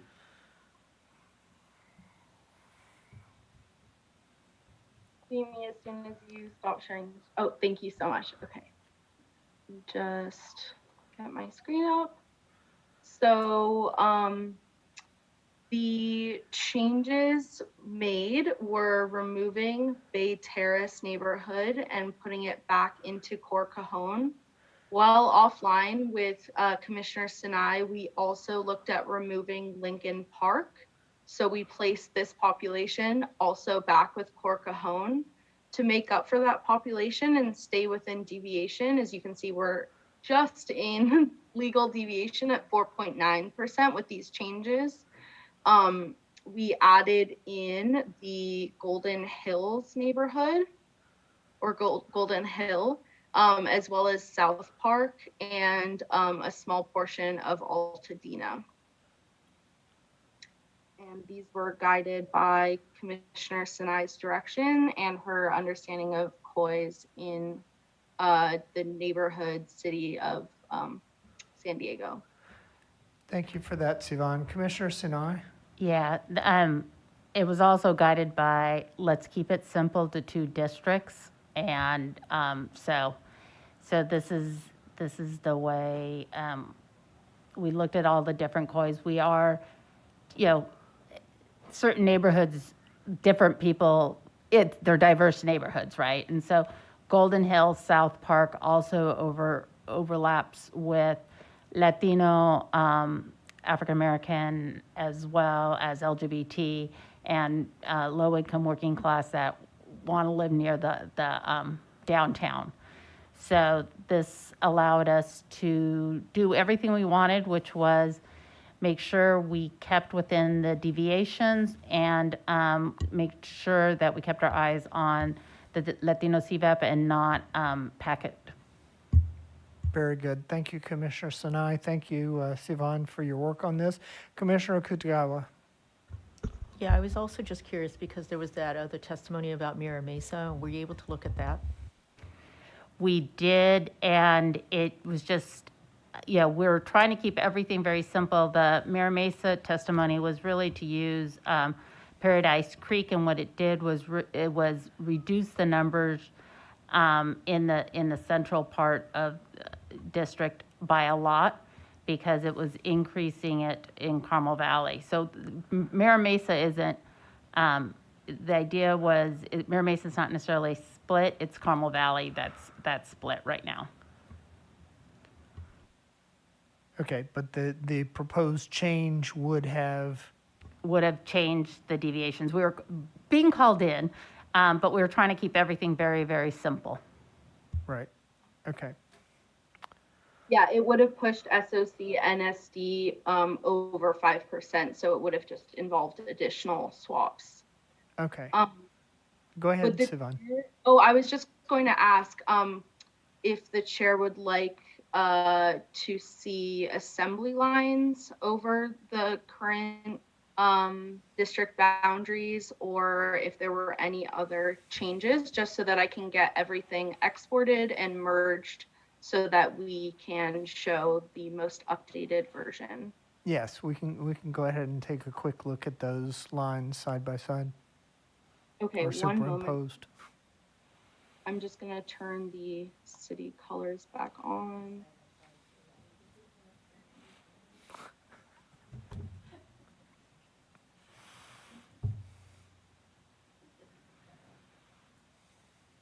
Commissioner Turner. Yeah, Commissioner Sinai, did you add in other areas? Or you just moved within those? We just moved within, we kept it very simple. We made sure to take all of Southeast San Diego and put it into Core Cajon and just looked where to find that. We had thought about taking Crest and making the swap there, but it would have kind of left Crest on its own without other communities and neighborhoods. And so that's why we did Golden Hill and that area. Thank you.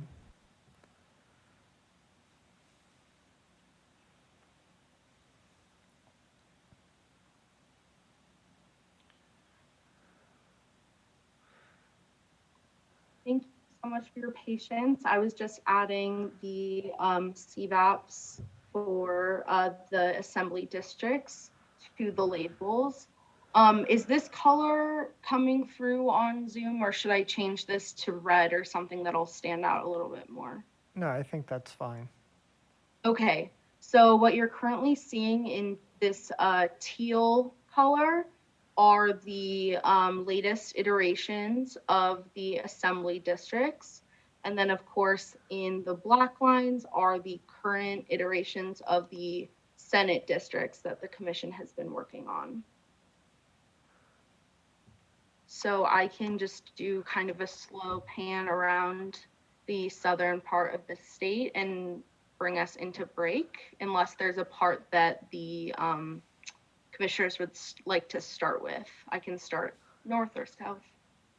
If you can just pan around, we are up on our break time, so this doesn't need to take long.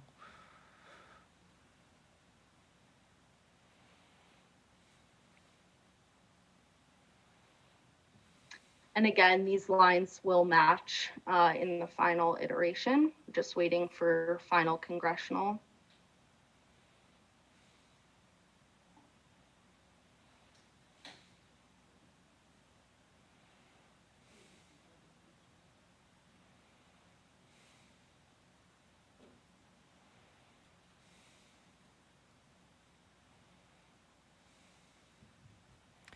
Okay.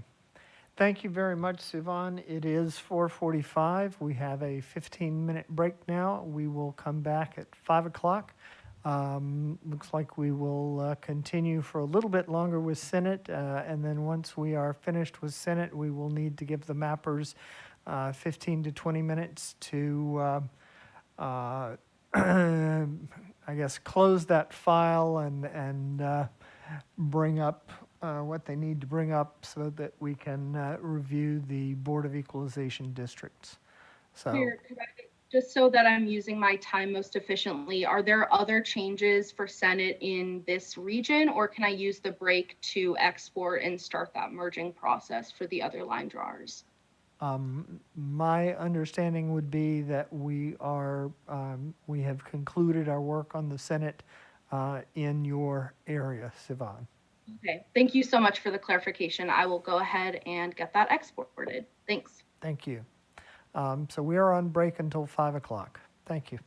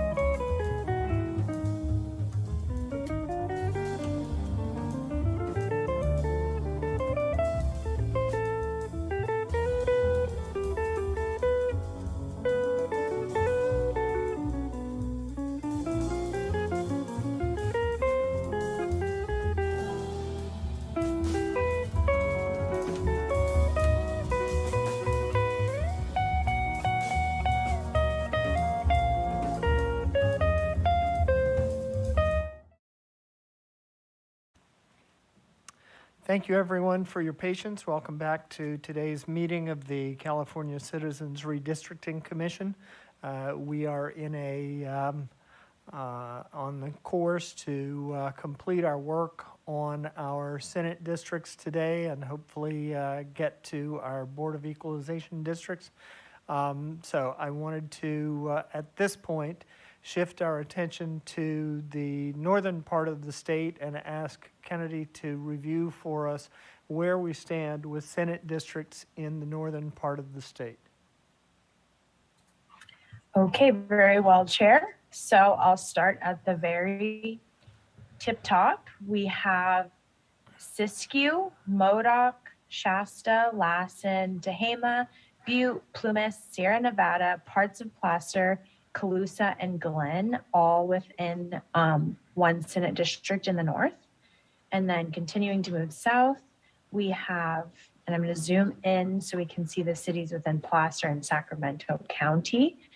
And Placer ED, which no longer has ED in it, we have the cities of Auburn. Actually, the city of Auburn was split. And then we have Newcastle, Penryn, Granite Bay, Roseville, Rockland, Lincoln, and Sheridan, with some of the cities down in Sacramento, such as El Verda, Antelope, Arden Arcade, and Carmichael are together, Rancho Cordova, Gold River, Fair Oaks, to Folsom, Rancho Murrieta, down to the Sacramento border. We have Galt, Herald, and Clay. And then moving into Sacramento, the city Sacramento, we have Rio Linda out to North Highlands and McClellan Park. And then we have the entire city of Sacramento whole, including Elk Grove and Vineyard, La Riviera as well, Rosemont, Mather, Parkway, Lemon Hill, Fruit Ridge Pocket, all the downtown, everything within Sacramento is together.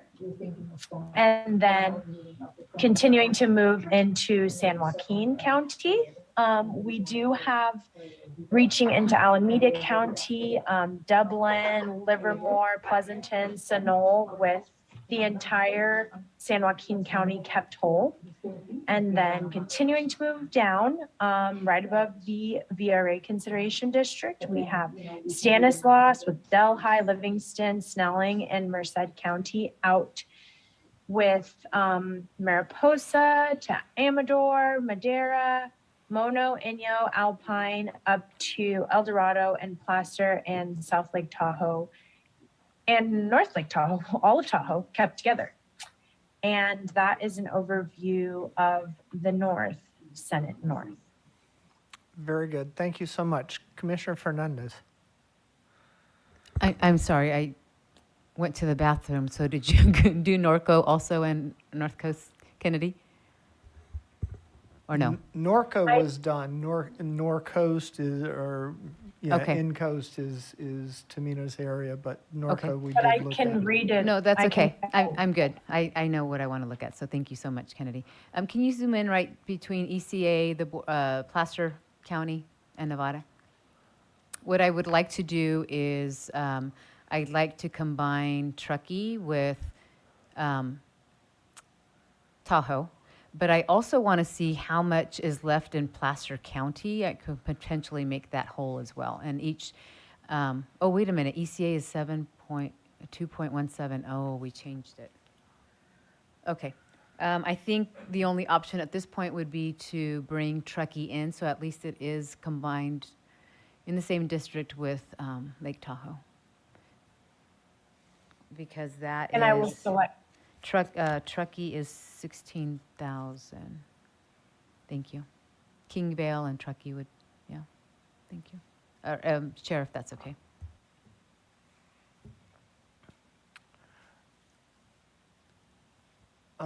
Commissioner Sinai, could you look up and see if Nevada County has completed its redistricting and if there is a Board of Supervisors boundary that we might look at as far as the eastern part of the county? Thank you.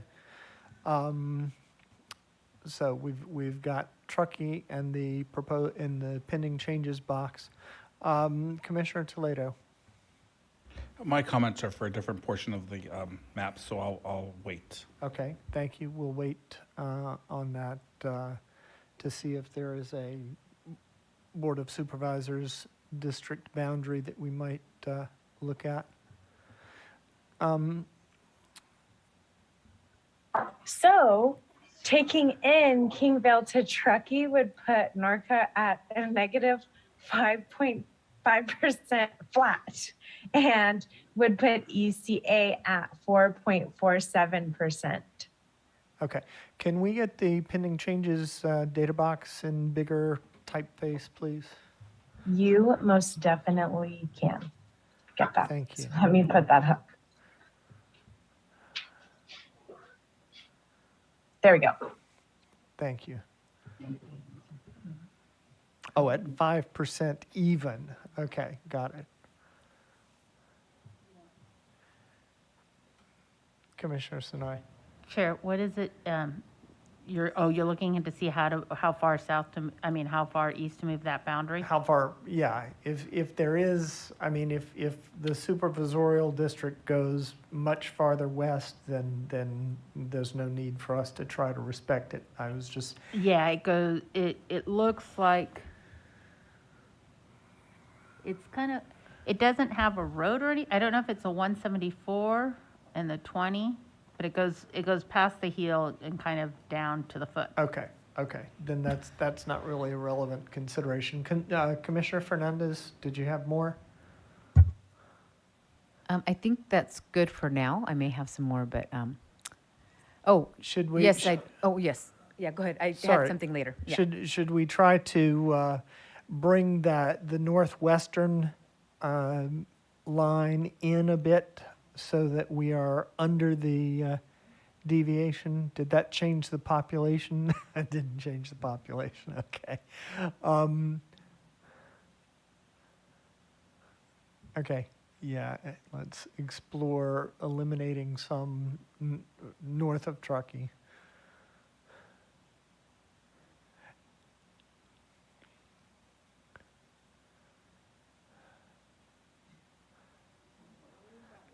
This is stubborn.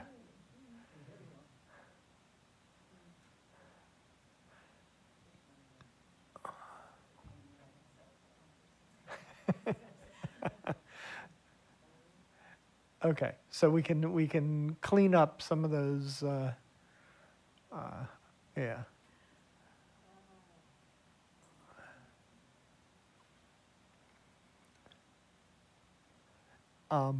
So while Kennedy is doing this, I just want to ask, is there any objection to bringing Truckee into ECA with Lake Tahoe? I'm not seeing any objection. Okay. I have one more thing. Okay. Do you good. mind? Go ahead. There's been mixed testimony in terms of Del Norte wanting to be with the counties inland. And in all of the other maps, we've left Del Norte with the coastal, and I would recommend moving Del Norte into Norco. And right now, Norco is at a negative, and it could easily bring that in. And Del Norte is only 25,000. That's my second recommendation. Thank you, Chair. Okay. Thank you, Commissioner Fernandez, and Commissioner Sinai has endorsed that change. Is there any objection to that change? I object. Pardon me? I think there's Native American communities up there, and so I'd like to take a look at that area a little bit more before Okay. we make that change. Okay. Thank you, Commissioner Toledo. Commissioner Anderson? Yes, and I would like to see that area up there, because I was trying to compare on the iteration, it looks different than what I thought it looked like, so Okay. I'd Thank like you. to see it there. Kennedy, you can go ahead and proceed with this change. Got it down to a negative 4.98. Great, thank you. And then can we go to Del Norte County? Commissioner Yee? Chair, just before we leave Truckee, did you Yes. want to look, are there communities of, you know, how you were talking about the sphere of influence in big cities Right. and rural areas? Do we need to think about that here? At this moment, no. This may be something that we clean up over the weekend, but thank you for raising that. Commissioner Yee. Yeah, so we did hear mixed testimony about Del Norte, some feeling like it was a better match for income levels and such with counties to the east. On the other hand, the Yurok tribe in particular, their tribal lands, the largest tribal reservation in California and the only one on its own ancestral lands, does go from Del Norte to Humboldt. So that was one reason we never did that. Okay, thank you, Commissioner Yee. Okay, so here we are. Oops, we lost the map.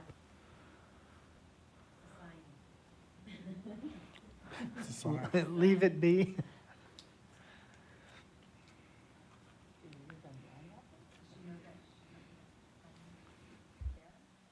I am back. Sorry for that, technical issues. We are backed and ready to go. Okay. So we're discussing whether or not in the Senate map to shift Del Norte east. It is in the coastal district at both the assembly level and congressional level. So, Commissioner Toledo. So I think if we look at the terrain level, so let's go deep and let's look at the terrain, because the terrain here is really important. And if we look at the roads, if you can look, there is no road connecting Del Norte to the Siskiyou area. The only way that you can go into Siskiyou is through going up to the Oregon border, then around. And then when you think about the industry, I'm in healthcare, obviously, and when you think about the healthcare systems, the largest primary care health system is based out of Humboldt, and it's Open Door Health Centers based out of that operates the Del Norte Community Health Clinics. The tribal lands are, as the Yurok tribe, I'm not pronouncing it correct, but it goes from Del Norte all the way to Humboldt. The transportation, right, it's up and down, it's not really sideways. In terms of income level, there I can see an argument for income, but if we look at this holistically, and the terrain just doesn't. I mean, it would be more about keeping people's. I mean, I just from a transportation, even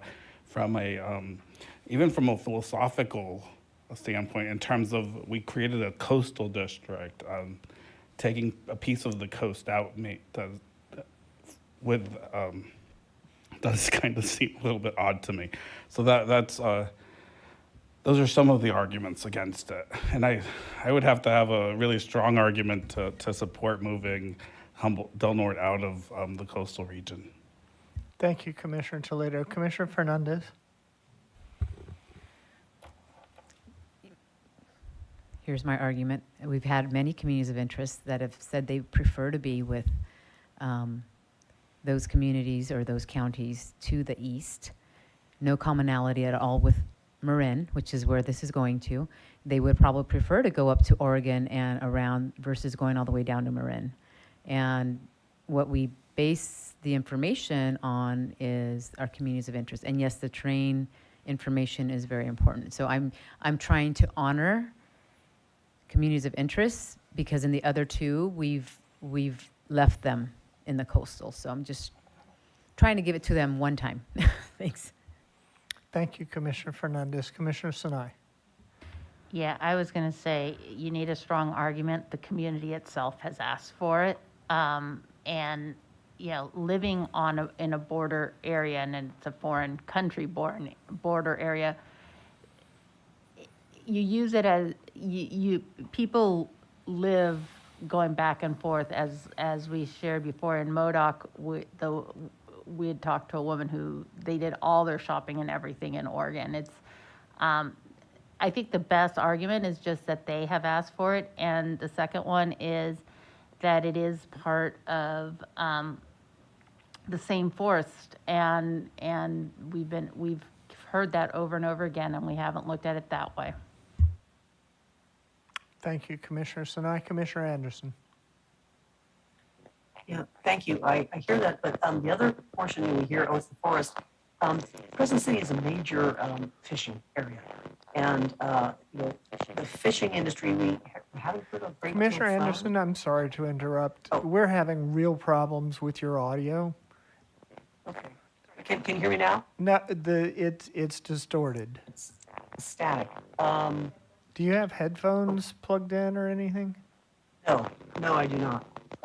Christian, are you able to? You may want to log out and reboot. The machine might be overheating.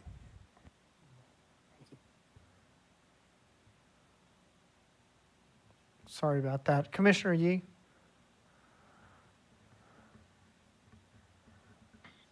Yeah, I should add that, having said what I said about the Yurok, the Karuk, on the other hand, go from Siskiyou to Del Norte.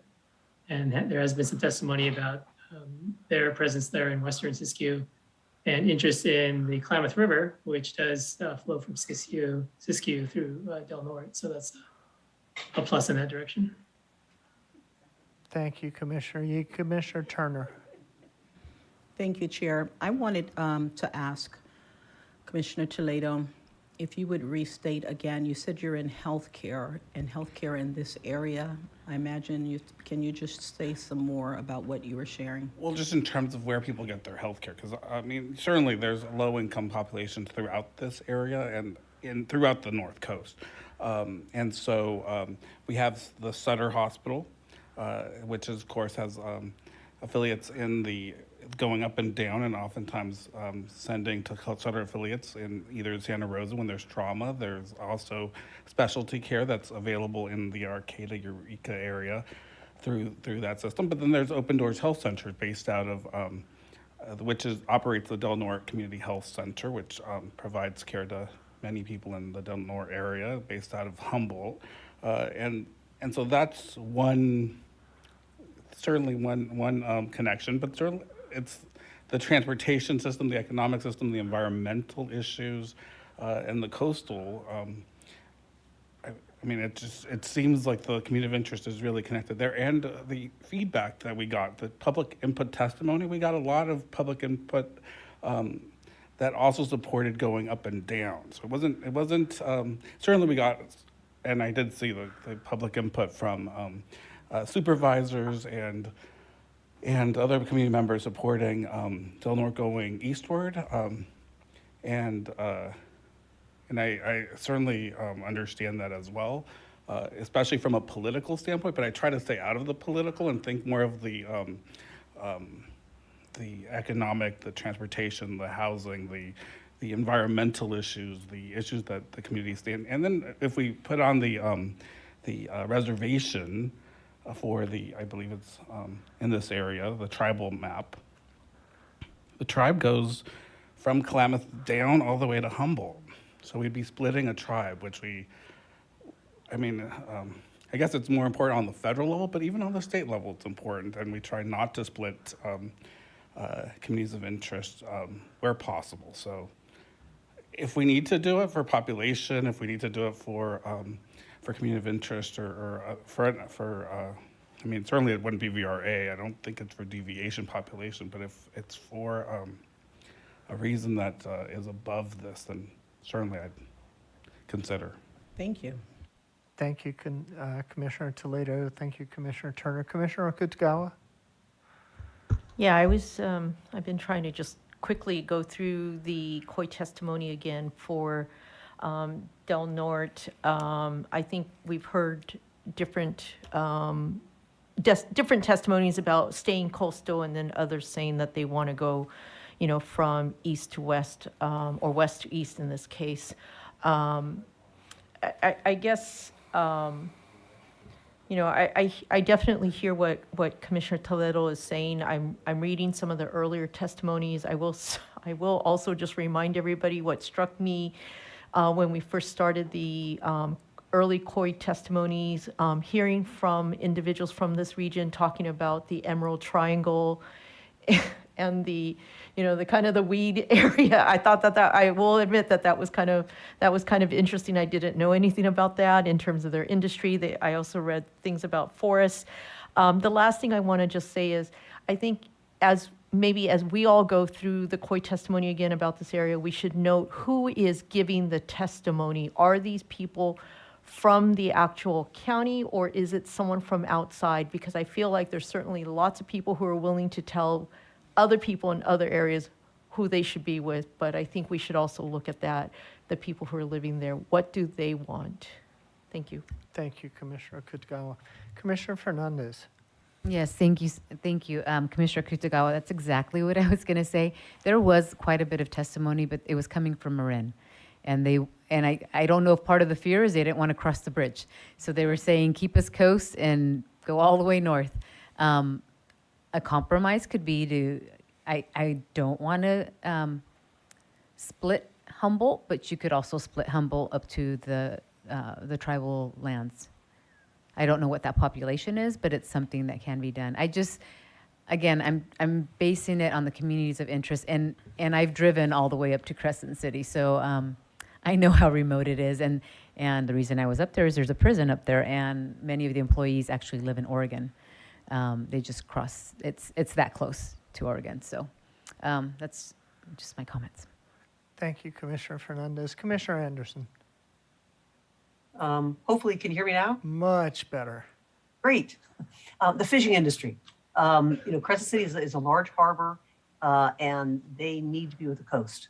And I've been hoping to hear from the fishing industry. Haven't heard much at all, but I assume, they don't really pay much attention to any of this kind of thing. But that is a major reason. I don't know what percentage of their industry involves fishing versus logging, but that's one reason why I really was hoping to keep it on the coast. So that's another reason why I still like to keep it on the coast. Thank you, Commissioner Anderson. Commissioner Vasquez. I'm currently split as to where I think Del Norte should go, either east or south.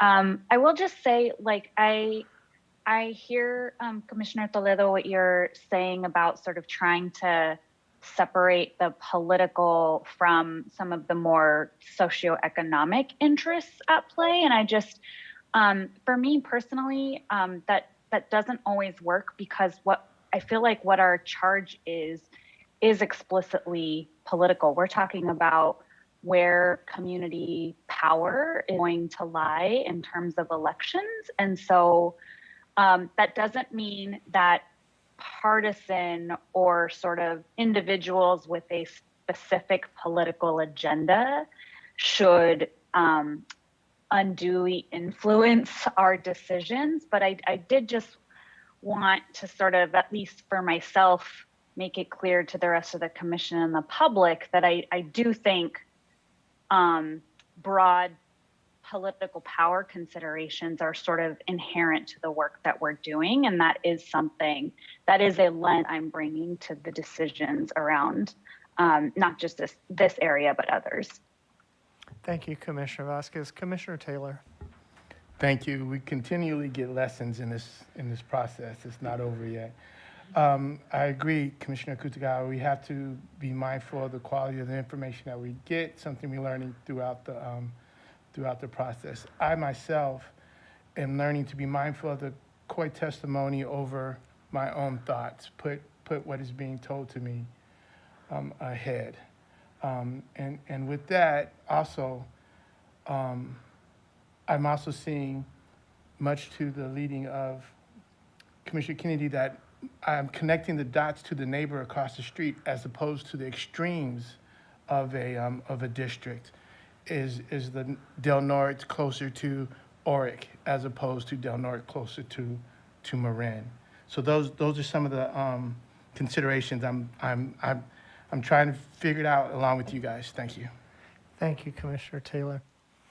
My own sense, and I've certainly been open to listening to all of the arguments on this since the very beginning.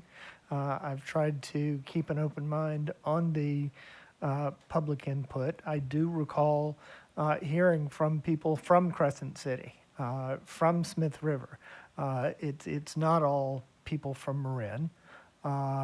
And, you know, to me, I've always said throughout this process that respecting the wishes of Native populations is a high priority for me. I also, you know, hear and certainly respect what Commissioner Toledo is saying as far as healthcare delivery, transportation, and so forth. So, I mean, at this point, I'm leaning towards leaving things as they are. I think if we were looking at needing population in Norca, I would probably be more favorable to shifting Trinity. I think earlier today we actually had Trinity in Norca. I'd be probably more amenable to moving Trinity back into Norca. I don't know a whole lot about Trinity County, but certainly listening to public input, you know, I know it's just kind of difficult to go in any direction from large portions of Trinity County. And you know, if we're looking at the distance from Del Norte to the bottom of the district, you know, I think as one of the colleagues said, I also have to look at the distance from Del Norte to the opposite corner of Norca and look at the differences. And that brings me back to what Commissioner Anderson was saying about the fishing industry. And so, you know, at this point, I'm leaning towards leaving Del Norte as it is. Thank you, and Commissioner Turner. Thank you. Also reading the COIs, I came across a good number of them that actually explain, that speak about the tribes and what have you, and what I wish, and I know we talked about as an upgrade, that we will have comments to know if they meant for which district, what are we talking about, which map type. But this one, Chair, says that they were making reference to our discussions, and this is from earlier, not a brand new submission. One of the commissioners just said before public comment that when we moved to the north, they wanted to revisit the ideal of splitting the Siskiyou County to keep the tribal lands together. They print in all caps, "The tribes are whole now. Splitting Siskiyou County at I-5 will cut the Shasta tribe in two. The Karuk tribe is whole now because," we undid this, "because the northwest corner of Humboldt County has been added to the district with Siskiyou County. If what the commissioner meant was a desire to keep Klamath River tribes together, this can be done by removing the Del Norte and Humboldt counties from the coastal district and including them in a district that reaches to the east. The Klamath River begins in Modoc County."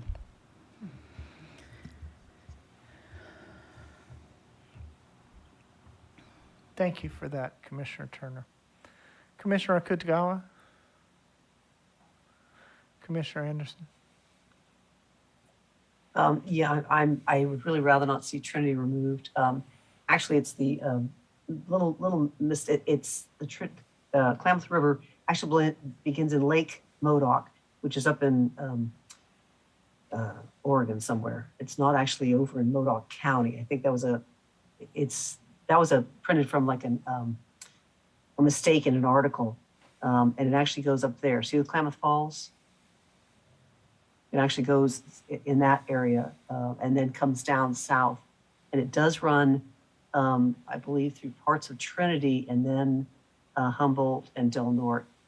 And I'd like to keep all that together, which is watersheds from, I know there are other watersheds as well from Trinity into Humboldt. Okay, thank you, Commissioner Anderson. Commissioner Sinai? Thank you to everybody who's watching us out there. Sometimes, we always get reminded by your quick responses to our conversations that we are in a fishbowl. We have received a couple of quick comments already, and one saying, "Please keep us on the coast. When I travel to visit my family, I go down the coast." And another one saying, "Please reconsider keeping Del Norte, Humboldt, and Trinity counties in the coastal zone. Keep in mind these communities of interest." keeping these counties in the coastal zone and keeping Yurok Karuk tribes together. So both of them are saying keeping them in the coastal. And keeping so we are getting real-time input, and I just wanted to acknowledge them because I know that the far north have said we hadn't looked at this area at all and that we haven't listened to them. So I'm just trying to respect that. Thank you, Commissioner Sinai. Commissioner Kutgawa?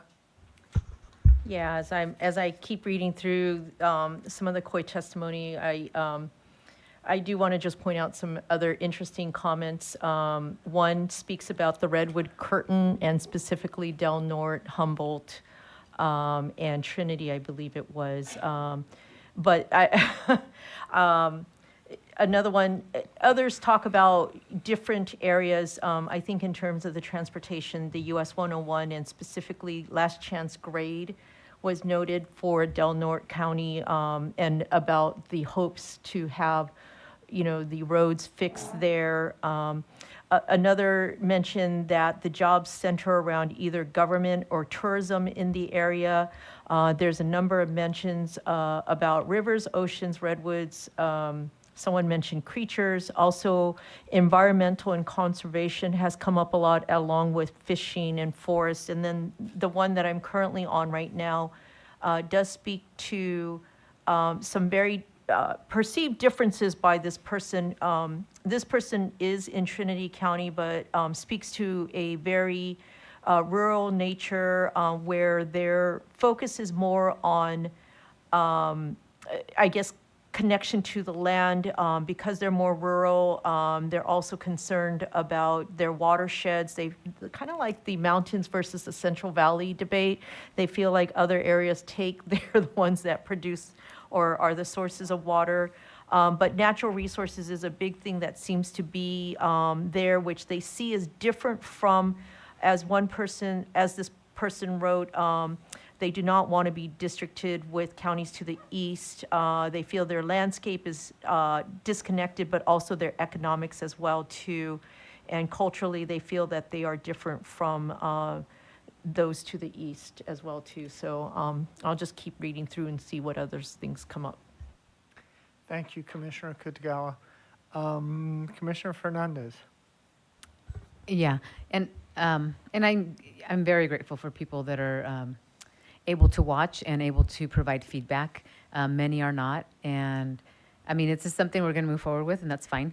But I also don't want us to forget all of the other input that we started receiving back in March, April, May, June. So I tried, but it is what it is. At the end of the day, it's still a fair map. Thanks. Thank you, Commissioner Fernandez. Commissioner Toledo? Yeah, I think for me, it's more about when we look at the community of interest, it's really the community of interest that we've received. It's less about Marin, and I don't think that it's not about Marin. It's about Del Norte and Humboldt. So, and potentially Trinity, Del Norte, Humboldt, Trinity. But most of the testimony that I've seen have been those communities want to be kept together. Less so, even some of these regions actually said we don't want to be with Sonoma and Marin, but it's really about keeping these communities whole. So, I mean, I wouldn't be as opposed if we wanted to shift all three to the eastern portion. But if we want to just shift Del Norte, I don't think that's we'd be breaking up that COI and that community that wished to be kept together. And I think that would be a architectural change, which I would much rather keep it as is. Thank you. Given our how we said we wanted to build a coastal district. Thank you. Thank you, Commissioner Toledo. Commissioner Turner? Just one more, Chair, if you will, because I think it provides a different lens from the area. This particular one speaks about Siskiyou and the coast not being different. They actually said, someone said it was, and they say that's a lie, but they say they're super alike in everything except for how they vote. I'm going to skip some of that, but it says, down here it says also, talking about the forests, this is what I want to get to. The forests are different, that's just wrong. Siskiyou's Cal Forest Industry is one of the largest single employers in the county. It moved from Siskiyou to Humboldt, and it still supplies most of the reforesting seedlings to the coastal redwoods. Similarly, the Sierra Pacific Industry, largest lumber forestry company in the north. It's based in Shasta now, but started in Humboldt. Heck, and talking about the owner, et cetera. I don't know what the commenter was trying to say, but Shasta, Siskiyou, and the coastal counties are much more similar than Sutter and Yolo and the Central Valley. So that's all. Thank you, Commissioner Turner. Commissioner Yee? Yeah, I'm wondering about Trinity, and I'm wondering if Commissioner Anderson could give more reasons for why she's committed to keeping it on the coast. And as I recall, the limited testimony that we received was ambivalent about coast versus inland. It would certainly improve the deviation for NORCA if we could move it.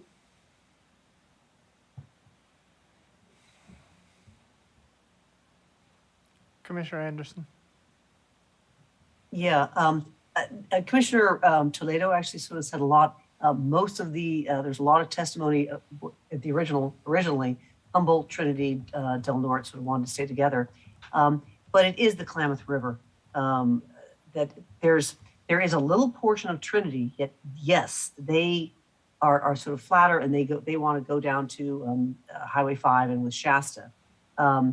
And at one point we even kind of talked, wish we split Trinity County because and that's sort of that east, there's an eastern portion. But if you look at the Klamath River, and this is a tribal thing actually, there are some tribal interests in the Bay Area here who have been fighting to take dams down along the Klamath River for quite some time. Some of that's happened, and it runs through Trinity and then through Humboldt and Del Norte. So it's sort of a tribal thing. The other reason that in terms of if we just take all three of those and move them east, the Emerald Triangle, that's Humboldt, Mendocino parts of Trinity. So and it's a huge business. It's a huge business being taxed. It's going to make our state a lot of money. And that's in those three counties. So. Thank you, Commissioner Anderson. Commissioner Taylor? Yes, thank you, Chair. Based on COI testimony and in agreement with Commissioner Toledo, I would be in support of a Del Norte Humboldt Trinity type of move. Thank you. Thank you, Commissioner Taylor. I looked at the population. So Del Norte, Humboldt, and Trinity would be about 175,000 people, most of that in Humboldt County.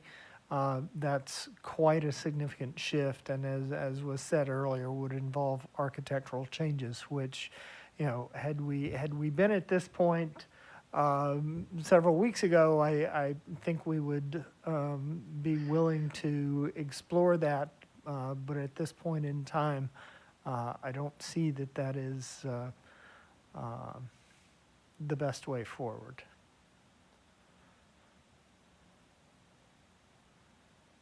Any further discussion on this?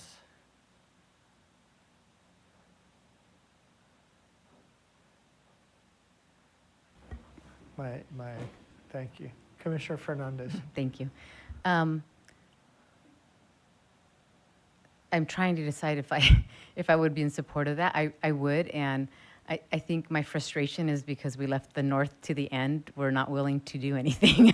So that's very frustrating to me. Because I've been respectful of all of the other areas and open to venturing, and I know that we're late, or behind, but just because we're behind doesn't mean that we shouldn't potentially look at a iteration.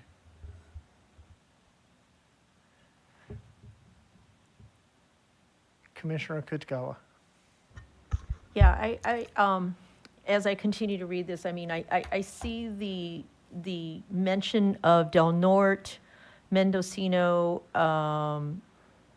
Humboldt, and Trinity. It depends on who's talking, whether they're from Trinity or Del Norte. But I would support an exploration that would look at, is it possible to look at some of these other moves that I think Commissioner Fernandez is advocating for.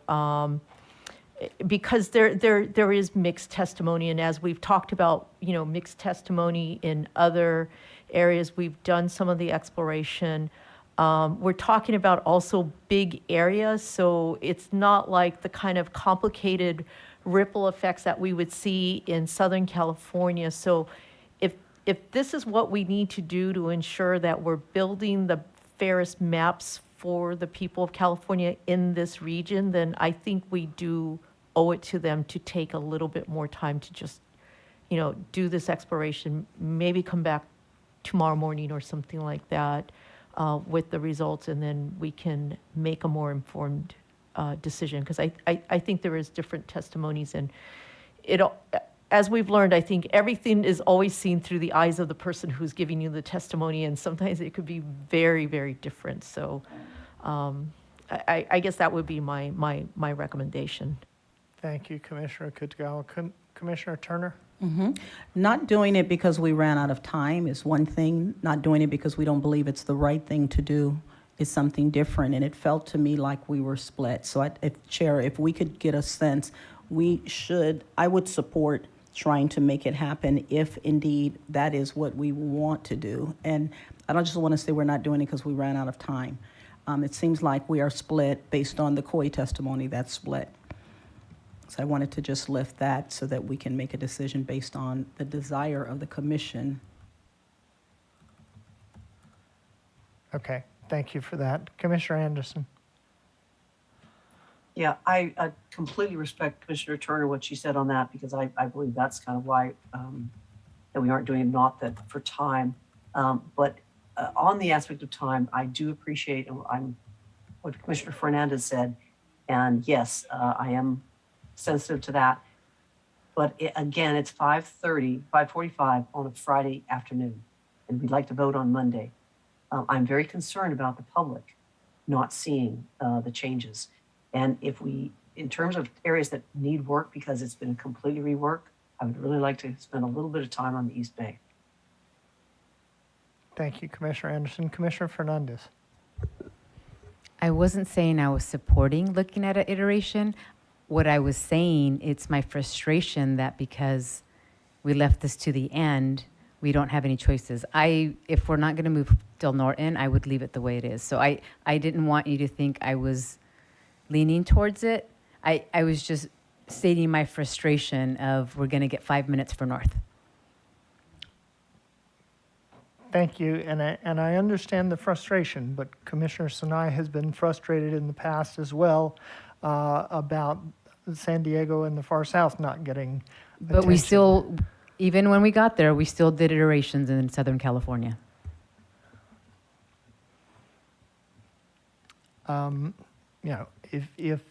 If the commission wishes to go on this exploration, I'm willing to go on the exploration, but we have to understand the implications of that for the rest of our schedule.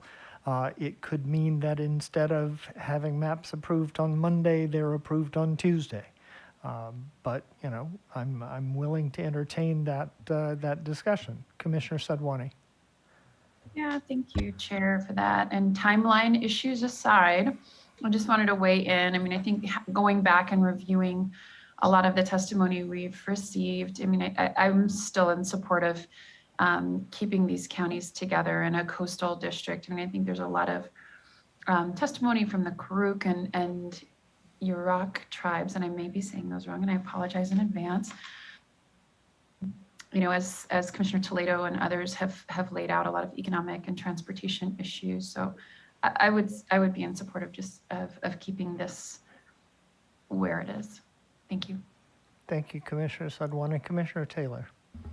Yeah, I've said each time, I have to be consistent. I would be in favor of a targeted exploration. Thank you. Commissioner Kitagawa. Yeah, I would be too. I would, building upon what Commissioner Turner said, I think we would do a disservice to the people in the northern part of California, and I think we will still have time to do at least a visualization. I think if it means that we delay to Tuesday, we built in that time for the just in case, and I would not want to do this disservice. And so I think I would be in wholehearted support of at least doing the exploration so that at least we all know. And I would, I would definitely be in support. Thank you. Okay. Any objection to exploring this? And let's also be clear what it is we're exploring. At this point, we're exploring the possibility of shifting Humboldt, Trinity, and Del Norte from a coastal district to a North State district. Commissioner Anderson. The amount of COI testimony, the greatest amount of COI testimony from this area, excluding Marin, has been Mendocino and Humboldt. And this would split Mendocino and Humboldt. So I do not like this idea. We can explore it. It's going to be a lot of architectural changes. But I really like to see Mendocino and Humboldt on the coast, not inland. Thank you, Commissioner Anderson. Commissioner Fernandez. I am not in support of this. I was making a different point. So just to be on record, thanks. Okay. Commissioner Toledo. I just would keep what we have at this point. Thank you. Thank you, Commissioner Toledo. My sense of the will of the commission is that in general, we believe that it is best to leave the Senate district as it is for a variety of reasons. We have said that we are willing to undertake an exploration, but it would involve significant architectural changes. We do have the flexibility in the schedule, but in the end, it seems that the determination that the best end result is to leave us where we are would indicate that our best path forward is to leave things as they are. Commissioner Kutagawa, Commissioner Taylor, I believe your hands are just still up. Okay, thank you. Commissioner Fernandez, are there other areas in the north that you had wanted to take a look at? I believe that was it. Just one last time, Kennedy, right? Kennedy's with us. Yes. Can you just go into the Yolo Solano? Yeah, I think I was okay with all of that. I don't remember receiving any testimony that would be opposite. Yep, I'm good. Thank you. Okay.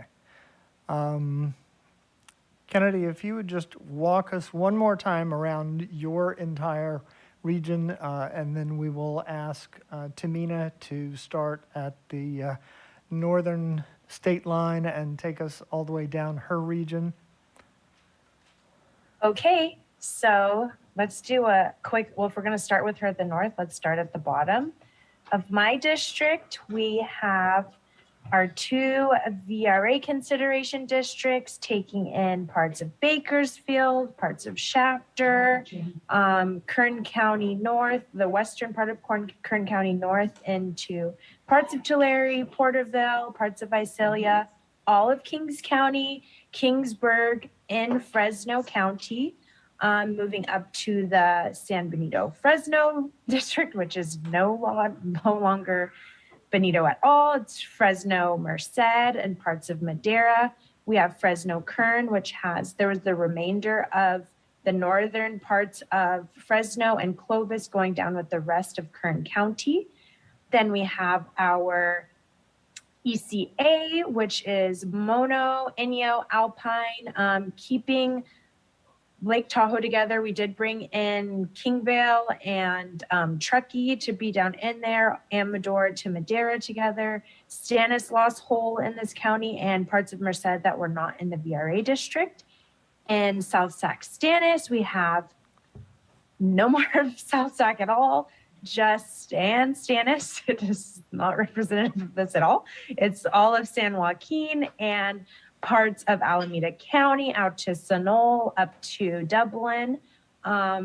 Then moving north into Sacramento, we have Oak Grove, Vineyard, Florin, the city of Sacramento altogether, as well as McClellan Park, and Rio Linda, North Highlands. And then and Sacramento's kind of split in a east-west version. And so on the east side, we have the southern part of Sacramento County, Galt to Clay, up to Folsom, out to Antelope, up into Placer County, Rockland, Roseville together, and Newcastle. And then we have the rest of, then we have the Auburn area up to Alta, going north into the North districts where we're looking at, which does have Nevada and Sierra together. There's Plumas, Butte, Suter, oh my goodness.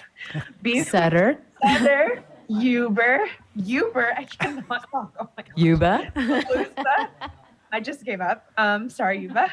Calusa, Glen, Tehama, Lassen, Modoc, Siskiyou, and Shasta all together.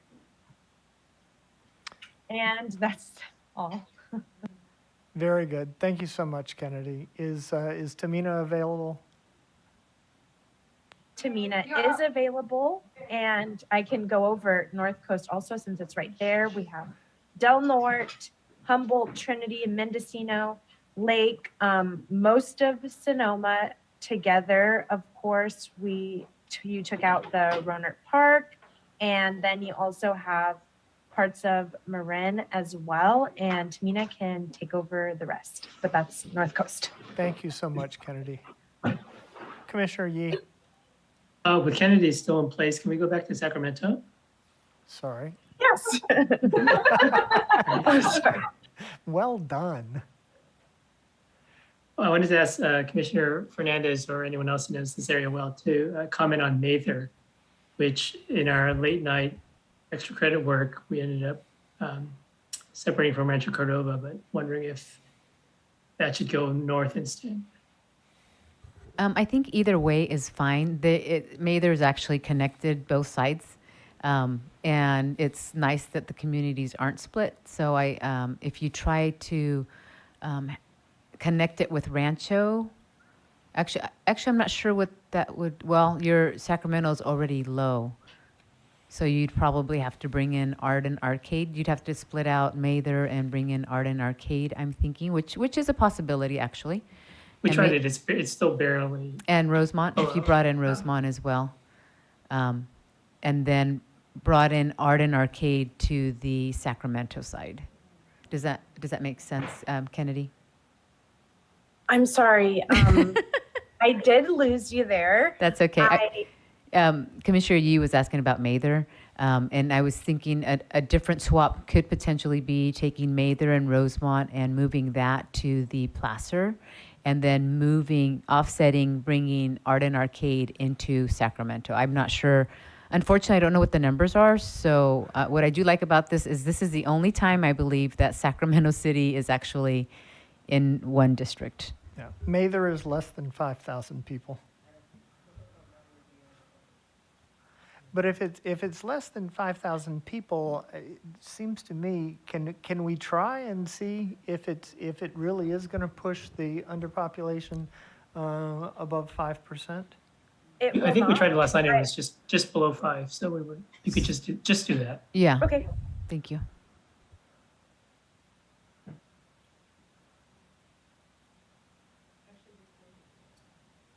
Commissioner Akutagawa. Yeah, before you make that change, I also want to just lift up that there is a Syrian-Afghan refugee COI between Arden Arcade and Carmichael.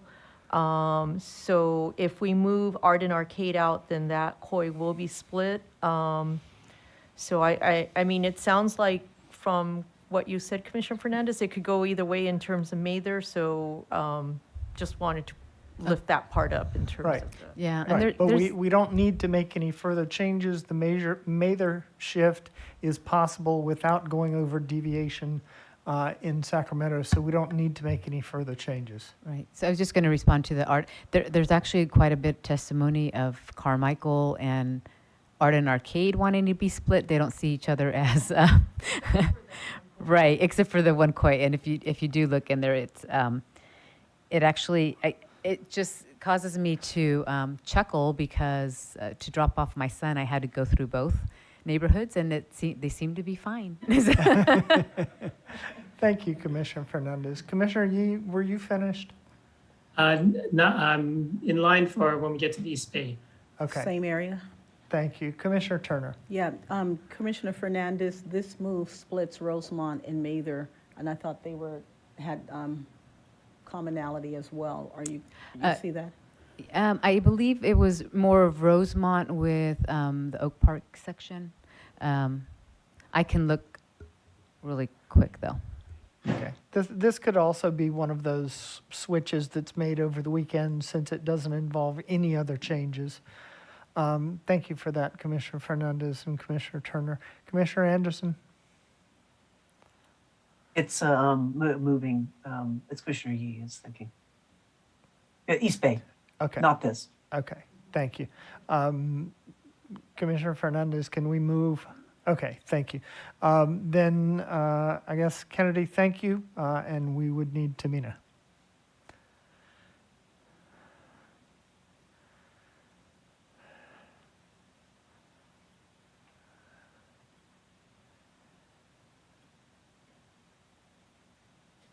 Okay. So, Tamina, just talk us through the East Bay area, and then we will have Commissioner Yee and others chime in. Certainly, Chair. So we have the Napa Byron district, which I believe was already discussed, but has a little of the East Bay, so we'll put that in there as well. So just the East Bay sections that are in Napa Byron are the East Contra Costa cities of Bethel Island, Oakley, Knightson, Brentwood, Byron, and Discovery Bay to complete this Delta Koi. We have SD 80 Core, which takes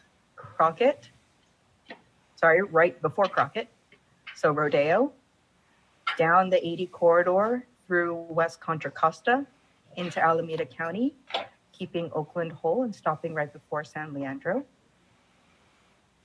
We have Cocoa, which has San Leandro and the Eden unincorporated areas, comes up into Contra Costa, has the 680 corridor up to the 4, including La Miranda, and the 4 over to Antioch. We have Sac-Stannis, which you may have gone over already, but the Dublin, Livermore, Pleasanton, Koi with Sunol to Mountain House and Tracy. We have Eden Tech, which has Hayward, Union City, Newark, Fremont, all intact, along with Milpitas, the northern area and Berryessa areas of San Jose, Santa Clara, and Sunnyvale. And stretching the definition of East Bay, we have the San Jose district, which has the balance of San Jose with Gilroy, San Martin, and Morgan Hill, and Lexington Hills.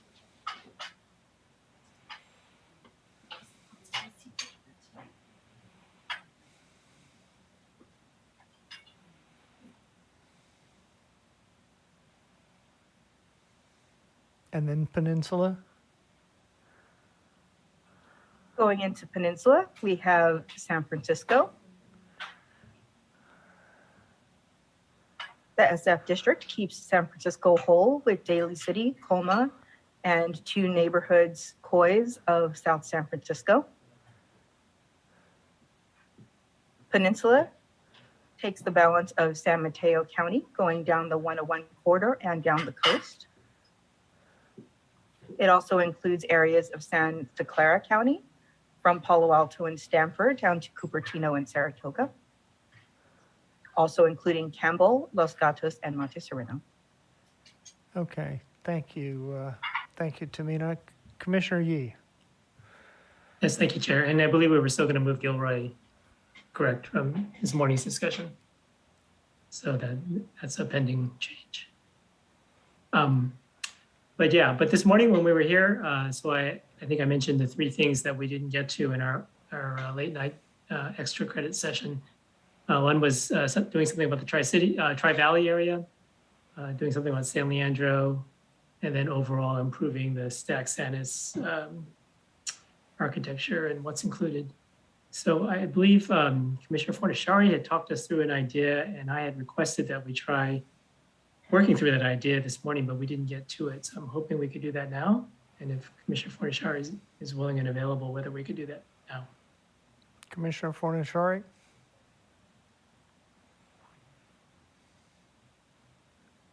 Yes, so, and Tamina, please feel free to tell me if I'm going off the rails here. So just roughly the idea is to keep the Tri-Valley together. I was thinking with the deviations were a little bit different in the east, that maybe we try to bring Danville and San Ramon down. I don't, just in my thinking of that, I don't think that would work. So, if we think about moving Pleasanton, Livermore, and Dublin up, that's about 240,000 people. So in order to make that work, we could move the Bethel Island, Oakley, Knightley, Discovery Bay into Saxton, but we'd probably also have to move Antioch into Saxton. That move would also probably overpopulate Cocoa. So I would guess, and I'm just guessing, that would require, and underpopulate Napa Byron.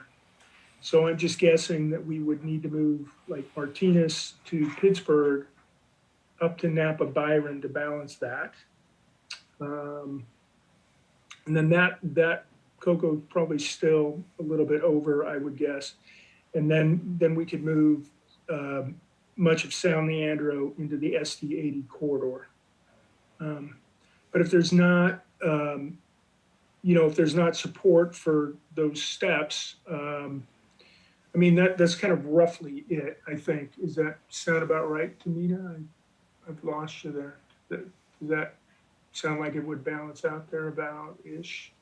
Almost. In putting the San Leandro in that area into SD80 corridor, what are you taking out? Well, we're putting 250,000 people in to Cocoa, and then we're taking about 250,000 people out, right? But I think we can still move some of San Leandro and make that work, make that balance. Right, and you want to move that part into SD80 core, right? Yeah. So what are you taking out of SD80 core? Nothing. They're negative. That's not gonna work. Yeah, they're negative. Not all of San Leandro, just some of it. Okay. Is that not going to add up? Happy to try it. No, but I don't want to go down this road. I think Commissioner Anderson has some ideas too, but I wouldn't go down this road if there's not support for moving Martinez to Pittsburgh into Napa Byron, and/or moving, the Delta Contra Costa cities in Antioch into Saxton. So if we don't have that support, we can still do the San Leandro thing either way. But if we don't have that support, then I don't see it, unless you see a different way to do this. Thank you, Commissioner Fornashari. Commissioner Anderson?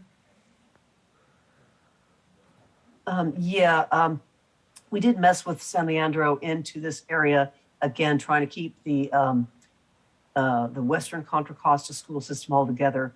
The only one that you can kind of pull out of there is Rodeo, but has no population, so it's kind of insignificant. And I believe Commissioner Yee might know about this.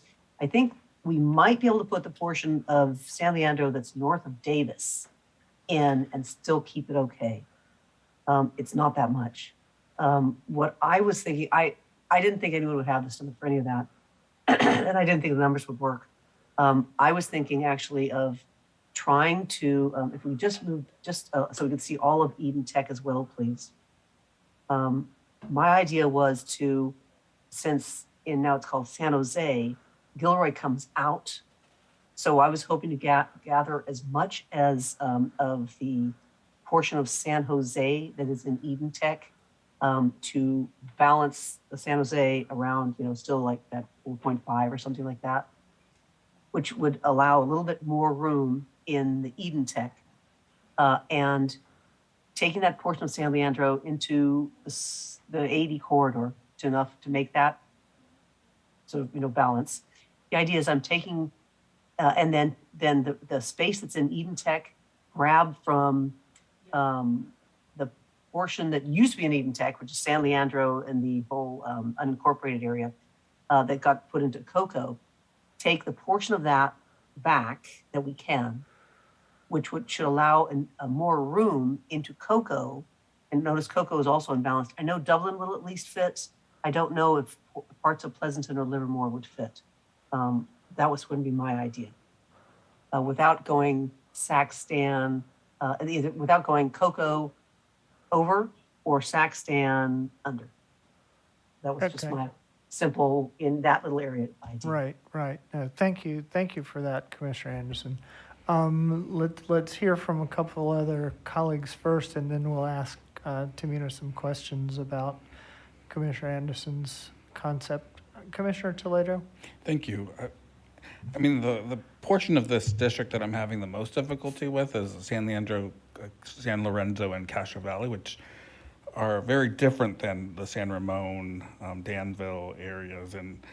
But I'm also looking at the areas around it, and the rotations to get there would be difficult because of the amount of population there. If there was a way to do it without having to impact the northern portions of the Cocoa area, then might be open to some exploration. But keeping the Tri-Valley area whole and making this other change seems like it would be difficult to do. Thank you. Thank you, Commissioner Toledo. Commissioner Turner? Thank you. I have very little energy around making this swap and this change. But I raised my hand to talk about Gilroy and the move supportive of Gilroy. But to me, it seems like if we're going to move Gilroy, we should be moving to get it some kind of way connected with Watsonville and those other areas as opposed to San Jose. Thank you, Commissioner Turner. Commissioner Fornashari? So I guess from my perspective, if we're not going to put the Tri-Valley together, then I would honor the county line. I wouldn't try to move Dublin. I'd leave Cocoa and Sexton the way they are. And then work on San Leandro. I don't think moving Dublin to Cocoa puts the Tri-Valley in any better state than the split that it has now. Thank you, Commissioner Fornashari. And Commissioner Anderson, sorry. with regard to Gilroy, Yes. I can see both sides of that question. If we left it in Santa Clara County, it'd be the first time it's in with Santa Clara County, I think, in all our maps. If we moved it, it would be with Watsonville, Salinas, and Hollister.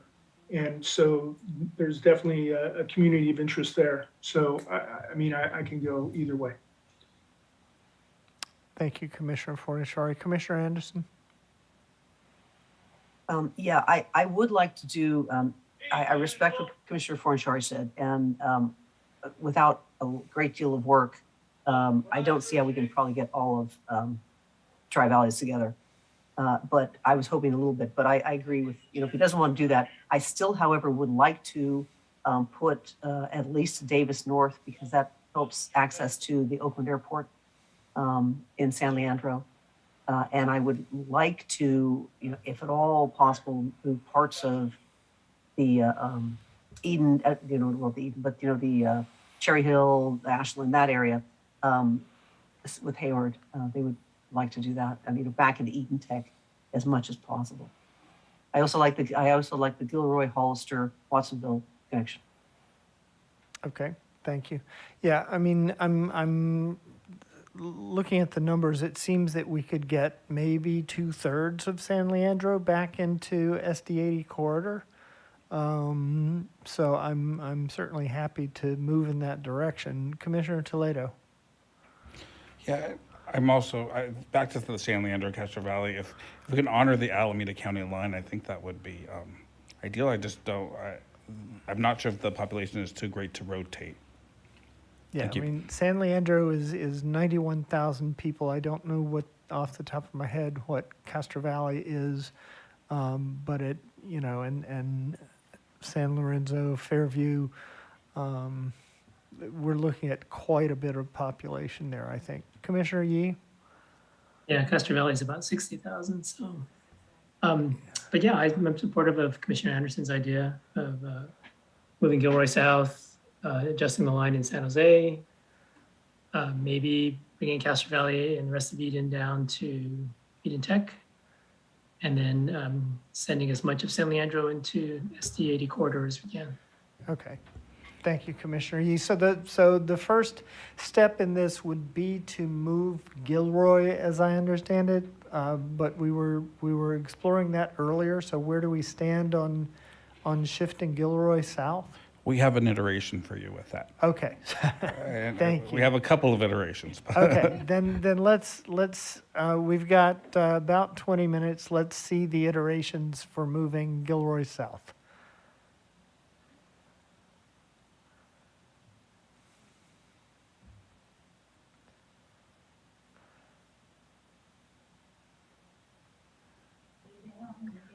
Okay, so our first iteration for moving Gilroy south actually redraws the Mid-Coast District to take in part of this. It looks very similar to what we did in Congress.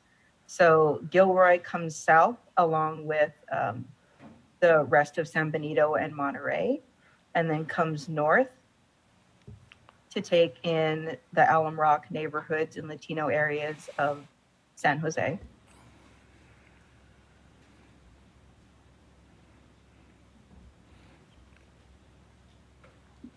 So maybe I should introduce some of these. So we have a couple of iterations, and one of these is very, we were just kind of exploring and kind of thinking like just big picture, and some of these are more conservative, and we'll get to the conservative ones next. But this was just thinking, what if the maps look closer to our congressional, but then we had other iterations as well. So don't worry.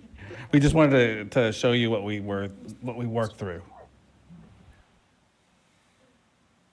Okay, so the second is, this one does not address Gilroy. The second iteration is merely taking Gilroy itself.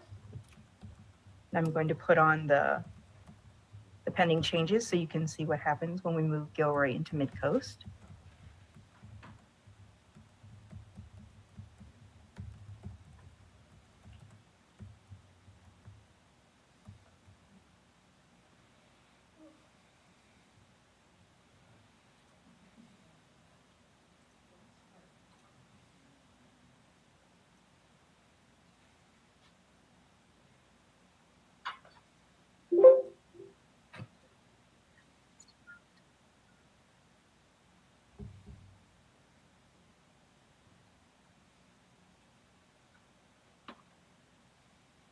So Gilroy into Mid-Coast was the second option that we looked at in taking into Gilroy and then cutting at the top here of Santa Cruz County.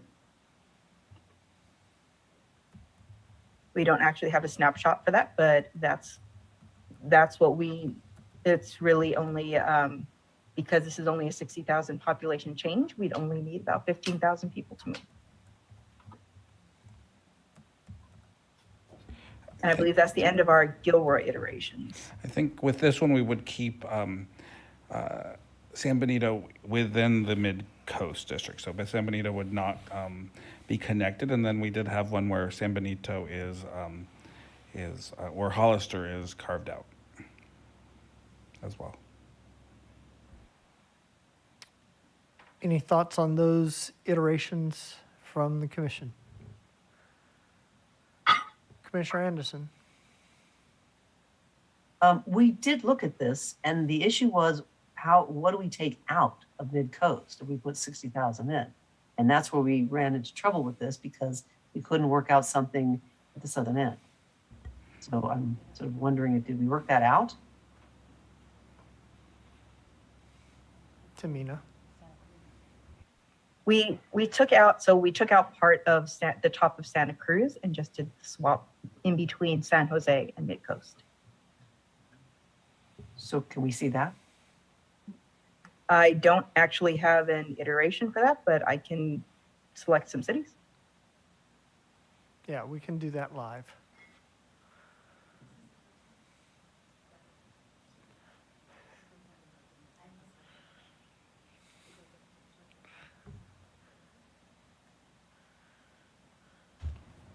The number 2 is like the congressional one. Commissioner Fornashari.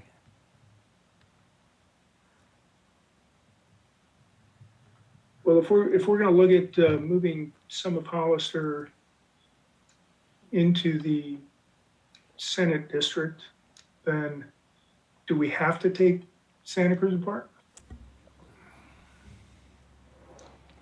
And I mean, so I guess at this point, we've carved up Santa Cruz pretty viciously in all of our other maps.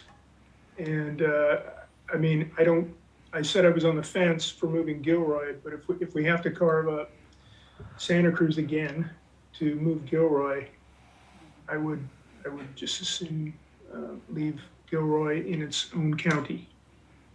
Thank you, Commissioner Fornashari. Commissioner Toledo.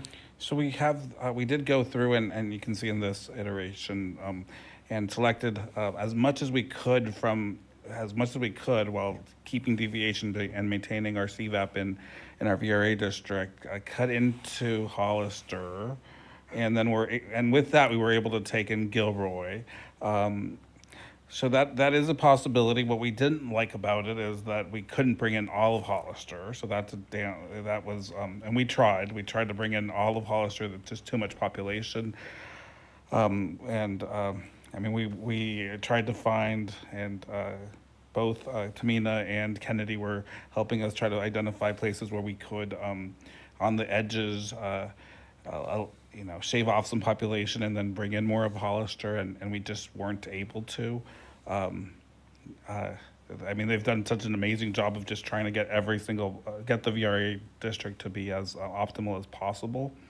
So our choices are, we dip into San Benito, we get most of Hollister, but not all of it. That would allow us to bring down Gilroy, but we would leave out a portion of Hollister, and Hollister is where the majority of the San Benito population lives. So that's I think some of the challenge that's complicating all of this. Certainly we can do that, and it would protect some more people, get them into the VRA district, protected groups, and allow us to go into Gilroy, and that may be a possibility. We just wanted to bring to the group what we were able to achieve within about an hour's worth of time, and we did explore many options. So that is a possibility, bringing in some of San Benito. And if we zoom out, you can see what the district looks like. So it's Merced, the Fresno area, and a little piece of San Benito in the corner, which I don't know how I feel about taking so much of San Benito, so much of the San Benito population out of the county of San Benito and Monterey County. So that's that's why we started looking at a more extreme option, which would be to create something more like what we have in the Congress, but that also would be very challenging and would require some architectural changes, as Tamina has presented earlier. Thank you, Commissioner Toledo. And I have to say that, looking at this and considering it more carefully, I was one of the ones who was wholeheartedly in favor of finding a way to get Gilroy into Mid-Coast. But to me, it seems to lose a lot if we're then going to turn around and get rid of Hollister, because I thought part of what I would like to try to do was unite Gilroy, Hollister, and Watsonville, and we end up not being able to do that if we're then taking most of Hollister away. Other colleagues, thoughts on any of the iterations that have been presented? Commissioner Anderson. I'm with Commissioner Forshari. This is, the idea was the Gilroy, Hollister, Watsonville, Salinas. and Salinas. This doesn't work for me. Leave Gilroy. Yeah, thank you, Commissioner Anderson. Commissioner Turner. Yes, the exact same way, Commissioner Kennedy. I wanted Hollister with Gilroy. Yeah. Thank you, Commissioner Turner. Commissioner Sadwani. Yeah, could we just, Tamina, could we see the other option one more time? Apologies.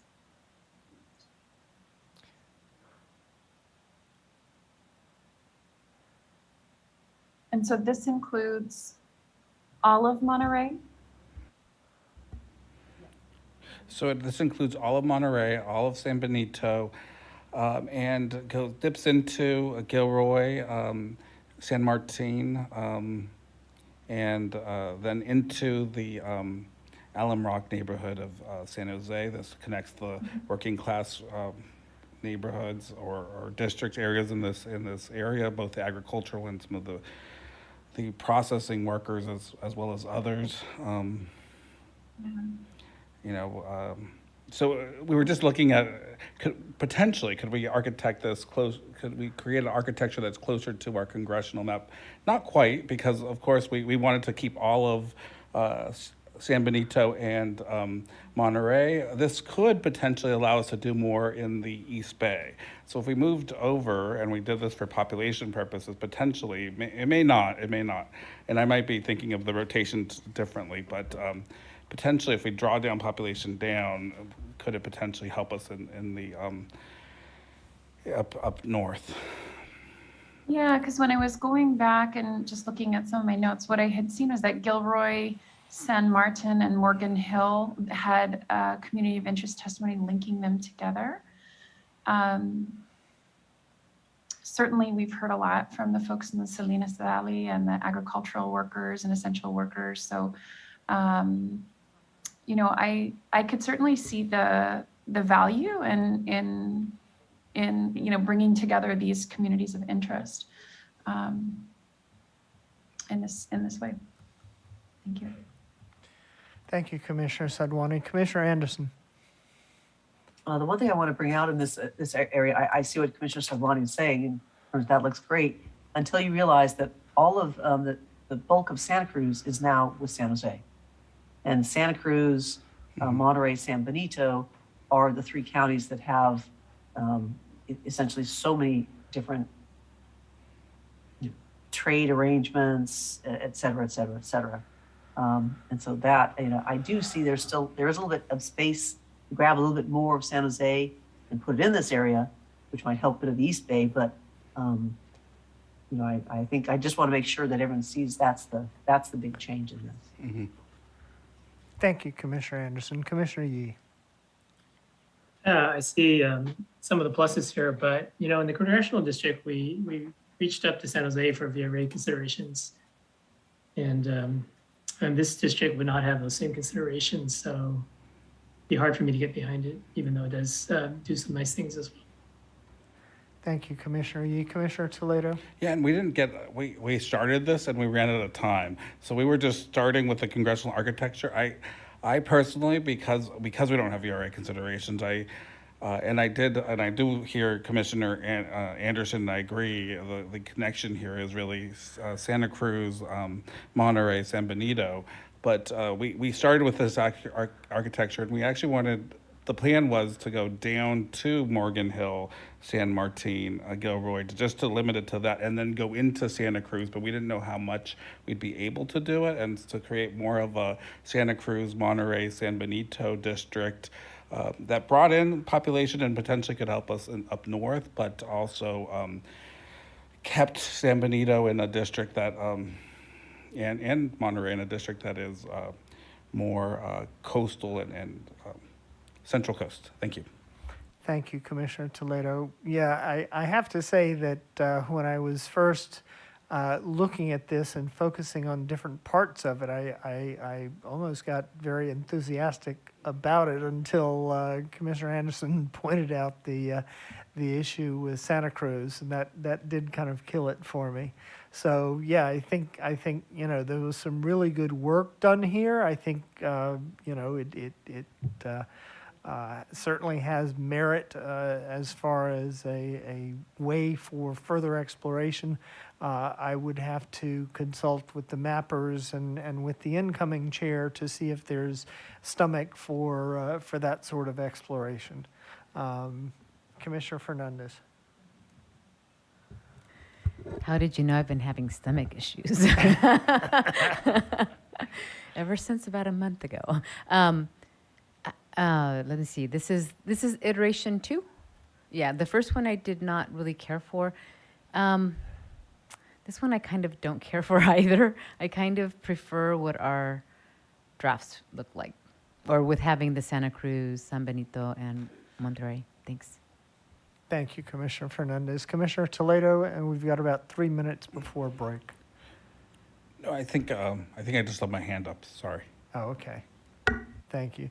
Any further discussion of this? I mean, we've made some valiant efforts. Certainly appreciate the mappers' willingness to work on this. I think we had some really good ideas, but in the bigger picture, we just weren't able to carry them all the way through to where we needed to get to in order to implement them. I don't know if other commissioners have further thoughts, but again, certainly want to thank the mappers for going with us on these multiple journeys. Always a pleasure, Chair. Thank you, Tamina. Okay, Commissioner Anderson. Yeah, I appreciate that, and I'm so sorry that we didn't come up with something on that. Are we going to venture further into the idea? It doesn't have the 60,000, but it might be able to do something with San Leandro in that area, or we're gonna. I don't know if that would move it till tomorrow, I guess. So that's my question. Yeah, I mean, you had a very specific suggestion of where to move the line to, and we do have 2 minutes to go. So if Tamina, you want to move the line to that point that Commissioner Anderson had indicated, let's go for it. And Tamina, I think does that possibly match up? Well, we did certainly try that one time before. I don't know if we did an assembly or something or other. But it would be take it down to Davis, which is essentially the 112. See that up there? Right. And once you hit Washington, the word San Leandro, I would go up to the river. And Commissioner Yee sort of walked through this before, and so I don't know if you want to. Sure, let me try that. Hold on a second. Yeah. Thank you. And meanwhile, we'll hear from Commissioner Yee. Yeah, that was an idea when we needed just a little bit of San Leandro for one of the iterations. But if we're going to do this, I think I would try to move as much of San Leandro as possible. If we can get the majority of it into SD80, I think that would be preferable. Yeah, I think from the population numbers, we'd be able to take about 2/3 of it. So 60,000 of the 91. So Tamina, let's see if we can pull together approximately 60,000.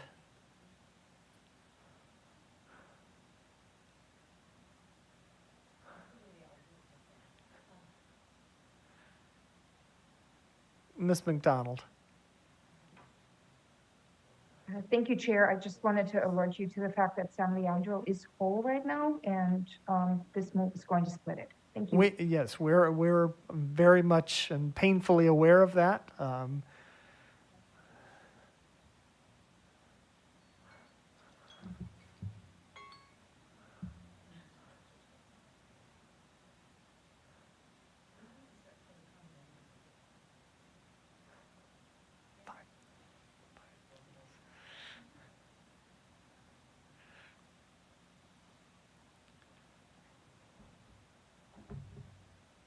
Okay. Tamina, can we leave you to work on this? We need to take a 15-minute break. When we come back, it is time for public comment. We will take about 5 minutes to finish this up and then turn to public comment. Yes, Chair. Thank you, Tamina. So Katie, could you go ahead and read the instructions? And Christian, we are on break now until 6:45. Thank you, Chair. In order to maximize transparency and public participation in our process, the commissioners will be taking public comment by phone. To call in, dial the telephone number provided on the live stream feed. It is 877-853-5247. When prompted to enter the meeting ID number provided on the live stream feed, it is 859-3298-9398 for this meeting. When prompted to enter a participant ID, simply press the pound key. Once you have dialed in, you will be placed in a queue. To indicate you wish to comment, please press star 9. This will raise your hand for the moderator. When it is your turn to speak, you will hear a message that says the host would like you to talk and to press star 6 to speak. If you would like to give your name, please state and spell it for the record. You are not required to provide your name to give public comment. Please make sure to mute your computer or live stream audio to prevent any feedback or distortion during your call. And once you are waiting in the queue, be alert for when it is your turn to speak. And again, please turn down the live stream volume. And we will be back at 6:45.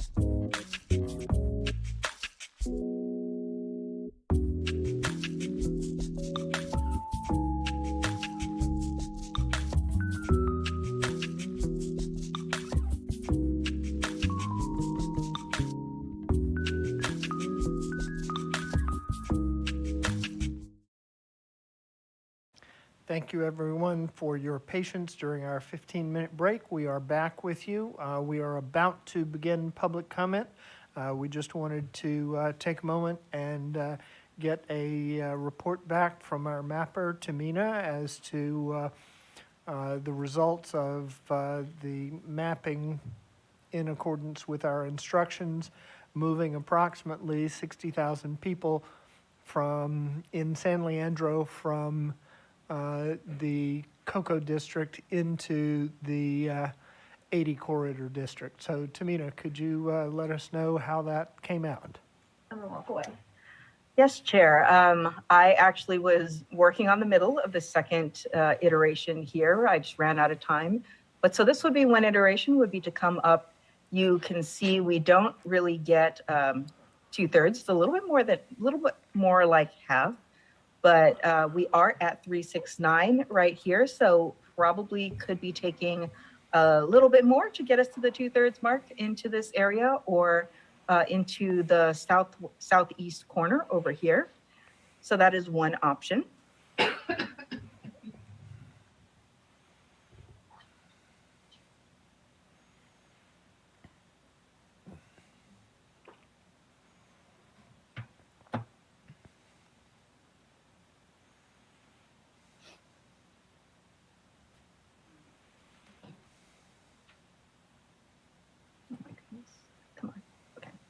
And then a second option would be, I'll turn on that layer again so we can see where we are.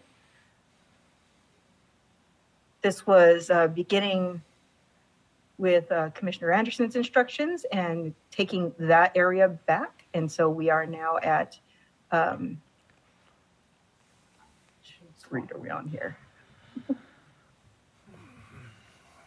So we are coming down Marine and then coming down Merced to Wicks, and then over across the canal. But in this one, we have left Cocoa underpopulated. Yes, in this one, this is getting as much of San Leandro as possible into SD 80 core. So this would make Cocoa underpopulated. Whereas the other one did not bring as much population into 80 Corridor and left Cocoa within permissible deviations, if I recall correctly? Yes, Chair. Thank you. Did you have anything else to share with us? Not this time, Chair.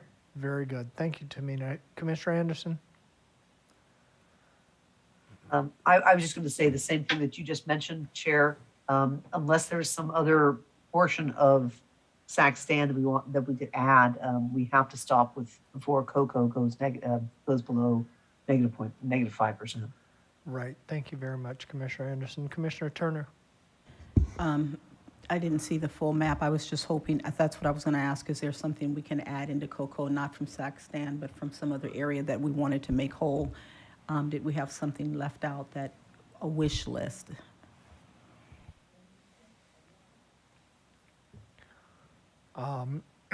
Well, this would be where we would be able to come south of the Alameda County line in the Tri-Valley, but not clear how much we would be able to do there. Did you have a further question, Commissioner Turner? It went the wrong way, no. Okay, thank you. Commissioner Fornaciari? I was just going to say that some of Contra Costa County is in Napa Byron. They're in the east Contra Costa County. So there could be an opportunity to bring some of those cities back into Contra Costa County to bring that deviation, because Napa Byron is almost at 5. Okay. I really don't want to eat into the public comment time, but that does sound like a potential exploration that would be useful. Commissioner Yee. Yeah, I'm sorry. if others have an appetite for continuing this, that's great.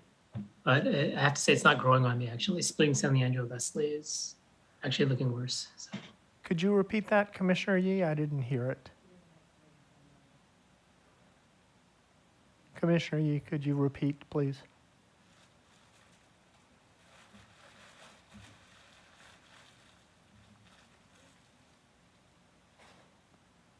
Okay. Commissioner Fernandez. No, I was just going to say that I believe Commissioner Yee said that splitting San Leandro, he wasn't in favor of that, correct? That's right. I'm sorry. I had to switch computers. Yeah, I'm saying this is not growing on me.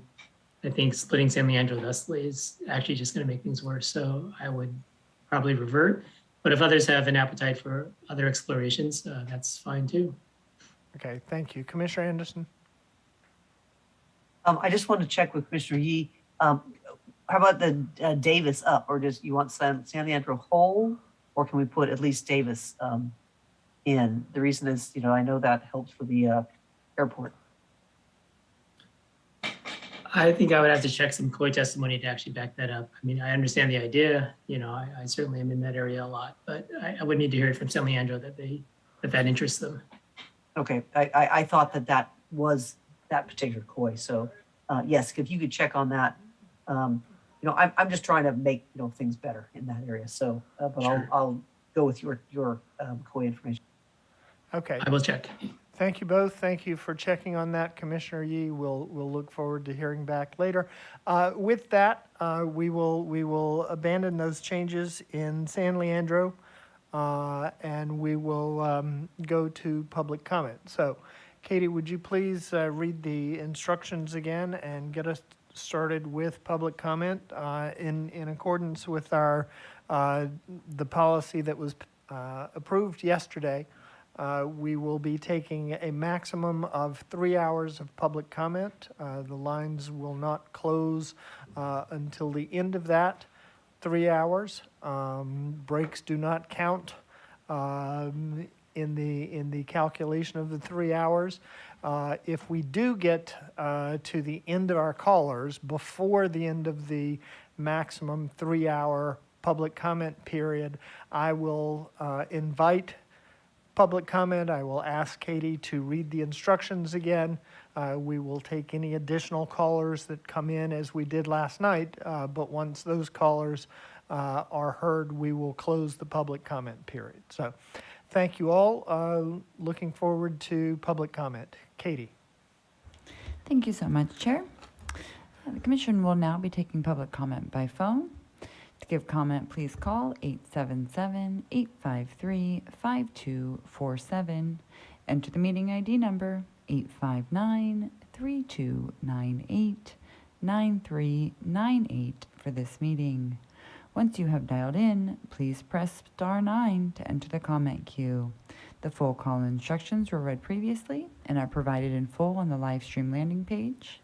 And one more time, for those that have not done so already, please press *9 to raise your hand indicating you wish to give comment. Our public comment period is 1 minute and 30 seconds. Please, we will be giving a verbal warning at 30 seconds and 15 seconds remaining. I will be identifying you by the last 4 digits of your telephone number. Please be alert for when it is your turn to speak. And let's get started. Right now we have caller 0983, and up next after that will be caller 2714. Caller 0983, please follow the prompts. The floor is yours. Hello, Commissioner. While I want to thank Commissioner Anderson, Kennedy, and Swani for hearing us, I also want to express my appreciation to you three for acknowledging us, for having little Saigon back. I watched the meeting last night and I was really upsetting to me that what, regardless what we have said for a month, Commissioner Akutawa it's still trying to put area that we are asking not to put into the refuse here our place. You have done it for the senator and congressional districts, including Huntington Beach, which Little Saigon. We know you can do it for the assembly as well. Give a population limit just on up north Garfield Street, stop at Seapoy Street in Huntington Beach to Little Saigon. You can do this to remove Stanton east of Garden Grove. This gives you enough population to add north Huntington Beach to Garfield Street. Please, please help us commission to give Little Saigon a congressional member, senator, and assembly member to fight for our family and children for the next 10 years. Thank you, and have a good night, Commissioner. Thank you so much. And right now we have caller 2714, and up next after that will be caller 2931. Caller 2714, please follow the prompts.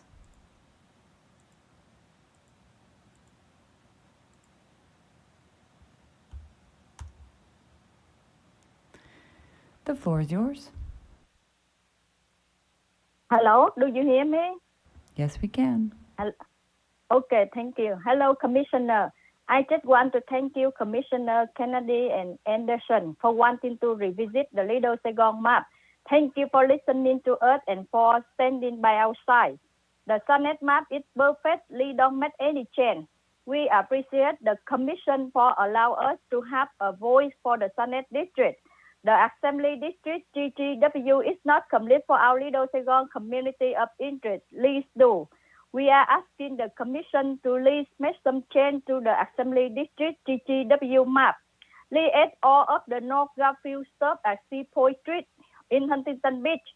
You can remove it of Gun Road and Stanton because we have nothing in common with these two cities.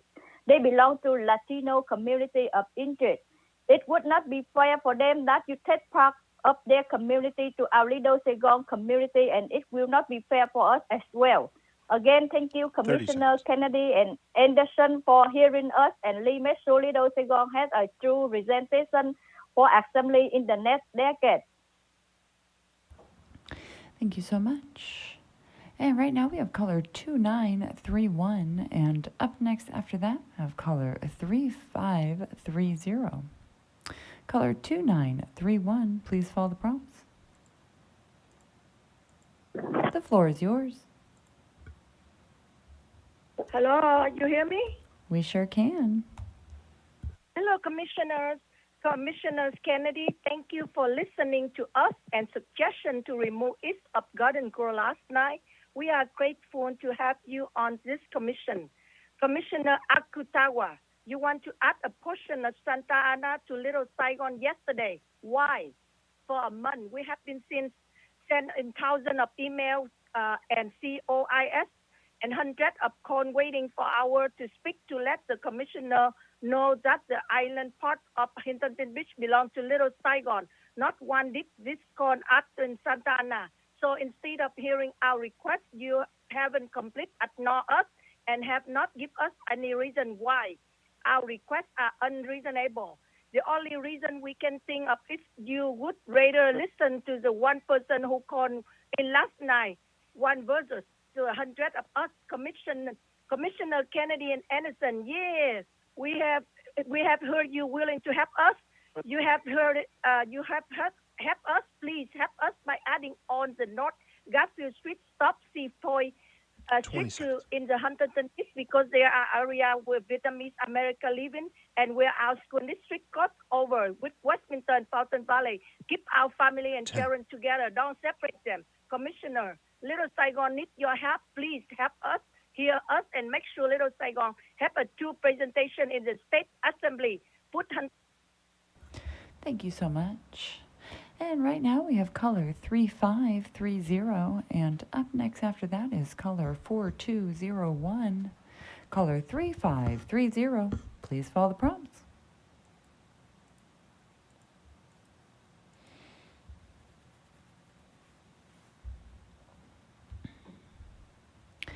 And one more time, caller, oh, there you are, the floor is yours.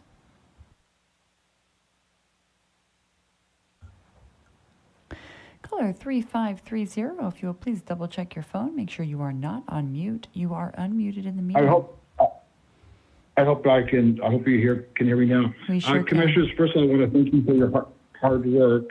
And I'm calling tonight because I hope that you've abandoned the ill-advised plan to carve up Hollister and put it in Merced County. That's really important for a small county like San Benito. There's only 64,000 of us, and most of the population is actually in Hollister. If you take the majority of population out of Hollister, you've left us really with not much left in terms of population. Hollister is not just our county seat; it's also our economic seat. It's also our social and cultural center. San Benito County, you're right in your deliberations in making Gilroy, Hollister, and Watsonville together. They should be included with Salinas and the Salinas Valley. It's really important that you keep us together with Latino and farm worker community in Salinas and Salinas Valley. Once again, thank you for your hard work, and thank you. Thank you so much. And right now we have caller 4201, and up next after that is caller 6880. Caller 4201, please follow the prompts.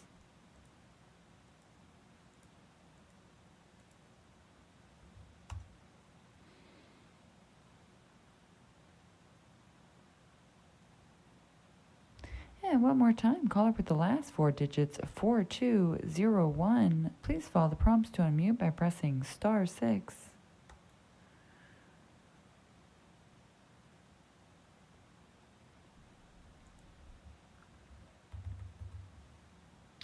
I do apologize, caller 4201. You appear to have some type of connectivity issue at the moment. I do have you down for a retry. I will come back around. Right now we have caller 6880, and up next after that will be caller 8224. Caller 6880, please follow the prompts.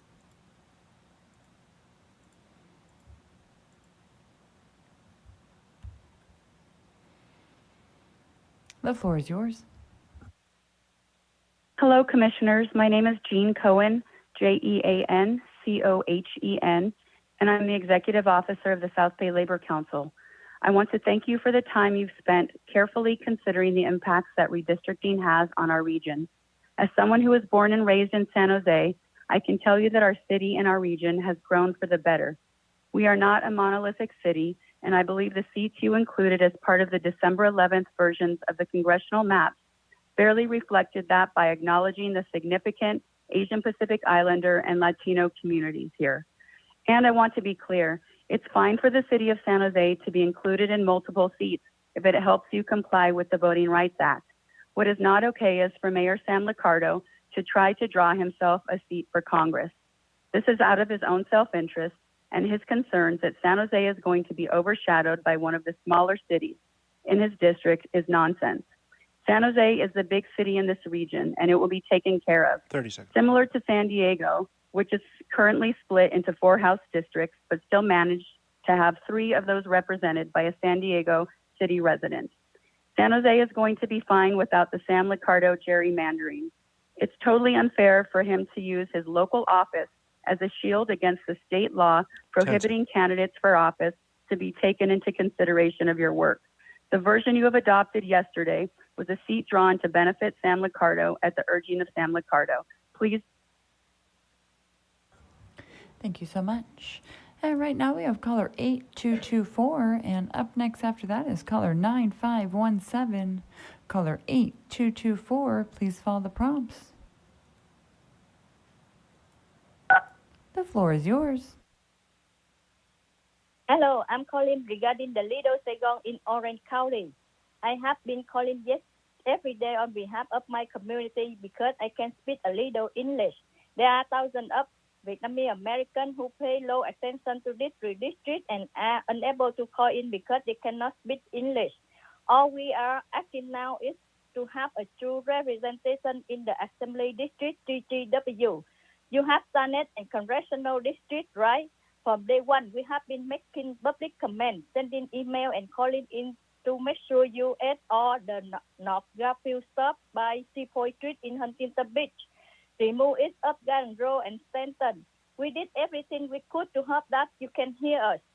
It's not hard to put the inland park of Huntington Beach with Little Saigon. Huntington Beach is current with Little Saigon in all seats, and all we are asking is to continue this way. I just want to thank you, Commissioners Sawani, Anderson, and Kennedy for hearing us.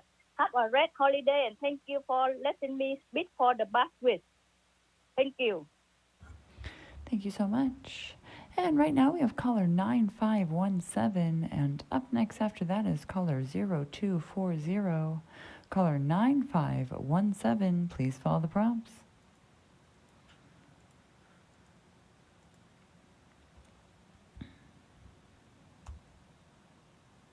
The floor is yours. Yes, good evening, Commissioner. When you look at the assembly map tomorrow, please add Huntington Beach to the assembly GGW map. All we are asking, if we cannot have the whole Huntington Beach, is just add all of the north of Garfield. You can use Garfield Street in Huntington Beach as the dividing line. Little Saigon doesn't belong with Stanton or east of Garden Grove. Please take Stanton and east of Garden Grove out of our area. Commissioner Kennedy, Anderson, and Shawani, thank you for hearing us, and we are grateful to have you both on the commissioner. Thank you very much, and good night. Thank you so much. And right now we have caller 0240, and up next after that would be caller 9277. Caller 0240, please follow the prompts.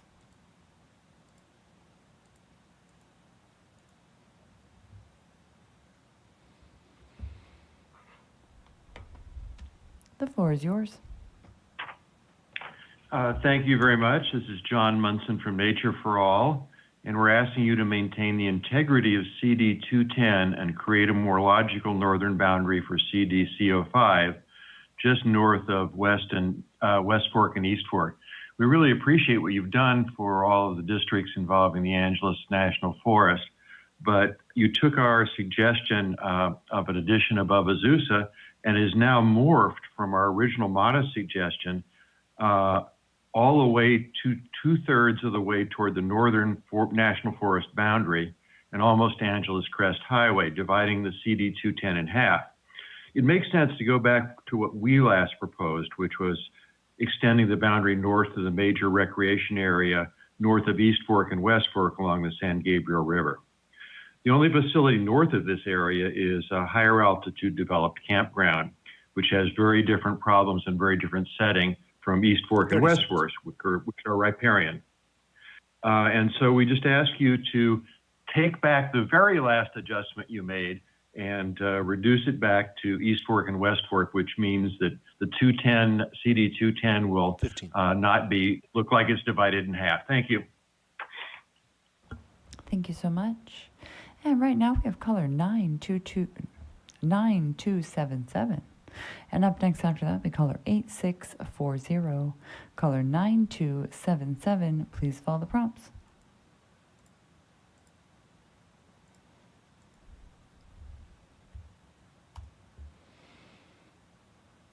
The floor is yours. Good evening, Commissioners. I'm Dr. Sheila Bergman, the Executive Director of UCR Arts, which is the California Museum of Photography and Culver Center of the Arts located downtown Riverside. I'm writing to urge you to adjust the State Assembly District boundaries that encompass the University of California Riverside, located at 900 University Avenue, Riverside. In the current SWRIV map, iteration dated 12/8/2021, UCR as a community of interest is split from the greater Riverside area. Tomorrow, when you review the Assembly District maps, I encourage you to consider maps submitted by campus architect Jacqueline Norman under comment 40611 as a part of the official record that includes shape files and maps for your reference. The City of Riverside and UCR actively partner on various initiatives, including a significant arts, innovation, and economic development corridor. UCR Arts in downtown Riverside and AmeriCorps University East Side Community Collaboratives, to name a few. Students living off campus typically live in the city of Riverside throughout the University Avenue corridor, and they also work and do research there. I can't imagine bifurcating the main campus from its other centers, businesses, clinics, where students and faculty conduct critical work. I appreciate the Commissioner's attention to this request. Thank you. Thank you so much. And right now we have caller 8640, and up next after that will be caller 5944. Caller 8640. Please follow the prompts.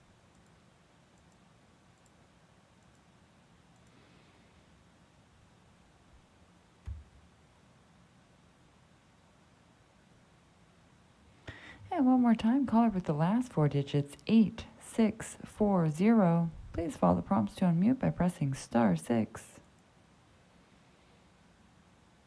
The floor is yours. Hello? Yes, hello. Yes, hello. Hello. Thank you, Commissioners. My name is Linda Ryman, and it's spelled LindaReimann.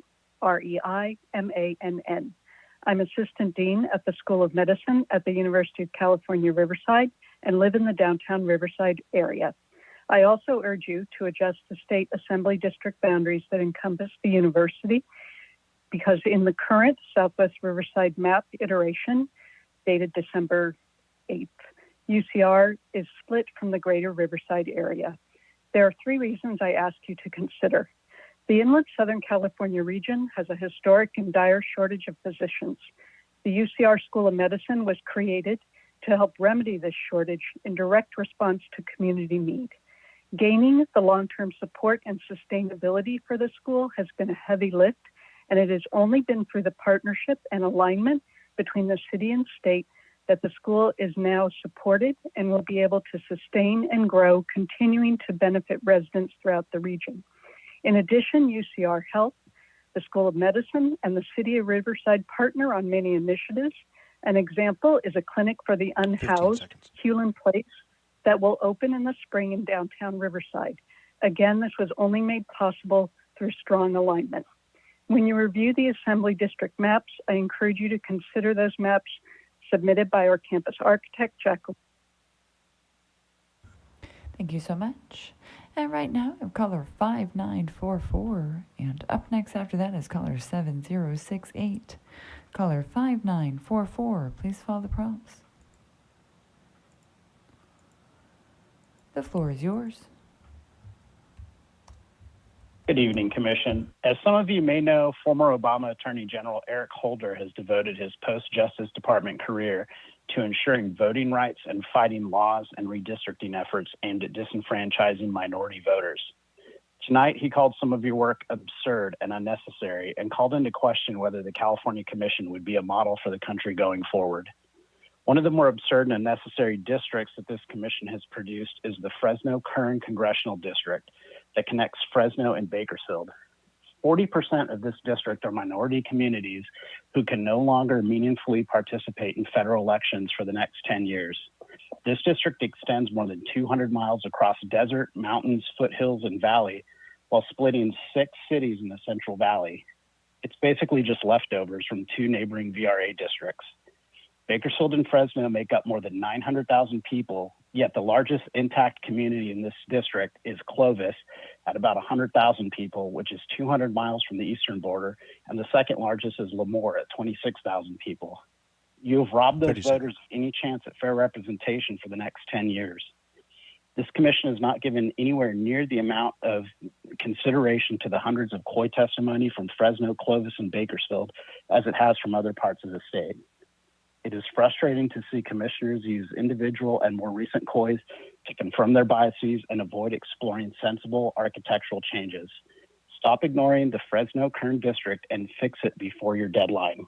Thank you. Thank you so much. And right now we have caller 7068, and up next after that is caller 9238. Caller 7068, please follow the prompts. The floor is yours. Hi, can you hear me? We sure can. Hi, my name is Jiang Wei. I am calling to ask that the Commission enact Commission Kennedy's proposal for a small split in Huntington Beach. I understand why the Commission is hesitant to split Huntington Beach, and in a perfect world, it would not be split. But if we wanted to maximize Vietnamese voting power, your proposed split would actually do exactly that. Thank you for spending time on this, and I hope you can finalize this change. Thank you. Thank you so much. And right now we have caller 9238. And up next after that is caller 3640. Caller 9238. Please follow the prompts.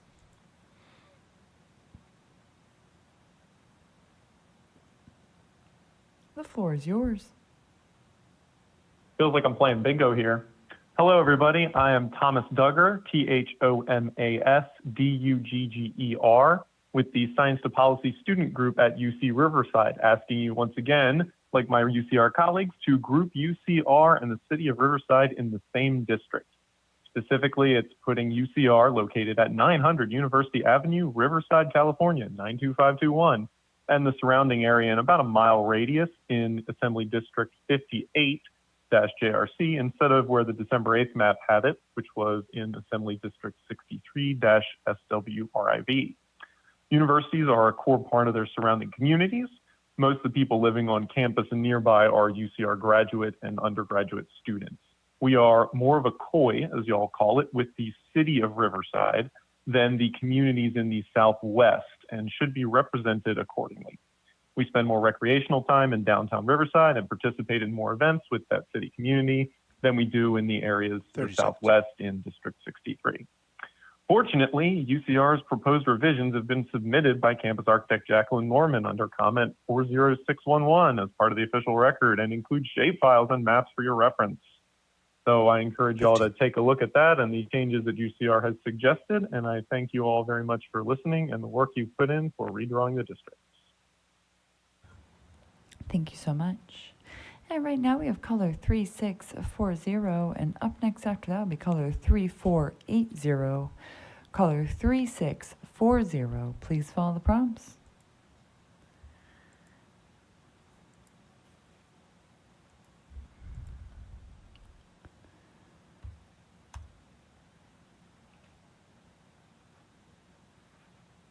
And one more time, caller with the last four digits, 3640. Please follow the prompts to unmute by pressing *6.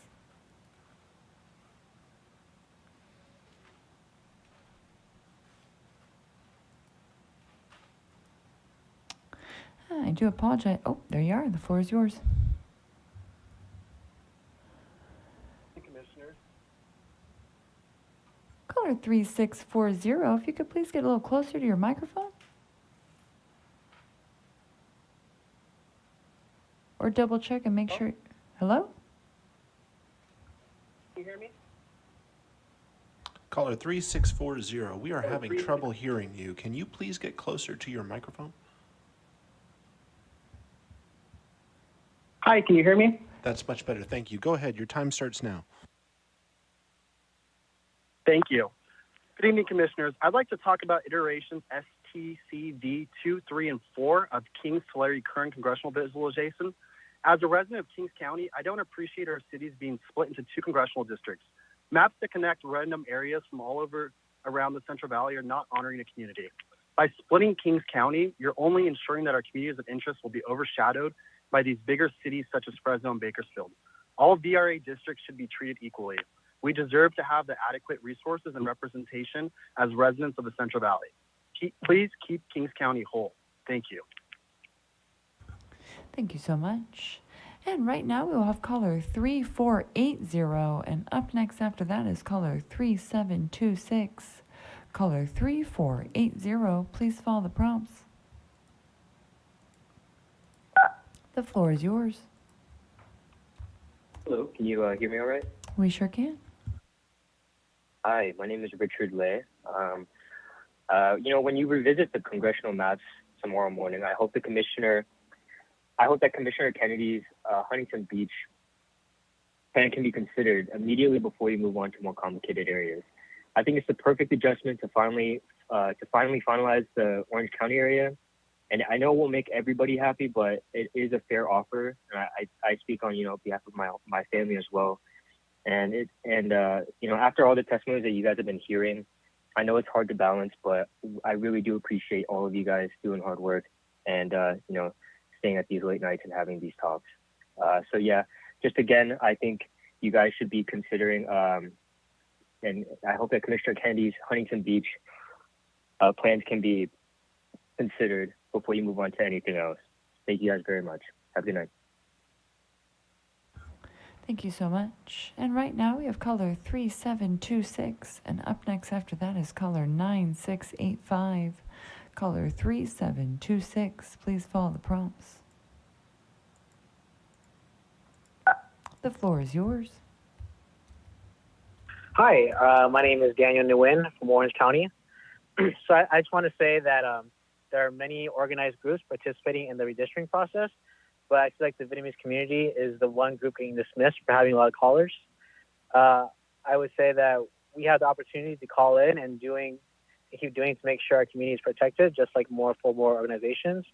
We are so close to getting our full community in one congressional district, and the proposal to split Huntington Beach is a compromise that accomplishes that. Please actually enact this compromise. Thank you so much. Thank you so much. And right now I have caller 9685. And up next after that will be caller 9370. Caller 9685. Please follow the prompts.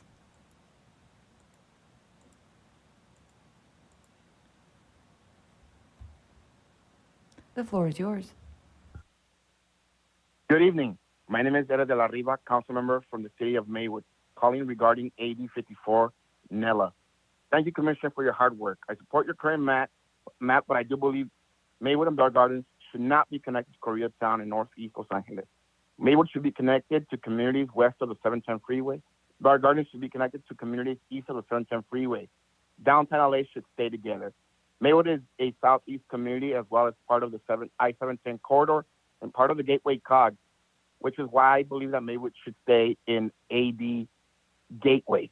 I implore the Commission to adjust the map in AD Gateway to include Maywood. Please keep us with similar communities of interest in southeast Los Angeles. Drawing us into NILA will place us at a biggest advantage by placing us with large City of LA communities, where our voice will be diminished, and not to mention it will disenfranchise our voters. We should not be a throw-in to make the numbers make sense for AD NILA. Do not sacrifice Maywood for the benefit of the Northeast. Maywood belongs in AD Gateway. Please, I implore you to dive into that. Thank you. Thank you so much. And right now we have caller 9370. And up next after that will be caller 5038. Caller 9370. Please follow the prompts. The floor is yours. Hello? Yes, hello? Hello. My name is Josue. First, I would like to thank you guys for the work you've done. We support the Franklin High School map.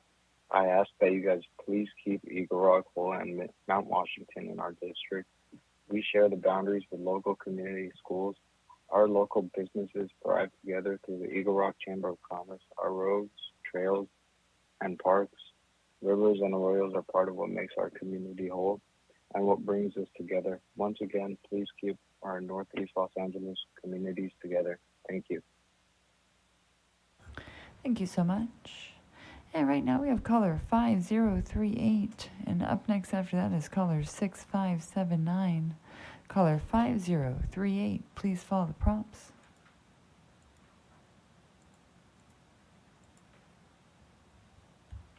The floor is yours. Good evening, Commissioners. I'm glad to see you all change the Santa Clarita Valley Senate map, but I'm wondering why you all haven't moved Stillmar to the eastern San Fernando Valley, despite you all agreeing you would. It is crystal clear that the Latino community of the eastern San Fernando Valley wants Stillmar to be a part of it for the congressional district.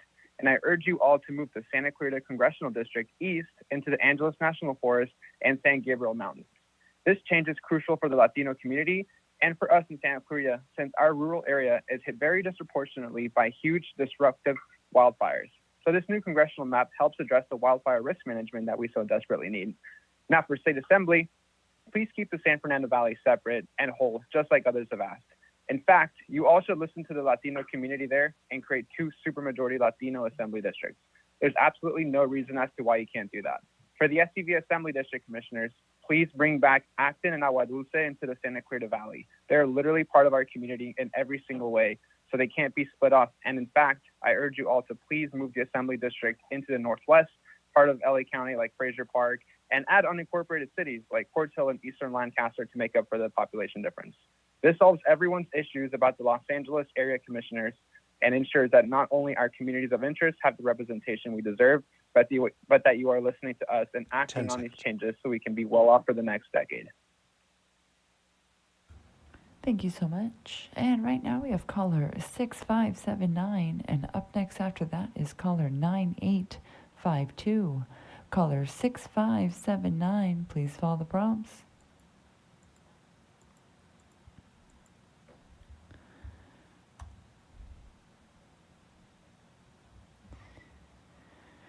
And one more time, caller with the last four digits. There you are. The floor is yours. Hello, can you hear me? We sure can. Yes, can hello. You hear me? We sure can. Hello, can you hear me? We sure can. Hello. Yes, hello. Yeah. Hello, commissioners. The Eastern San Fernando Valley still does not have Silmar in it. As you know, all haven't moved from Santa Clarita. Please move Silmar as soon as possible to the Eastern San Fernando Valley for the congressional maps, and then create two supermajority Latino VRA assembly districts in the San Fernando Valley, as many others have requested. Now, so that Santa Clarita is represented fairly, please move the congressional map eastward into the Angeles National Forest, past the 14th freeway, since a lot of us go there for recreation, and it will help our next representative push for wildfire prevention legislations, since we are affected by this constantly. Lastly, please keep Acton, Agua Dulce with Santa Clarita Valley, and move the assembly map northwest to Fraser Park and add part of Lancaster so that it mirrors the new Senate map. The San Fernando Valley and Santa Clarita Valley should not be together in any map, as other callers have mentioned. So please honor these requests, commissioners. Thank you so much. And right now we have caller 9852, and then up next after that will be caller 1535. Caller 9852, please follow the prompts. The floor is yours. Hi there, my name is Laurel Davila, Laurel,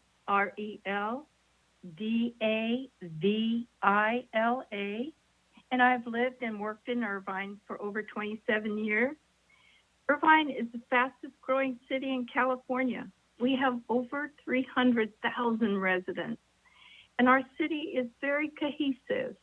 We have the same school district and just one police force. So a number of corporations, particularly in the technology and semiconductor sectors, have their national or international headquarters in Irvine. It's home to several higher education institutions: University of California, UCI, Concordia University, Irvine Valley College, Orange County Center of the University of Southern California, and campuses of California State University, Fullerton, University of Laverne, and Pepperdine University. Irvine residents share common concerns. All our traffic issues are closely connected. Irvine does not have common interests with Fullerton or Yorba Linda. It's important not to splinter our Irvine geographic area. Irvine should not be split up into two different Senate districts. This would fracture our Senate representation and dilute our voices.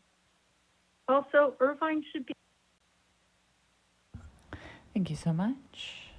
And right now we have caller 1535, and up next after that is caller 1041. Caller 1535, please follow the prompts.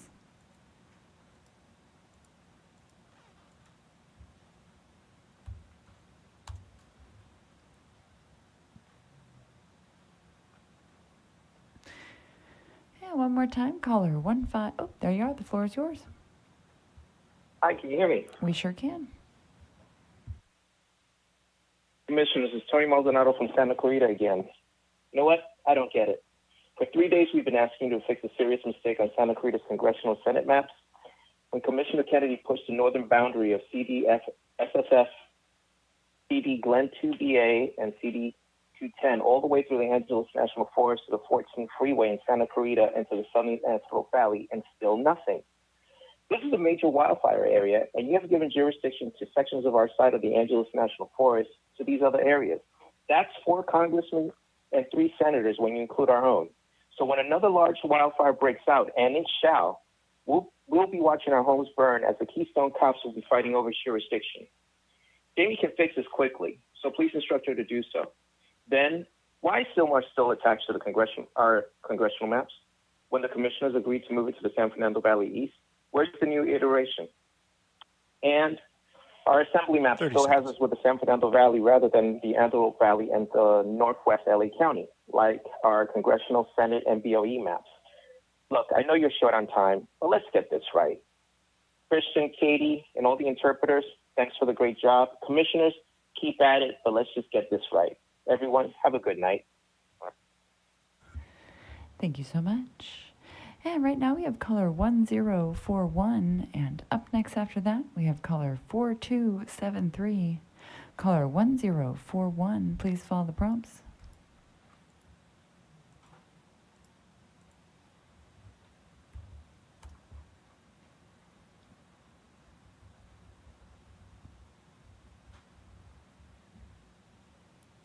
Yeah, one more time, caller 1041. 1041.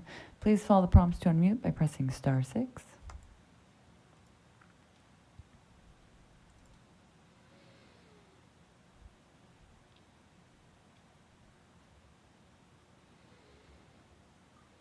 I do apologize, caller 1041. You appear to have some type of connectivity issue at the moment. I do have you down for a retry, and I will come back around.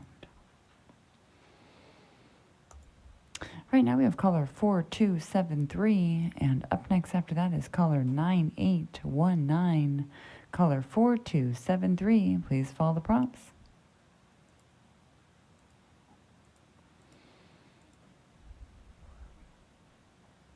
The floor is yours.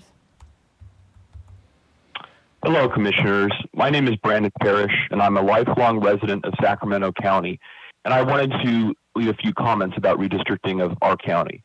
On the assembly map, I would like to ask for Carmichael to be kept in one assembly district. It's vital for my community not to be split.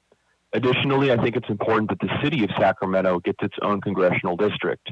Recently, we received shocking news that the power substation caught fire in Sacramento, plunging downtown into darkness. And that's because the infrastructure was 6 years overdue being fixed. Sacramento is also one of the highest flood risk cities in the nation, along with New Orleans, and I think we know what happened to that city, unfortunately. It is vital that we get federal funding for infrastructure for Sacramento County, and it's important that the integrity of Sacramento remains whole. Splitting North Sacramento, so neighborhoods like North Sac, Del Paso Heights, and Natomas out of the city of Sacramento is incredibly harmful to the city and will ultimately reduce representation and will reduce the ability of Sacramento to get critical funding. I ask you, please keep the city whole. It's easy to rearrange the North Sac and the Sacramento districts so you can keep Sacramento whole without substantially messing up other parts of the map. Please keep Sacramento whole. Thank you for your time, and I hope that these comments can make a difference. Have a great night. Thank you so much. And right now we have caller 9819, and up next after that is caller 7051. Caller 9819, please follow the prompts. The floor is yours.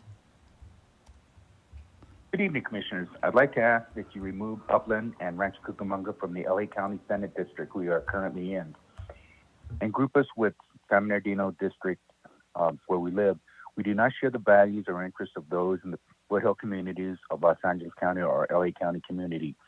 We find ourselves best represented and grouped with San Bernardino County residents because that is where we live. Thank you very much. Thank you so much. And right now we have caller 7051, and up next after that is caller 0805. Caller 7051, please follow the prompts.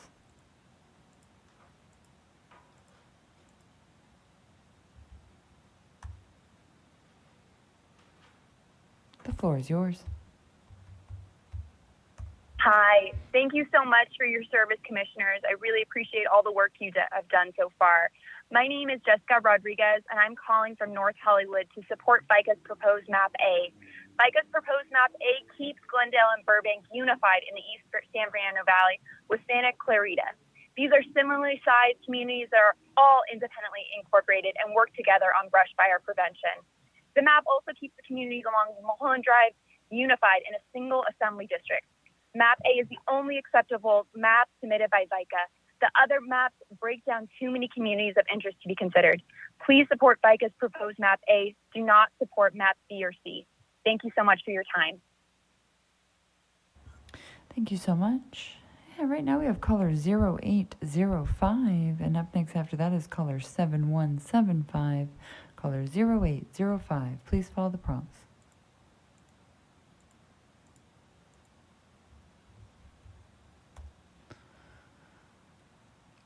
The floor is yours. Can you hear me? We sure can. Oh, thank you. Thank you so much, commissioners, for your service. You guys are in the home stretch. My name is Christina Hernandez, born and raised in Van Nuys. I am calling tonight to support the San Fernando Valley Firefighters Assembly Map. The proposed firefighter assembly map plan is the one I support because it unifies the working class communities and the similar economic corridors of the East Valley where I live, but it also manages to respect the Burbank LA city limit. It also keeps the communities of the Verdugo foothills and the rim of the Valley Trail with Santa Clarita. Therefore, unifying communities most directly, of course, impacted by the brush fires in the region. We've heard a lot tonight about brush fires directly impacting this area, which we know is a huge issue. And also finally, and really most critically to me and my family, this map creates a Latino majority district and a strong Latino influence district while unifying the fast-growing Filipino population in my area of the East Valley. I really want you to take this into account. Thank you very much. Have a good night. Thank you so much. And right now we have caller 7175, and up next after that will be caller 8689. Caller 7175, please follow the prompts. The floor is yours. Thank you. Good evening, commissioners. This is Jeremy Payne on behalf of Equality California. I would like to call in to say thank you for keeping much of our LGBTQ plus community together in your Senate mapping this week. We greatly appreciate your careful attention. As you move back to the Assembly, I want to bring attention back to the San Fernando Valley. I understand there are many competing interests in the area that make it difficult to balance competing interests while also empowering the many diverse COIs in the San Fernando Valley, including our LGBTQ plus community of interest in Valley Village, Valley Glen, North Hollywood, and Toluca Lake. To help with your efforts for equitable and fair redistricting, I would like to express our support of the San Fernando Valley map submitted by the Los Angeles County firefighters on December 13th, which keeps our San Fernando Valley LGBTQ plus community united. It allows communities impacted by fires to be unified and empowered to address fire risk concerns in their neighborhoods. And it also allows the Commission to draw a second Latino VRA seat that was lost in previous drafts. This mapping of the San Fernando Valley may not be perfect, but it is one of the stronger considerations we have seen so far for the LGBTQ plus community in the San Fernando Valley. We hope the Commission will consider that and move forward with this recommendation to help empower our LGBTQ plus community in the San Fernando Valley and the diverse communities to which we belong. 15. Thank you so much and have a great evening. Thank you so much. And right now we have caller 8689, and up next after that is caller 7840. Caller 8689, please follow the prompts.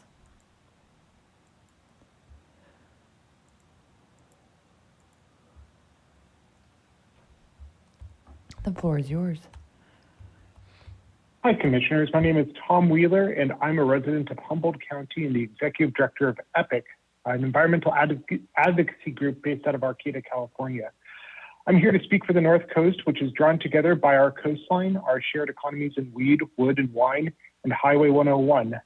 While I am glad that the Commission appears to have moved on from ideas of splitting off Del Norte, Humboldt, and Trinity County from the rest of the North Coast, I do want to highlight that the Karuk tribe has advocated for their tribe's ancestral territory to be drawn to the maximum extent possible towards the coast, away from inland districts. Currently, Karuk tribal members are split between legislative districts. While I'm not advocating for a large reopening of line drawing for the North Coast, I am advocating for a minor adjustment to draw parts of western Siskiyou County towards the coast. As western Siskiyou County is lightly populated, I expect that the necessary balancing is not going to be very significant and will likely be an easy fix that disrupts no major VRA concerns. Thank you so much. Thank you so much. And right now we have callers 7840. And up next after that will be caller 6625. Caller 7840. Please follow the prompts. The floor is yours. Hello, good evening, Commissioners. Thank you so much for the painstaking work you're doing for all of us. My name is Eduardo Gutierrez, and I'm a lifelong resident of Valley Village in the San Fernando Valley of Los Angeles. So I'm calling in tonight because I want to tell you that I support VICA's proposed Map A for the San Fernando Valley, and I want to let you know why you should too. VICA's Map A, it'll do three things. First, Map A will ensure that the communities along Mulholland Drive remain unified and united in one single assembly district. Second, it guarantees that North Hollywood and Toluca Lake stay together along with the working class communities of the central San Fernando Valley. Finally, Map A would keep Glendale and Burbank unified in the East San Fernando Valley along with Santa Clarita. These communities are similarly sized and they are independently incorporated. They all together work together on brush fire prevention, which is a huge concern in this area. In short, Map A is the only acceptable VICA map submitted by VICA. The other VICA maps break down too many communities of interest to be considered. I urge you all to support Map A. Do not support B or C. Thank you very much. Thank you so much. And right now we have caller 7175, and up next after that is caller 9048. Caller 7175, please follow the prompts. The floor is yours. Hi, can everyone hear me fine? We sure can. Hey there, Commissioners. I'd like to share my strong opposition to iteration STCV 2, 3, and 4 of Kings, Tulare, and Kern congressional visualization. As a Latino, we have communities of interest outside of other Latinos, and I live and work in Hanford, and I don't appreciate that the city is being split into two congressional districts. Our community is not based upon the color of my skin, but rather the resources and representation we deserve as residents of Hanford and for the Central Valley. Our community is made up of farmers, business owners, and hardworking individuals that hold the same values towards water rights and preservation of our farming communities. So please keep Kings County whole and focus on the values of our community and not the color of our skin. Thank you. Thank you so much. And right now we have caller 9048, and up next after that we caller 3083. Caller 9048, please follow the prompts.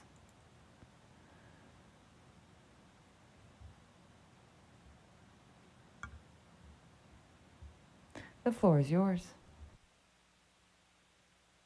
Thank you very much, Commissioners. My name is Steve Ferguson, and I live and serve as a member of the Board of Education in the Burbank Unified School District in Burbank, California. Really just calling today to support the San Fernando Valley Firefighters Assembly map as it serves my community well. I will say we are a smaller suburban school district, and so drawing us in with other smaller suburban school districts allow us to advocate for funding priorities that are aligned with our needs and not those of big districts, which again have big needs like Los Angeles. So please, again, adopt the San Fernando Valley assembly map. And it also creates a Latino majority district, a strong Latino influence district, while also unifying a very fast growing Filipino population throughout the valley. So again, urging you and hoping you will hear the voices of our local leaders in Burbank and support the San Fernando Valley Firefighters Assembly map. Thank you. Thank you so much. And right now we have caller 3083, and up next after that is caller 6758. Caller 3083, please follow the prompts.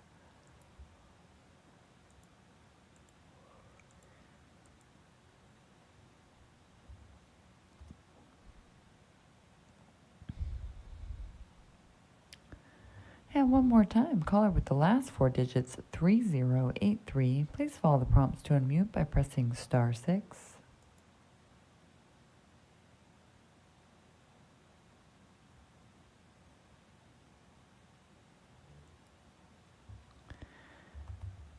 I do apologize, caller 3083. You appear to have some type of connectivity issue at the moment. I do have you down for a retry, and I will come back around. Right now we have caller 6758, and up next after that is caller 9954. Caller 6758, please follow the prompts. The floor is yours. Good evening. I'm Jackie, and I'm a resident of Westminster. The Vietnamese community has fully engaged in this redistricting process, and we are asking for one final swap in the congressional districts when you revisit the maps later in the week. Please make the Huntington Beach swap for Los Alamitos and Rossmore that you proposed. It's contained, simple, and a compromise a community can live with. Thank you. Thank you so much. And right now we have caller 9954, and up next after that we caller 3995. Caller 9954, please follow the prompts.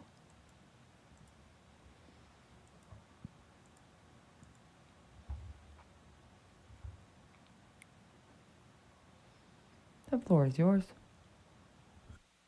Hi, thank you. I'm calling from Rancho Cucamonga and would like to ask that you keep Rancho Cucamonga and Upland in the San Bernardino County-based district. We are currently kept whole and together with other San Bernardino County cities in our Assembly, State Senate, and Congressional districts. We feel represented. Your new maps split and tear our two communities to pieces, fully undermining the voice of our residents. Please reverse this decision and group Rancho Cucamonga and Upland with San Bernardino County, not Los Angeles County. Thank you. Thank you so much. And right now we have caller 3995, and up next after that is caller 4967. Caller 3995, please follow the prompts.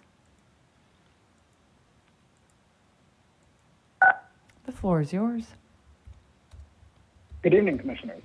I just want to say that I hope y'all end up grouping all of the high desert together. It's important to uphold the value of community.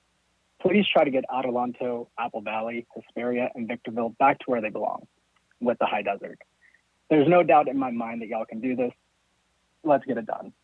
Thanks again, and hope y'all have a great evening. Thank you so much. And right now we have caller 4967, and up next after that is caller 4458. Caller 4967, please follow the prompts. The floor is yours. Me gustaría hablar de iteraciones STCB 2, 3 y 4 de King Larry Kern, Visualizaciones del Congreso. Todas estas visualizaciones cambian drásticamente la forma en que nuestra comunidad y región en general está representada a nivel federal. Como residente del condado de Kings, por favor, no divida nuestras comunidades.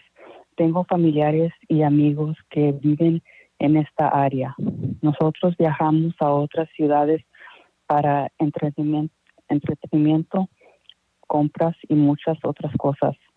Nuestra comunidad merece tener recursos y representación adecuados en el Valle Central. El Valle Central donde mis vecinos y yo llamamos hogar. Sufriré porque esta comisión sigue ignorando las comunidades del interés de las voces de quienes realmente viven aquí. Por favor, mantengan el condado de Kings entero. Gracias. Thank you so much. And right now we have caller 4458, and up next after that is caller 4328. Caller 4458, please follow the prompts.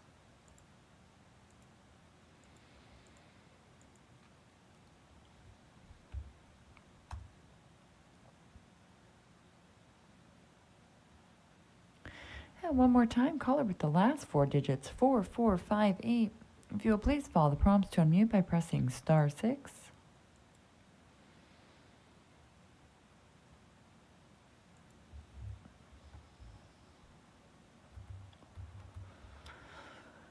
I do apologize, caller 4458. I do have you down for a retry. There appears to be some type of connectivity issue for the moment, but I will come back around. Right now we have caller 4328, and up next after that is caller 7832. Caller 4328, please follow the prompts.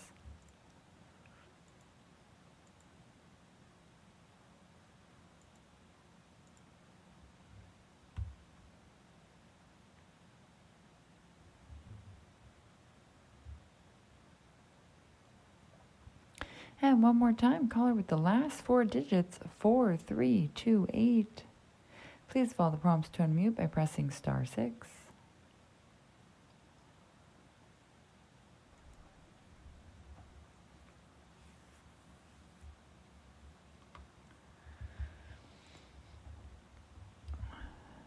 I do apologize, caller 4328. There appears to be some type of connectivity issue for you at the moment. I will come back around. Caller 7832 will be right now, and up next after that will be caller 7517. Caller 7832, please follow the prompts to unmute.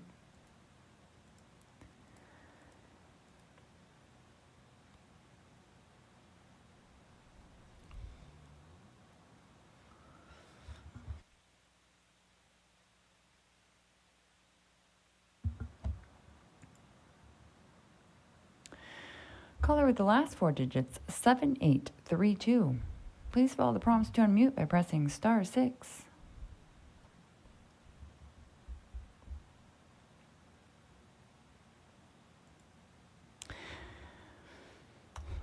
Caller 7832, I will come back around for a retry. I'd like to remind all those in the queue, I know some of that may be frustrating with the *6 and connectivity issues, and I'd also like to remind all of those to please be near their phones as well.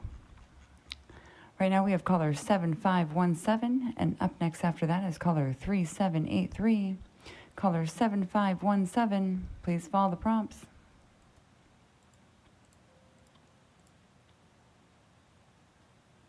The floor is yours. Good evening, Commissioners. I wanted to first thank you for your time and hard work on this commission. I'm in Huntington Beach, and I wanted to say that adding Huntington Beach in with Little Saigon for the Congressional and Senate District was the right thing to do.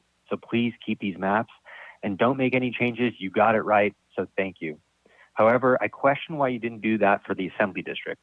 I know that the population constraints are there, but you could simply adjust by removing Stanton and East Garden Grove to add portions of Huntington Beach. I know, excuse me.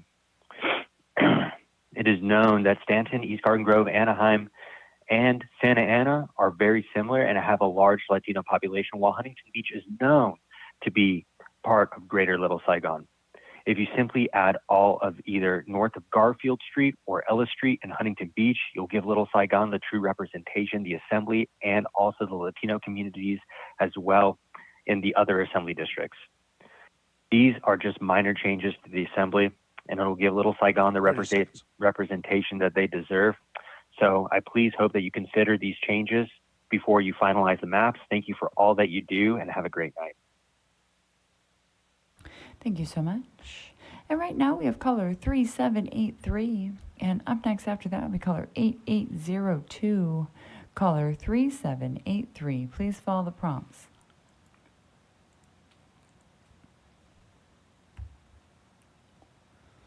The floor is yours. Hi, can you hear me? We sure can. Hi, my name is Lily, and I am calling regarding Commissioner Kennedy's proposal regarding the Vietnamese community in Huntington Beach and Little Saigon. Tomorrow, when the Commission revisits the congressional maps, I would like to request that you all consider this proposal. I know you won't be making substantial changes to the OC map, but this idea seems to be reasonable, fair, and something the Commission can do without blowing up all of its hard work to this point. Thank you for all of your hard work this evening. Thank you so much. And right now we have caller 8802, and up next after that will be caller 9835. Caller 8802, please follow the prompts. The floor is yours. Hi, my name is Alan, and I want to call in and thank Commissioner Kennedy for working on a proposal that better represents the Vietnamese community in Little Saigon. I think the proposal was dismissed a bit too quickly and is one final easy change you can make to the Orange County maps before we finalize. Thanks for always hearing our community and letting us engage in this process. Thank you so much. And right now we have caller 9835, and up next after that is caller 0566. Caller 9835, please follow the prompts. The floor is yours.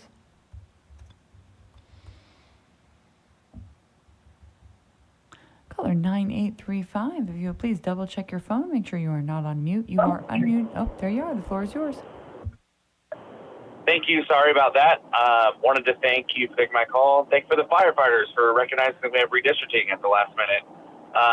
Unfortunately, any San Fernando Valley maps that do not include two majority Latino districts is not recognizing the will of Los Angeles North County voters.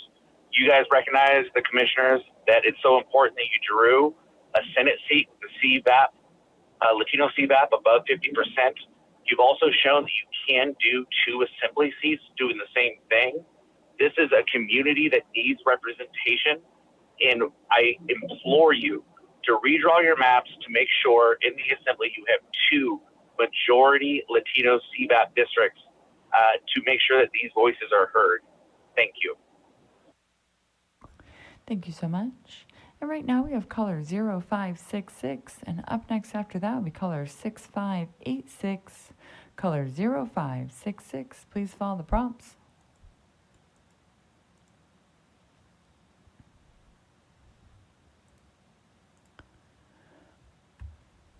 The floor is yours. Hi, I'm calling in support of the November 10th map that keeps the mountain cities together and not combine them with the big cities. There's nothing in common with big cities and the mountain Corso, Oakhurst areas. Don't make those small mountain communities the ugly stepsister of these big cities. They will have no representation. Thank you. Thank you so much. And right now we have caller 6586, and up next after that is caller 8951. Caller 6586, please follow the prompts.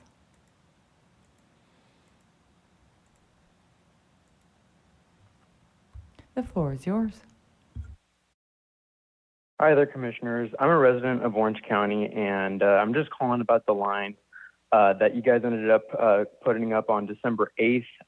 They were able to keep North Orange County together. So the cities like Yorba Linda, Placentia, cities of Brea and Fullerton, those were all able to be united and in one piece. And that is a cohesive community with definitely a lot of communities of interest.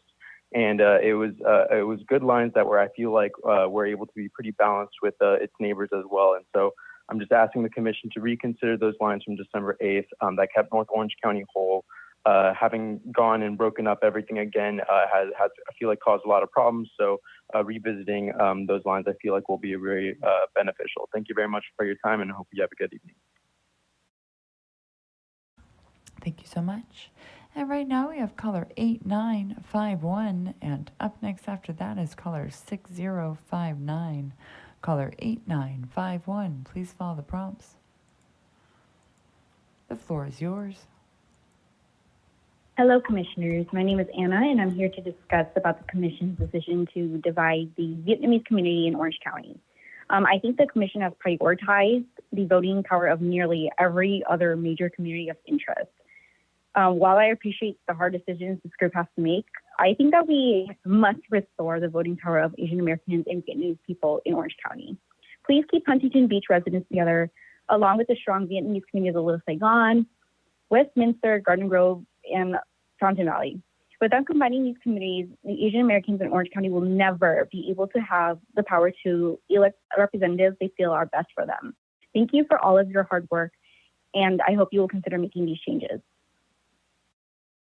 Thank you so much. And right now we have caller 6059, and up next after that is caller 2648. Caller 6059, please follow the prompts.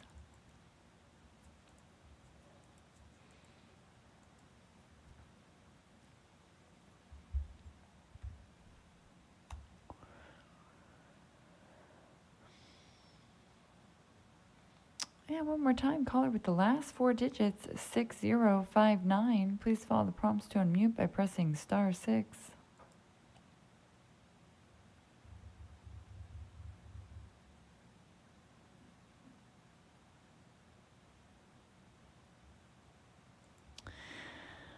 Caller 6059, I do have you down for a retry. I'll come back around after the break. Right now we have caller 2648, and up next after that is caller 1564.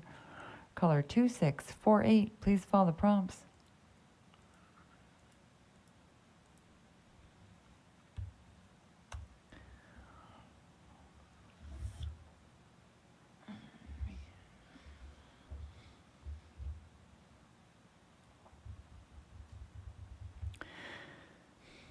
Caller with the last four digits, 2648.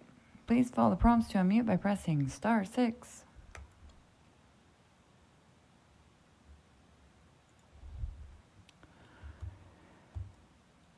And as I said before, I will come back around after the break for these retries.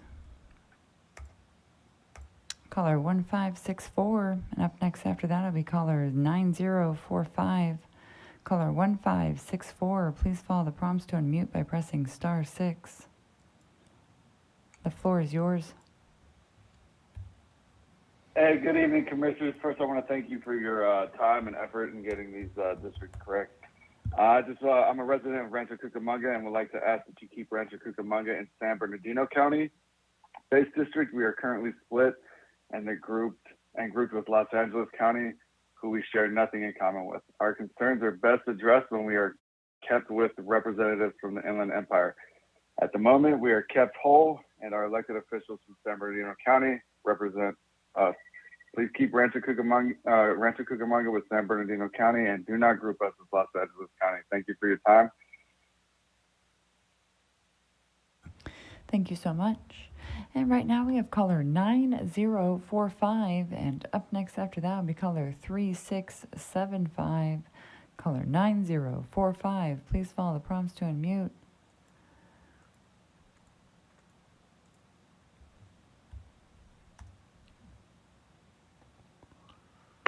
The floor is yours. Hi, good evening, everyone. I'm calling from the Coachella Valley. So the Coachella Valley should always be kept together, whether it's new districts or as it is. Not only is there an exceptional strong community of Spanish-speaking Latinos, communities in the eastern Coachella Valley face a lack of investment in the areas of housing infrastructures, from roads to sidewalks to street lining to community parks. Similar to other rural pockets in the Inland Empire, the sense of community here is incredibly strong, and the activism and community organizing in the region is a testament to that. From housing to education to environmental justice, the Coachella Valley must be kept whole, not split into two different districts, so that the residents can properly advocate for their needs and priorities as a community.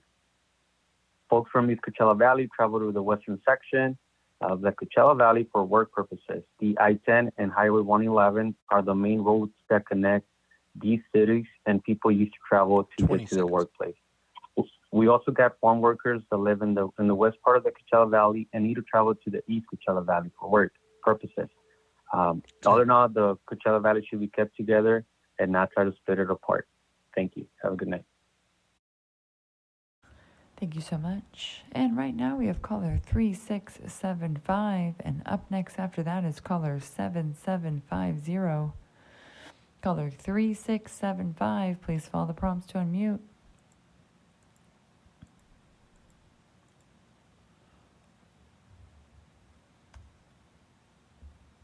The floor is yours. Good evening, Commissioners. Many people have previously called asking for Sylmar to be removed from the Santa Clarita Valley map and be reconnected with the eastern San Fernando Valley. Still waiting for you all to make that change for both communities. And I ask that you please push the Santa Clarita Valley congressional map east into the Angeles National Forest, since we all share the same wildfire prevention concerns. That way, the Santa Clarita Valley and Antelope Valley communities, along with the Angeles National Forest, all have a representative that can fight to stop wildfires. Additionally, the Assembly map merges the Santa Clarita Valley with the San Fernando Valley, and you all need to keep these valleys separate commissioners. Please add Acton and Agua Dulce into the Santa Clarita Valley and not the Antelope Valley. Then push it northwest into the rest of LA County so that it looks like the Senate and congressional maps. Please do this now, Commissioners. We have been waiting too long. Thank you very much for your time. Thank you so much. And right now we have caller 7750, and up next after that is caller 6056. Caller 7750, please follow the prompts.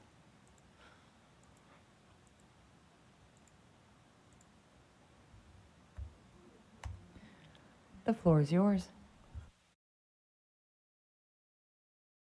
Hi, everyone. It's Julie again from the Central Valley. So I was talking to my neighbors, and, we all work in different industries, have families, all that. It's a good group of good people with different perspectives. And looking at the maps, I think iteration STCV2 from December 15th works the best for all of us here. It keeps the communities of interest together and overall seems like it'll be a good fit for the area for the years to come. So please use iteration STCV2 from Wednesday when you finalize maps in this region. Thank you. I'm calling from the Central Valley. Thanks. Thank you so much. And right now we have caller 6056, and up next after that is caller 6692. Caller 6056, please follow the prompts to unmute.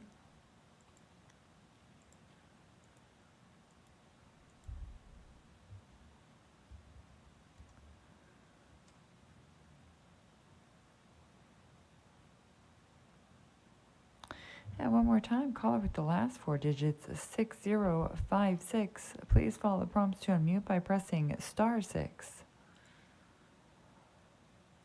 The floor is yours. Thank you. My name is Dr. Emily Weisberg. I'm a member of the Burbank Unified School District School Board. I'm calling to speak in regards to the San Fernando Valley, Santa Clarita Valley. I want to respectfully urge the commissioners to amend the map focused on San Fernando Valley Assembly District, and please adopt the map proposed by the LA County firefighters, which connects Glendale, Burbank, Sunland, Tujunga, and Santa Clarita, uniting communities of interest and addressing problems with recent iterations. Among the myriad concerns I have about the State Assembly map is that it places Burbank in a district which is completely surrounded by LAUSD communities.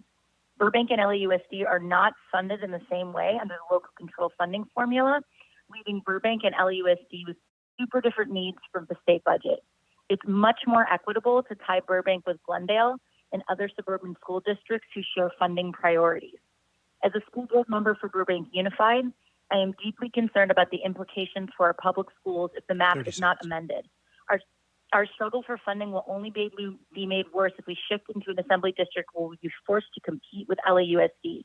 Burbank Unified has struggled so much to have these maps create a situation where our small but important district is overshadowed rather than supported would irreparably damage our ability to meet the needs of our students, staff, and families. I urge you to adopt the map submitted by the California Professional Firefighters. Thank you. Thank you so much. And right now we have caller 6692, and up next after that will be caller 2992. Caller 6692, please follow the prompts to unmute.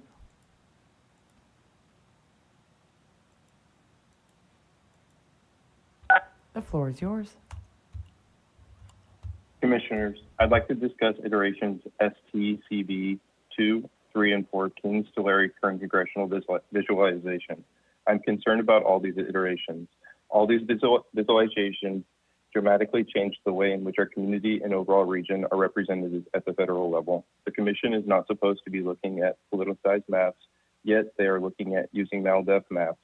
Even their activists are calling it MALDEF map, only proves the point that these maps are politicized. Don't take the words from these activists reading from a script. Take the words from someone like me who lives in the community. Even former Attorney General for President Obama, Eric Holder, said this commission is failing to draw the lines that respect communities. And I'd have to agree. Please keep Kings County whole. Thank you. Thank you so much. And right now we have caller 2992, and up next after that will be caller 0526. Caller 2992, please follow the prompts.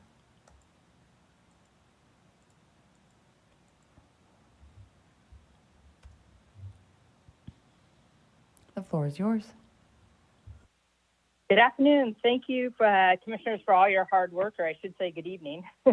I'm calling on behalf of Monterey County Hospitality Association. My name is Janine Chagrat, and I'm chair, and I'm calling regarding the congressional district of Monterey County and Santa Cruz County and San Benito County. You know, I listened to your testimony earlier about the Senate and talking about the importance of keeping Santa Cruz, Monterey, and San Benito together. And I firmly believe on the congressional side, you need to do that as well. You need to, if all possible, you can revisit the congressional map going west towards east and keeping those three counties together. That really is in all of our best interests. We have agriculture as our number one industry, hospitality is our number two industry, and we all work together and have for many years. By splitting it up the way that you have it, taking the Salinas Valley and tie them into Silicon Valley where they have no common interests, really doesn't make sense for our community. And when you look at the way our community has worked together, by dividing it up the way you currently have it laid out, you're splitting up our hospitals, school districts, and so much more. So I urge you to revisit the congressional map and really take a hard look at going from east to west and keeping Santa Cruz, Monterey County, and San Benito County together. Thank you. Thank you so much. And right now we have caller 0526. Please follow the prompts to unmute by pressing *6. The floor is yours. Thank you very much. Good evening, commissioners and staff. My name is Nick Schultz, and I'm calling tonight from Burbank, California, where I serve as a city council member. In reviewing the proposed San Fernando Valley Assembly districts, I would urge the commission to adopt the map submitted by the Los Angeles County Firefighters as part of public comment number 38778. The map would include a proposed assembly district identified as 8045-South SF, which would connect Glendale, Burbank, Sunland, Tujunga, and Santa Clarita. These communities share common interests, including the recognition of the growing risk of wildfire, increasing ties to the entertainment industry, unique equestrian neighborhoods and infrastructure, and a common struggle to ensure that the needs of our medium-sized independent cities are not lost under the shadow of the city of Los Angeles. Last but certainly not least, Southern California is home to the largest Armenian community outside of Armenia. However, Glendale is split in half under the current map proposals, and Little Armenia is in an entirely different district. I understand that it may not be possible to keep the Armenian community united as part of the same district, but I would strongly encourage the commission to keep North Glendale paired with Burbank and Sunland Tujunga at a minimum. In conclusion, I urge the Commission to support the Los Angeles County Firefighters map. You can read my entire comment letter by referring to public comment number 41937. Thank you for your time, consideration, and your service.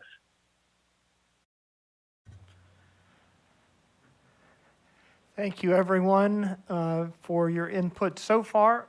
We are at 8:15. It is time for a 15-minute break for our staff and for the commissioners. So those of you who are in the queue, please hold on. We will be getting to your calls after 8:30. Thank you so much, everyone. We're on break until 8:30.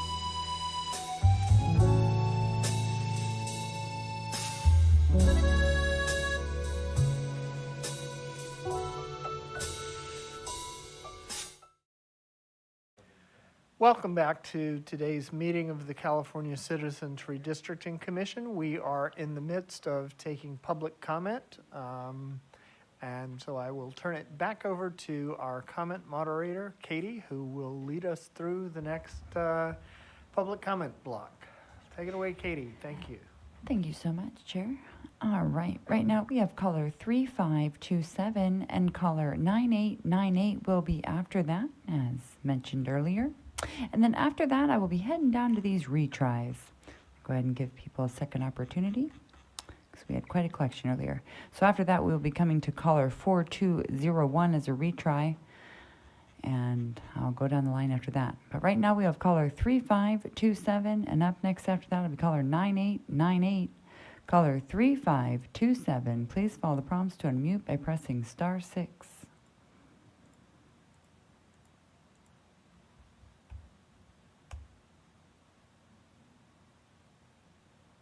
The floor is yours. Sí, hola, buenas noches a todos. El Valle de Coachella debe mantenerse unido. Nosotros somos una comunidad donde la mayoría somos latinos y la sensación de comunidad aquí es muy fuerte. Y las organizaciones como comunidad en la región es prueba de ello. El Valle de Coachella debe mantenerse unido para que nosotros como habitantes del Valle podamos luchar juntos por nuestras necesidades y prioridades como comunidad.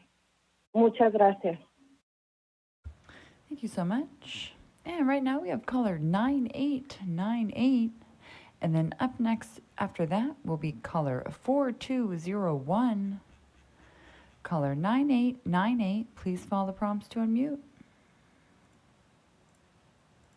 The floor is yours. Thank you so very much. And I just want to appreciate our commissioners and also you, Katie, for the lasting as long as you have.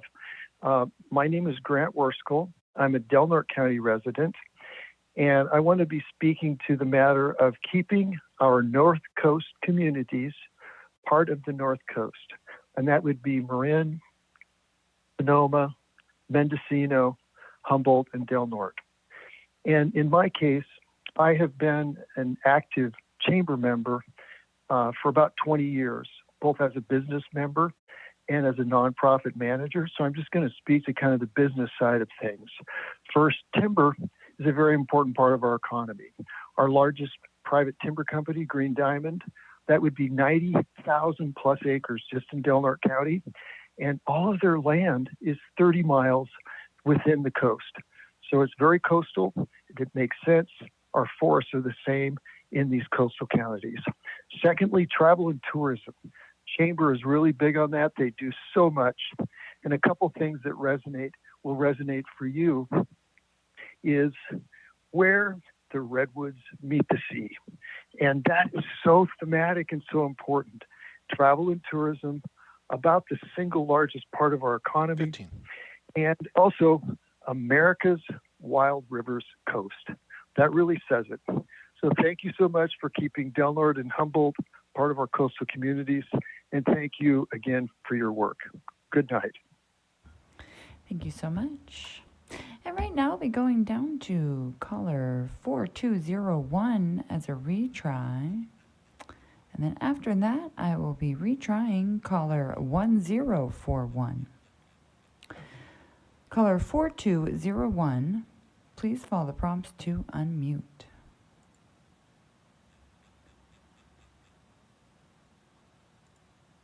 The floor is yours. Good evening, Commissioners. Stuart Waldman from VICA. Calling about the Senate maps in the first place. Appreciate the efforts that you made on the maps, trying to get Glendale and Burbank back together. I tried it myself, could not come up with a solution while keeping a Latino CVAP seat. So we appreciate the efforts on that as well. So the maps are fine right now. Let's not change. Let's not make any drastic changes. And then we did submit 3 assembly maps, map A, B, and C. You've heard callers say map B is bad.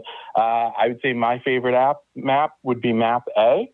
I think if you look at the 2 districts that in the middle of my map A, they're very similar to the Senate seat that you just drew. So it was a 57% Hispanic CVAP seat and a 40.7% Hispanic CVAP seat. We worked to keep most neighborhood councils whole. We kept Burbank whole. We put Burbank and Glendale in the same district. We united working class communities. We put NoHo, Van Nuys, Valley Village in one district, North Hollywood with Toluca Lake in one district, as well as the Hispanic CVAP seat, majority seat, and the Hispanic opportunity seat. So thank you. I hope you take a look at them. Thank you so much. And right now we will be retrying caller 1041, and up next after that will be the retry of caller 2648. Caller 1041, please follow the prompts to unmute.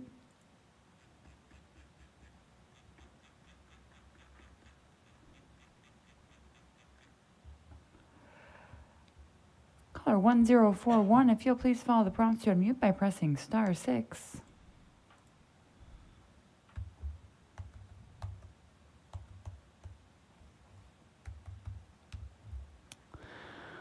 Caller 1041, as you did have your hand up earlier, and I am giving the second retry, there appears to still be some type of connectivity issue for you. I would suggest hanging up and calling back. Thank you so much. And right now, we will go back down here and retry caller 2648, and up next after that, we will retry caller 4328. Caller 2648, please follow the prompts to unmute by pressing *6.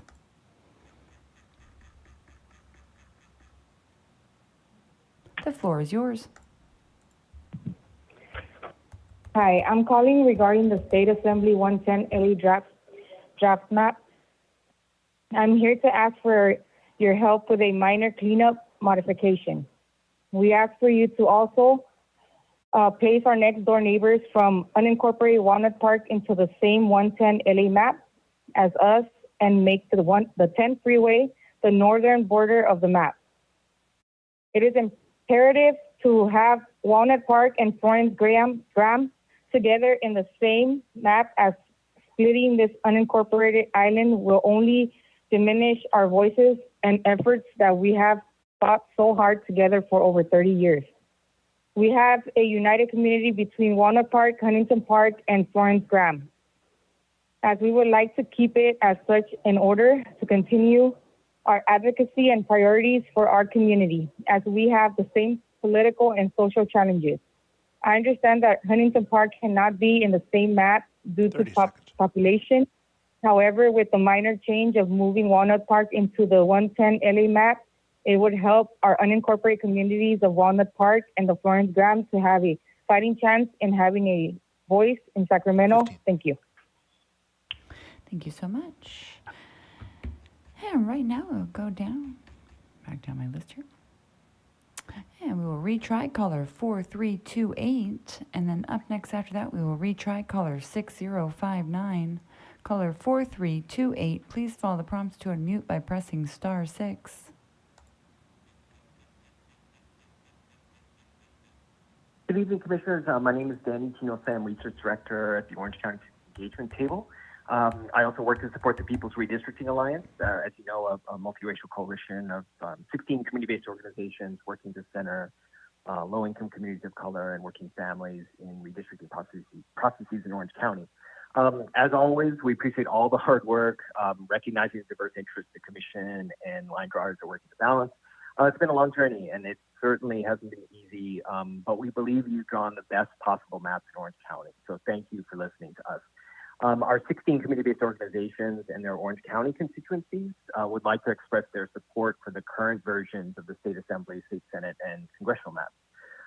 In addition to drawing effective Federal Voting Rights Act compliant districts around Santa Ana, all three maps respect numerous communities of interest, including Korean American communities in North Buena Park and Northwest Fullerton, low-income immigrant communities in South Fullerton and West Anaheim, Little Arabia in West Anaheim, Mensa communities in South Buena Park, La Palma, and Cypress in Orange County, and Cerritos Ortega in Los Angeles County, Latinx communities in Santa Ana, Vietnamese American communities in Garden Grove, Westminster, and South Valley, Pacific Islander communities in Garden Grove, immigrant communities in Irvine and Costa Mesa, and finally coastal communities from Seal Beach to Laguna Beach in the Assembly map, and even in the Senate map, a fully coastal district. So achieving this delicate balance between numerous communities of interest is no small. Thank you so much. And right now we will retry caller 6059, and then up next after that will be our last retry for right now will be caller 7832. Caller 6059 will be right now, and up next after that will be caller 7832. Caller 6059, please follow the prompts to unmute by pressing star 6. The floor is yours. Hi, I'm calling regarding the State Assembly 110 LE draft map.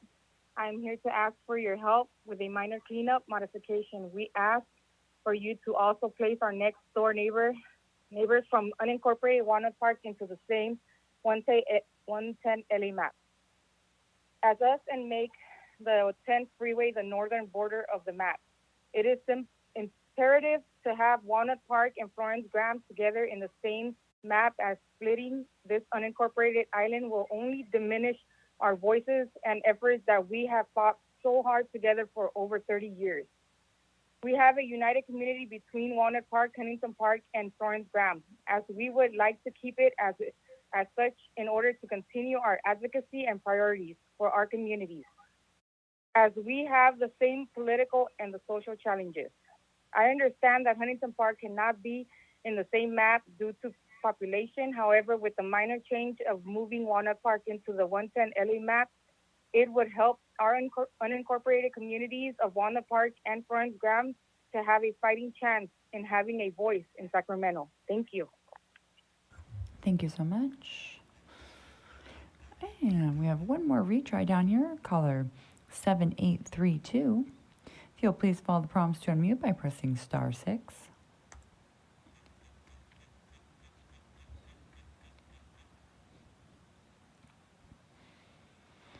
And one more time, caller 7832. If you'll please follow the prompts to unmute by pressing star 6.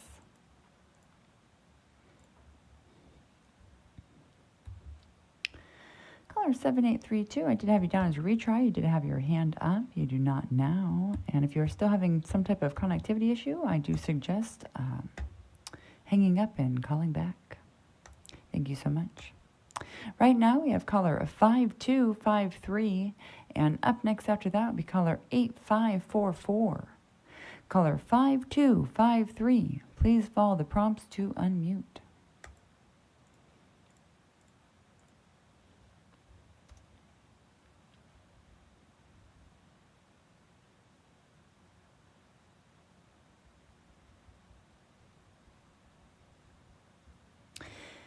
And one more time, caller 5253. Please follow the prompts to unmute by pressing star 6. The floor is yours. Hello, commissioners. Thank you very much for your service. We can all see what a tough job this is. My name is Sandra. I'm from Del Norte County. Can you not hear me? We can hear you. Go ahead.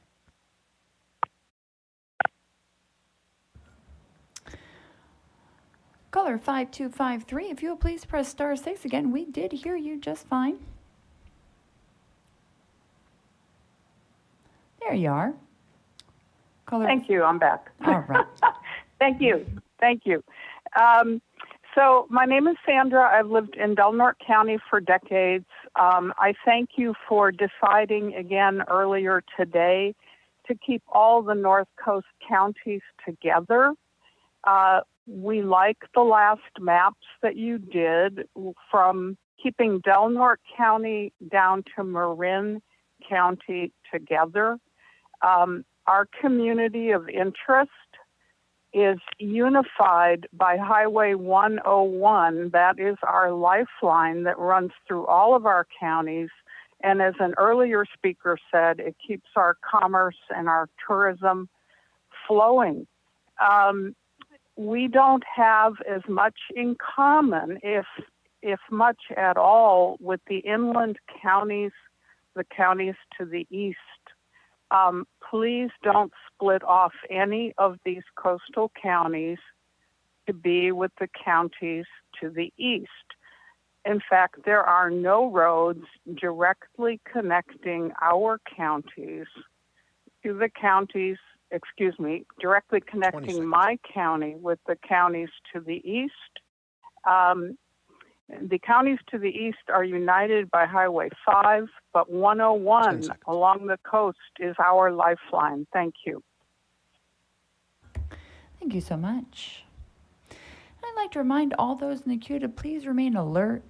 I apologize for the wait, but we are coming around to all of you.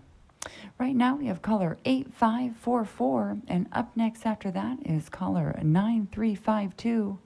Caller 8544, please follow the prompts to unmute by pressing *6.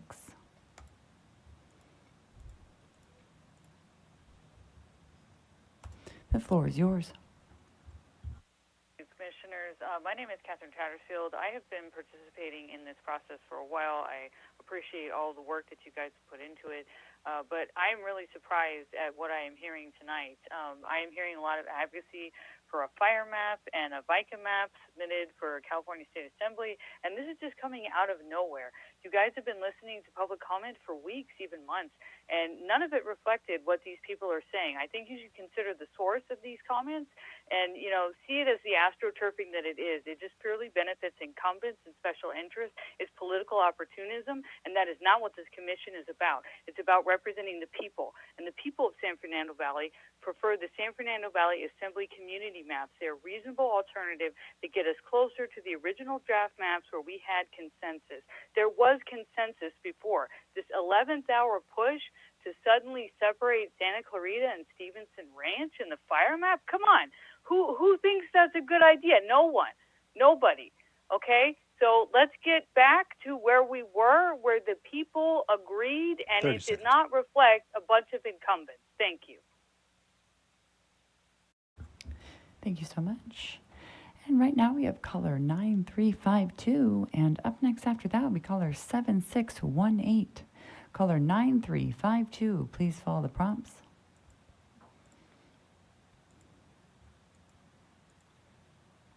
The floor is yours. Good evening, Commissioners and Katie. Hello from Del Norte County. My name is Patty McCleary, and yes, that's where I live, Del Norte County. Please keep North Coast counties together. Your redistricting draft number 1 map is great, and no changes are needed.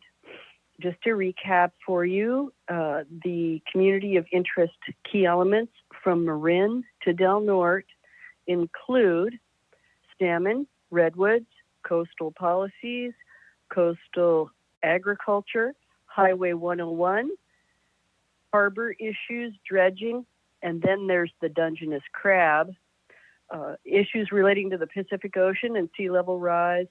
These issues are common from the Golden Gate Bridge to the Oregon border.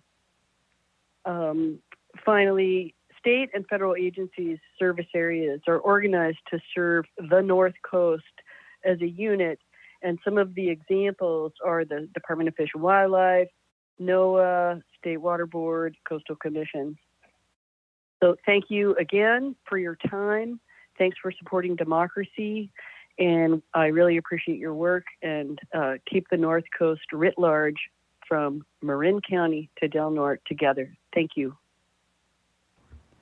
Thank you so much. And right now we have caller 7618, and up next after that will be caller 6659. Caller 7618, please follow the prompts.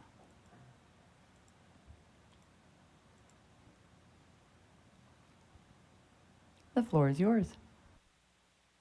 Hi, my name is Jessica Wing, and I'm calling in support of now splitting Huntington Beach. At first, I did not want it split, but this late in the process, it seems that this is the only way to get the Vietnamese population fully together in the Santa Ana district. Please make the split you propose to truly create an Asian influence district in Orange County. Thank you so much for your time, and have a great weekend. Thank you so much. And right now we have caller 6659, and up next after that will be caller 6329. Caller 6659, please follow the prompts to unmute. The floor is yours. Hi, can you guys hear me? We sure can. Hi, good evening. My name is Kevin Tran, and please approve Commissioner Kennedy's idea to include part of Huntington Beach in with Little Saigon. It might seem small, but it is a line that better reflects our growing community and would increase the Asian population in this congressional district. I know why you don't want to add all of Huntington Beach, and that is fine at this point, but an even swap seems easily done. Thank you and have a good night. Thank you so much. And right now we have caller 6329, and up next after that is caller 8366. Caller 6329, please follow the prompts.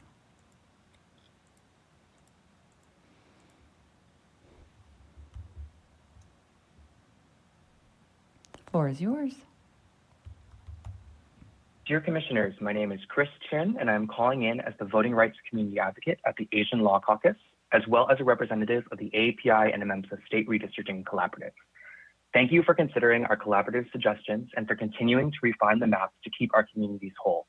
As we enter into the final days of the line drawing process, I wanted to uplift some priority areas identified by our collaborative. First, for the Assembly map in Los Angeles, we urge the Commission to keep the city of Carson whole. We're encouraged that many commissioners have mentioned the need to unify Carson at the Assembly level. Carson is home to the largest concentration of Filipino Americans in the U.S. We understand that the Commission has expressed interest in keeping the two ports in the region in separate districts. I would like to remind the Commission that our collaborative proposed a map that keeps these ports in separate districts while also keeping Carson whole. We hope you find our proposed fix useful. Second, for the congressional map in the Bay Area, we would like to urge the Commission to move the Vietnamese business district, Little Saigon, with the greater Vietnamese residential community. We appreciate the Commission's plan, YA San Jose iterations 1 and 3 for keeping most of the Vietnamese community whole across the East San Jose and Evergreen neighborhoods.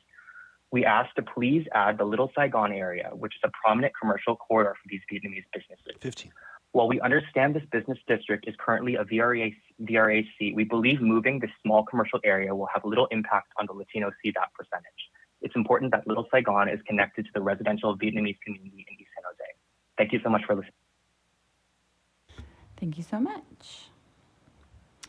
And right now we have caller 8366, and up next after that we caller 1595. Caller 8366, please follow the prompts.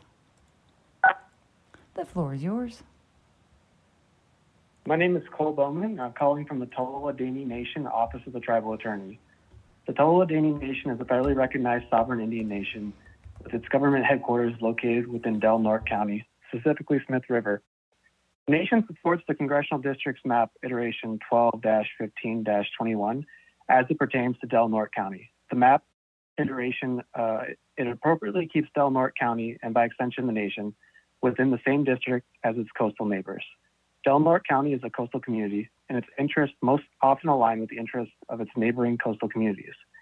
Economic activity in the area follows a north to south path, not east to west, as the coastal range mountains separate coastal communities of Del Norte County from commerce to the east, and the US 101 connects Del Norte County to its coastal communities to the south. The nation maintains the Roddy Creek Fish Hatchery on the Smith River. The nation's concern with the health of the North California rivers is shared by other residents of Del Norte County, as well as the residents of Humboldt County, where the Eel River and Mad River fish hatcheries are operated. In sharp contrast with this are the priorities of farm-based communities in northeastern California, who utilize the same rivers for irrigation. This is just one example, as I know I'm short on time. The great majority of public comments originating from these communities have confirmed the same distinct differences between these coastal and non-coastal communities. Any proposal to redistrict Del Norte County to a congressional district shared with the northeastern California communities should be rejected. Thank you. Thank you so much. And right now we have caller 1595, and up next after that will be caller 8987. Caller 1595, please follow the prompts to unmute.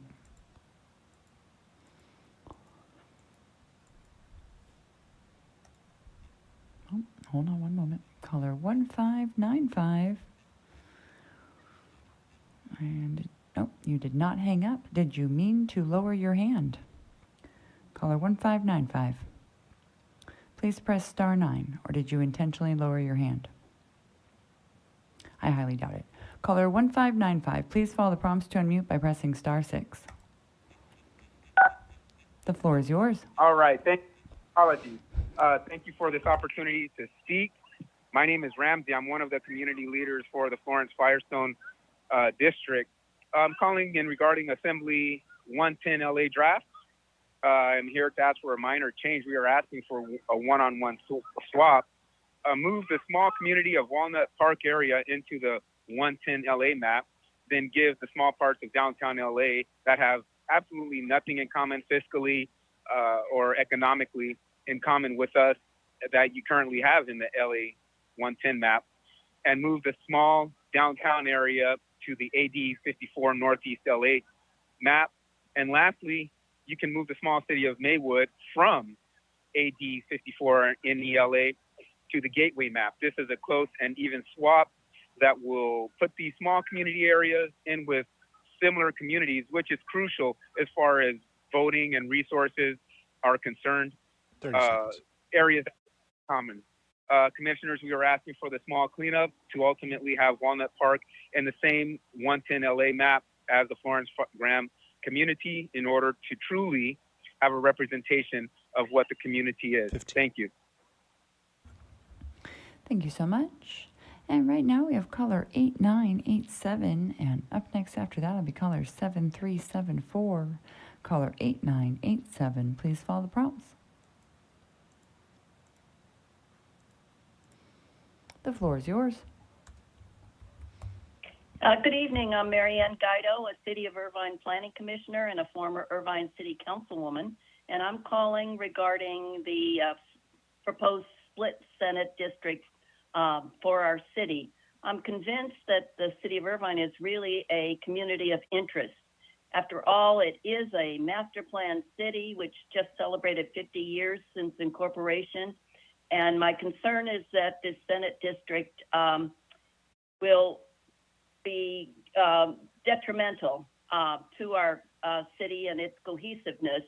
The city is really proud of its school district, of its city council, of its Irvine Ranch Water District, and all of the public safety programs we have in with our Irvine Police. And I'm really concerned that the Commission's draft plan calls for splitting Irvine into 2 separate Senate districts, and yet we've depended on a close relationship with our state legislators and have historically worked on local issues together, such as transportation, housing, public safety, and open space. So keep Irvine whole. I really encourage you to consider redistricting the Senate district in this area. Thank you very much. Thank you so much. And right now we have caller 7374, and up next after that will be caller 7064. Right now we have caller 7374. Please follow the prompts.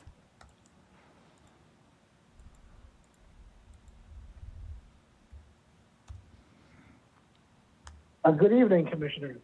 Can you hear me? We sure can. Okay, very good. Good evening. My name is G.W. Devin Pack. I am on the Planning Commission for the San Benito County. However, I'm speaking as a private citizen this evening, and my views do not necessarily reflect that of the county government. That being said, I'm also a historian. I'm speaking to urge the Redistricting Commission to go with the plan that keeps San Benito County as in a district with Monterey County. We have historically had deep ties with Monterey County and with Santa Clara County. We do not have any comparable ties with Fresno County. The majority of the community of Hollister is Latino, 67% Latino, and our traditional ties have been with farmers and agricultural interests in the Salinas Valley. 70% of our employed citizens in our county work either in Santa Clara County or in Monterey County. And so once again, I strongly urge this commission to keep San Benito with its cultural and minority and economic and geographic ties, which are with Monterey County and with Santa Clara County. Thank you. Thank you so much. And right now we have caller 7064, and up next after that will be caller 6051. Caller 7064, please follow the prompts.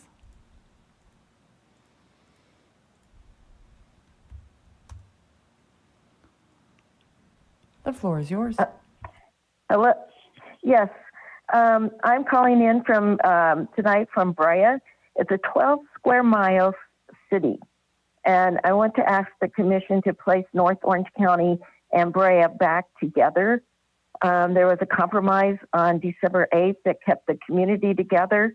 And again, Brea, Yorba Linda, Placentia, we are a community. We have many things in common, and that will still accommodate a number of the testimony from other parts of your county. Based on your population deviations right now, these maps can all happen within the 3 non-Voting Rights Act Orange County districts. And it would be very important for the city of Brea and for myself to be part of Placentia and Yorba Linda. So I'd ask that you would put us back together, that you would shift the maps counterclockwise. In 2008, the freeway fire demonstrated the critical need for mutual aid, which did from Fullerton and Brea and Placentia. And I mean, we depend on each other for both fire and police safety. And for you to split Brea like you're doing, I mean, you would basically make me an orphan, because I have this part of Brea would have nothing in common with Rossmore and the other. Thank you so much. And right now we have caller 6051, and up next after that will be caller 7251. Right now will be caller 6051. Please follow the prompts.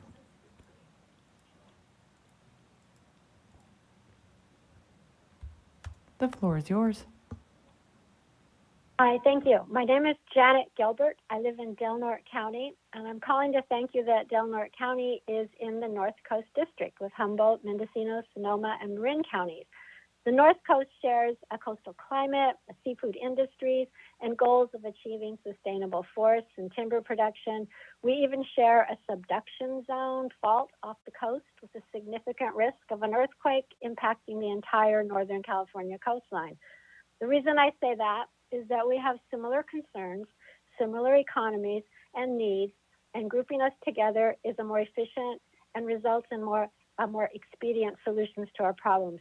I ask that you continue to keep Del Norte County in the North Coast with Humboldt, Mendocino, Sonoma, and Marin counties. I thank you so much for that, and I hope that that turns out for us all. Thank you. Thank you so much. And right now we have caller 7251, and up next after that is caller 2009. Right now we have caller 7251. Please follow the prompts to unmute.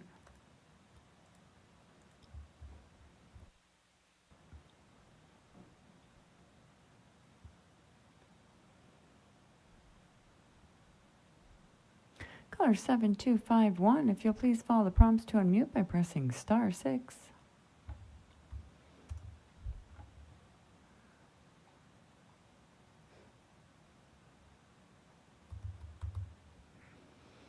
Caller 7251, you appear to have some type of connectivity issue at the moment. I will come back around.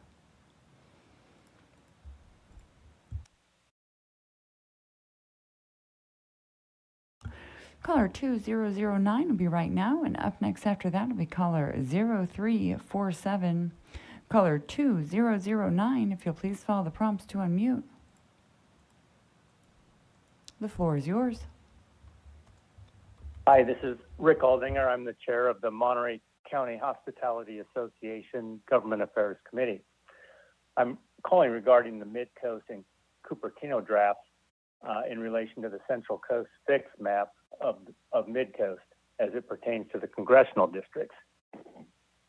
In Monterey County, agriculture is our #1 industry with hospitality #2. There's a large overlap in our workforces with individual communities and even families who have members working for both industries. Our industries have worked together for years on common goals for the health, safety, and well-being of our workers. As an example, during the pandemic, our industries came together to help those most vulnerable. While the ag industry remained open, hospitality was shut down due to the high COVID-19 positivity rate, mostly located in the Salinas Valley. When the vaccine first became available, we lobbied our local elected officials to prioritize our farm workers and the communities with the highest infection rates to give them the vaccines first. We knew that the health of our community depended upon taking care of those who were being impacted the hardest by the pandemic, even when our employees were out of work and many of our businesses were forced to close. While the new political boundaries may be well-intentioned, the ramifications are far greater. The new boundaries would move this entire Salinas Valley and tie it into Silicon Valley. Our congressional district. Thank you so much. And right now will be caller 0347. And up next after that will be caller 6907. Caller 0347, please follow the prompts to unmute.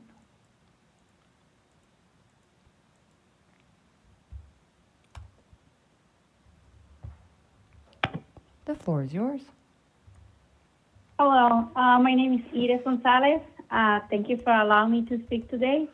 I support the town of Los Angeles staying together as a whole, as well as keeping the current map that splits Boyle Heights and East Los Angeles into two separate districts. Koreatown, on the other hand, should not be connected to Maywood and Dell Gardens.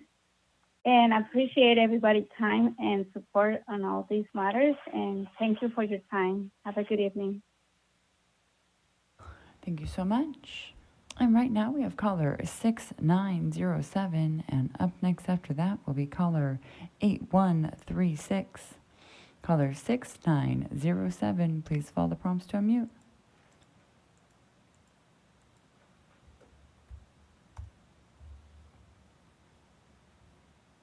Hi. The floor is yours. Hi. Thank you, Commission, for the incredible work. I am fully supporting the map that has the neighborhoods of Boyle Heights and East Los Angeles split into different districts.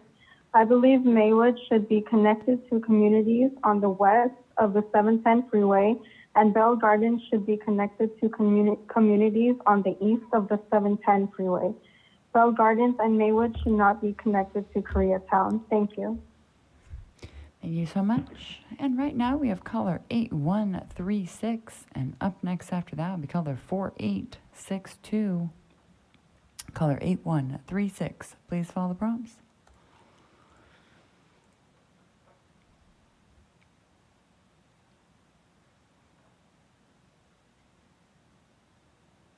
The floor is yours. Good evening, Commissioners. My name is Kaya Heron, Deputy Director of the Fresno Metro Black Chamber of Commerce and a resident of the city of Fresno. Please stop splitting Black COIs in Fresno. On the congressional level, the visualizations 2 and 3 are absolutely abysmal for our communities across the valley, and they split every COI we've uplifted.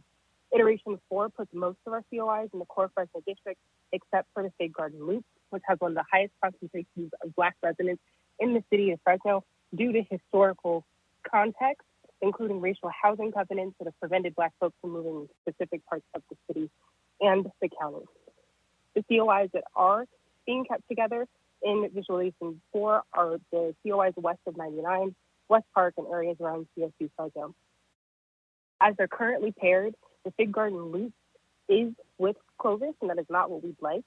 However, we recognize that it would be favorable for us to stay in that district instead of being in the EPA district. Additionally, most of the people in these districts are Black residents that migrated in the 70s and the 80s, and that was when the Van Ness extension was a physical boundary that prevented Black people from moving past the Van Ness extension. We are united by our shared priorities of affordable housing, clean water and air, and access to homeownership, quality jobs, and education. The Central Valley is one of the last affordable places in the state, and we are increasingly being priced out in tax reform opportunity. I appreciate your clear concern and efforts to maintain the VRA seat, but please do not do this at the expense of Black communities. In closing, please keep Black COIs in Fresno whole. Thank you so much. And right now we have caller 4862, and up next after that will be caller 4286. Caller 4862, please follow the prompts.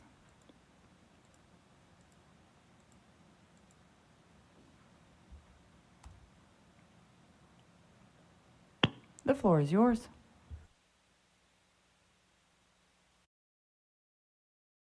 Caller 4862, if you'll please double check your phone, make sure you are not on mute. You are unmuted in the meeting. Hello, my name is Chris. I thank you, Commission, for your time and dedication. I am here today asking for Maywood and Bell Gardens to not be connected to Koreatown. We need to keep these communities separated by the 710 freeway.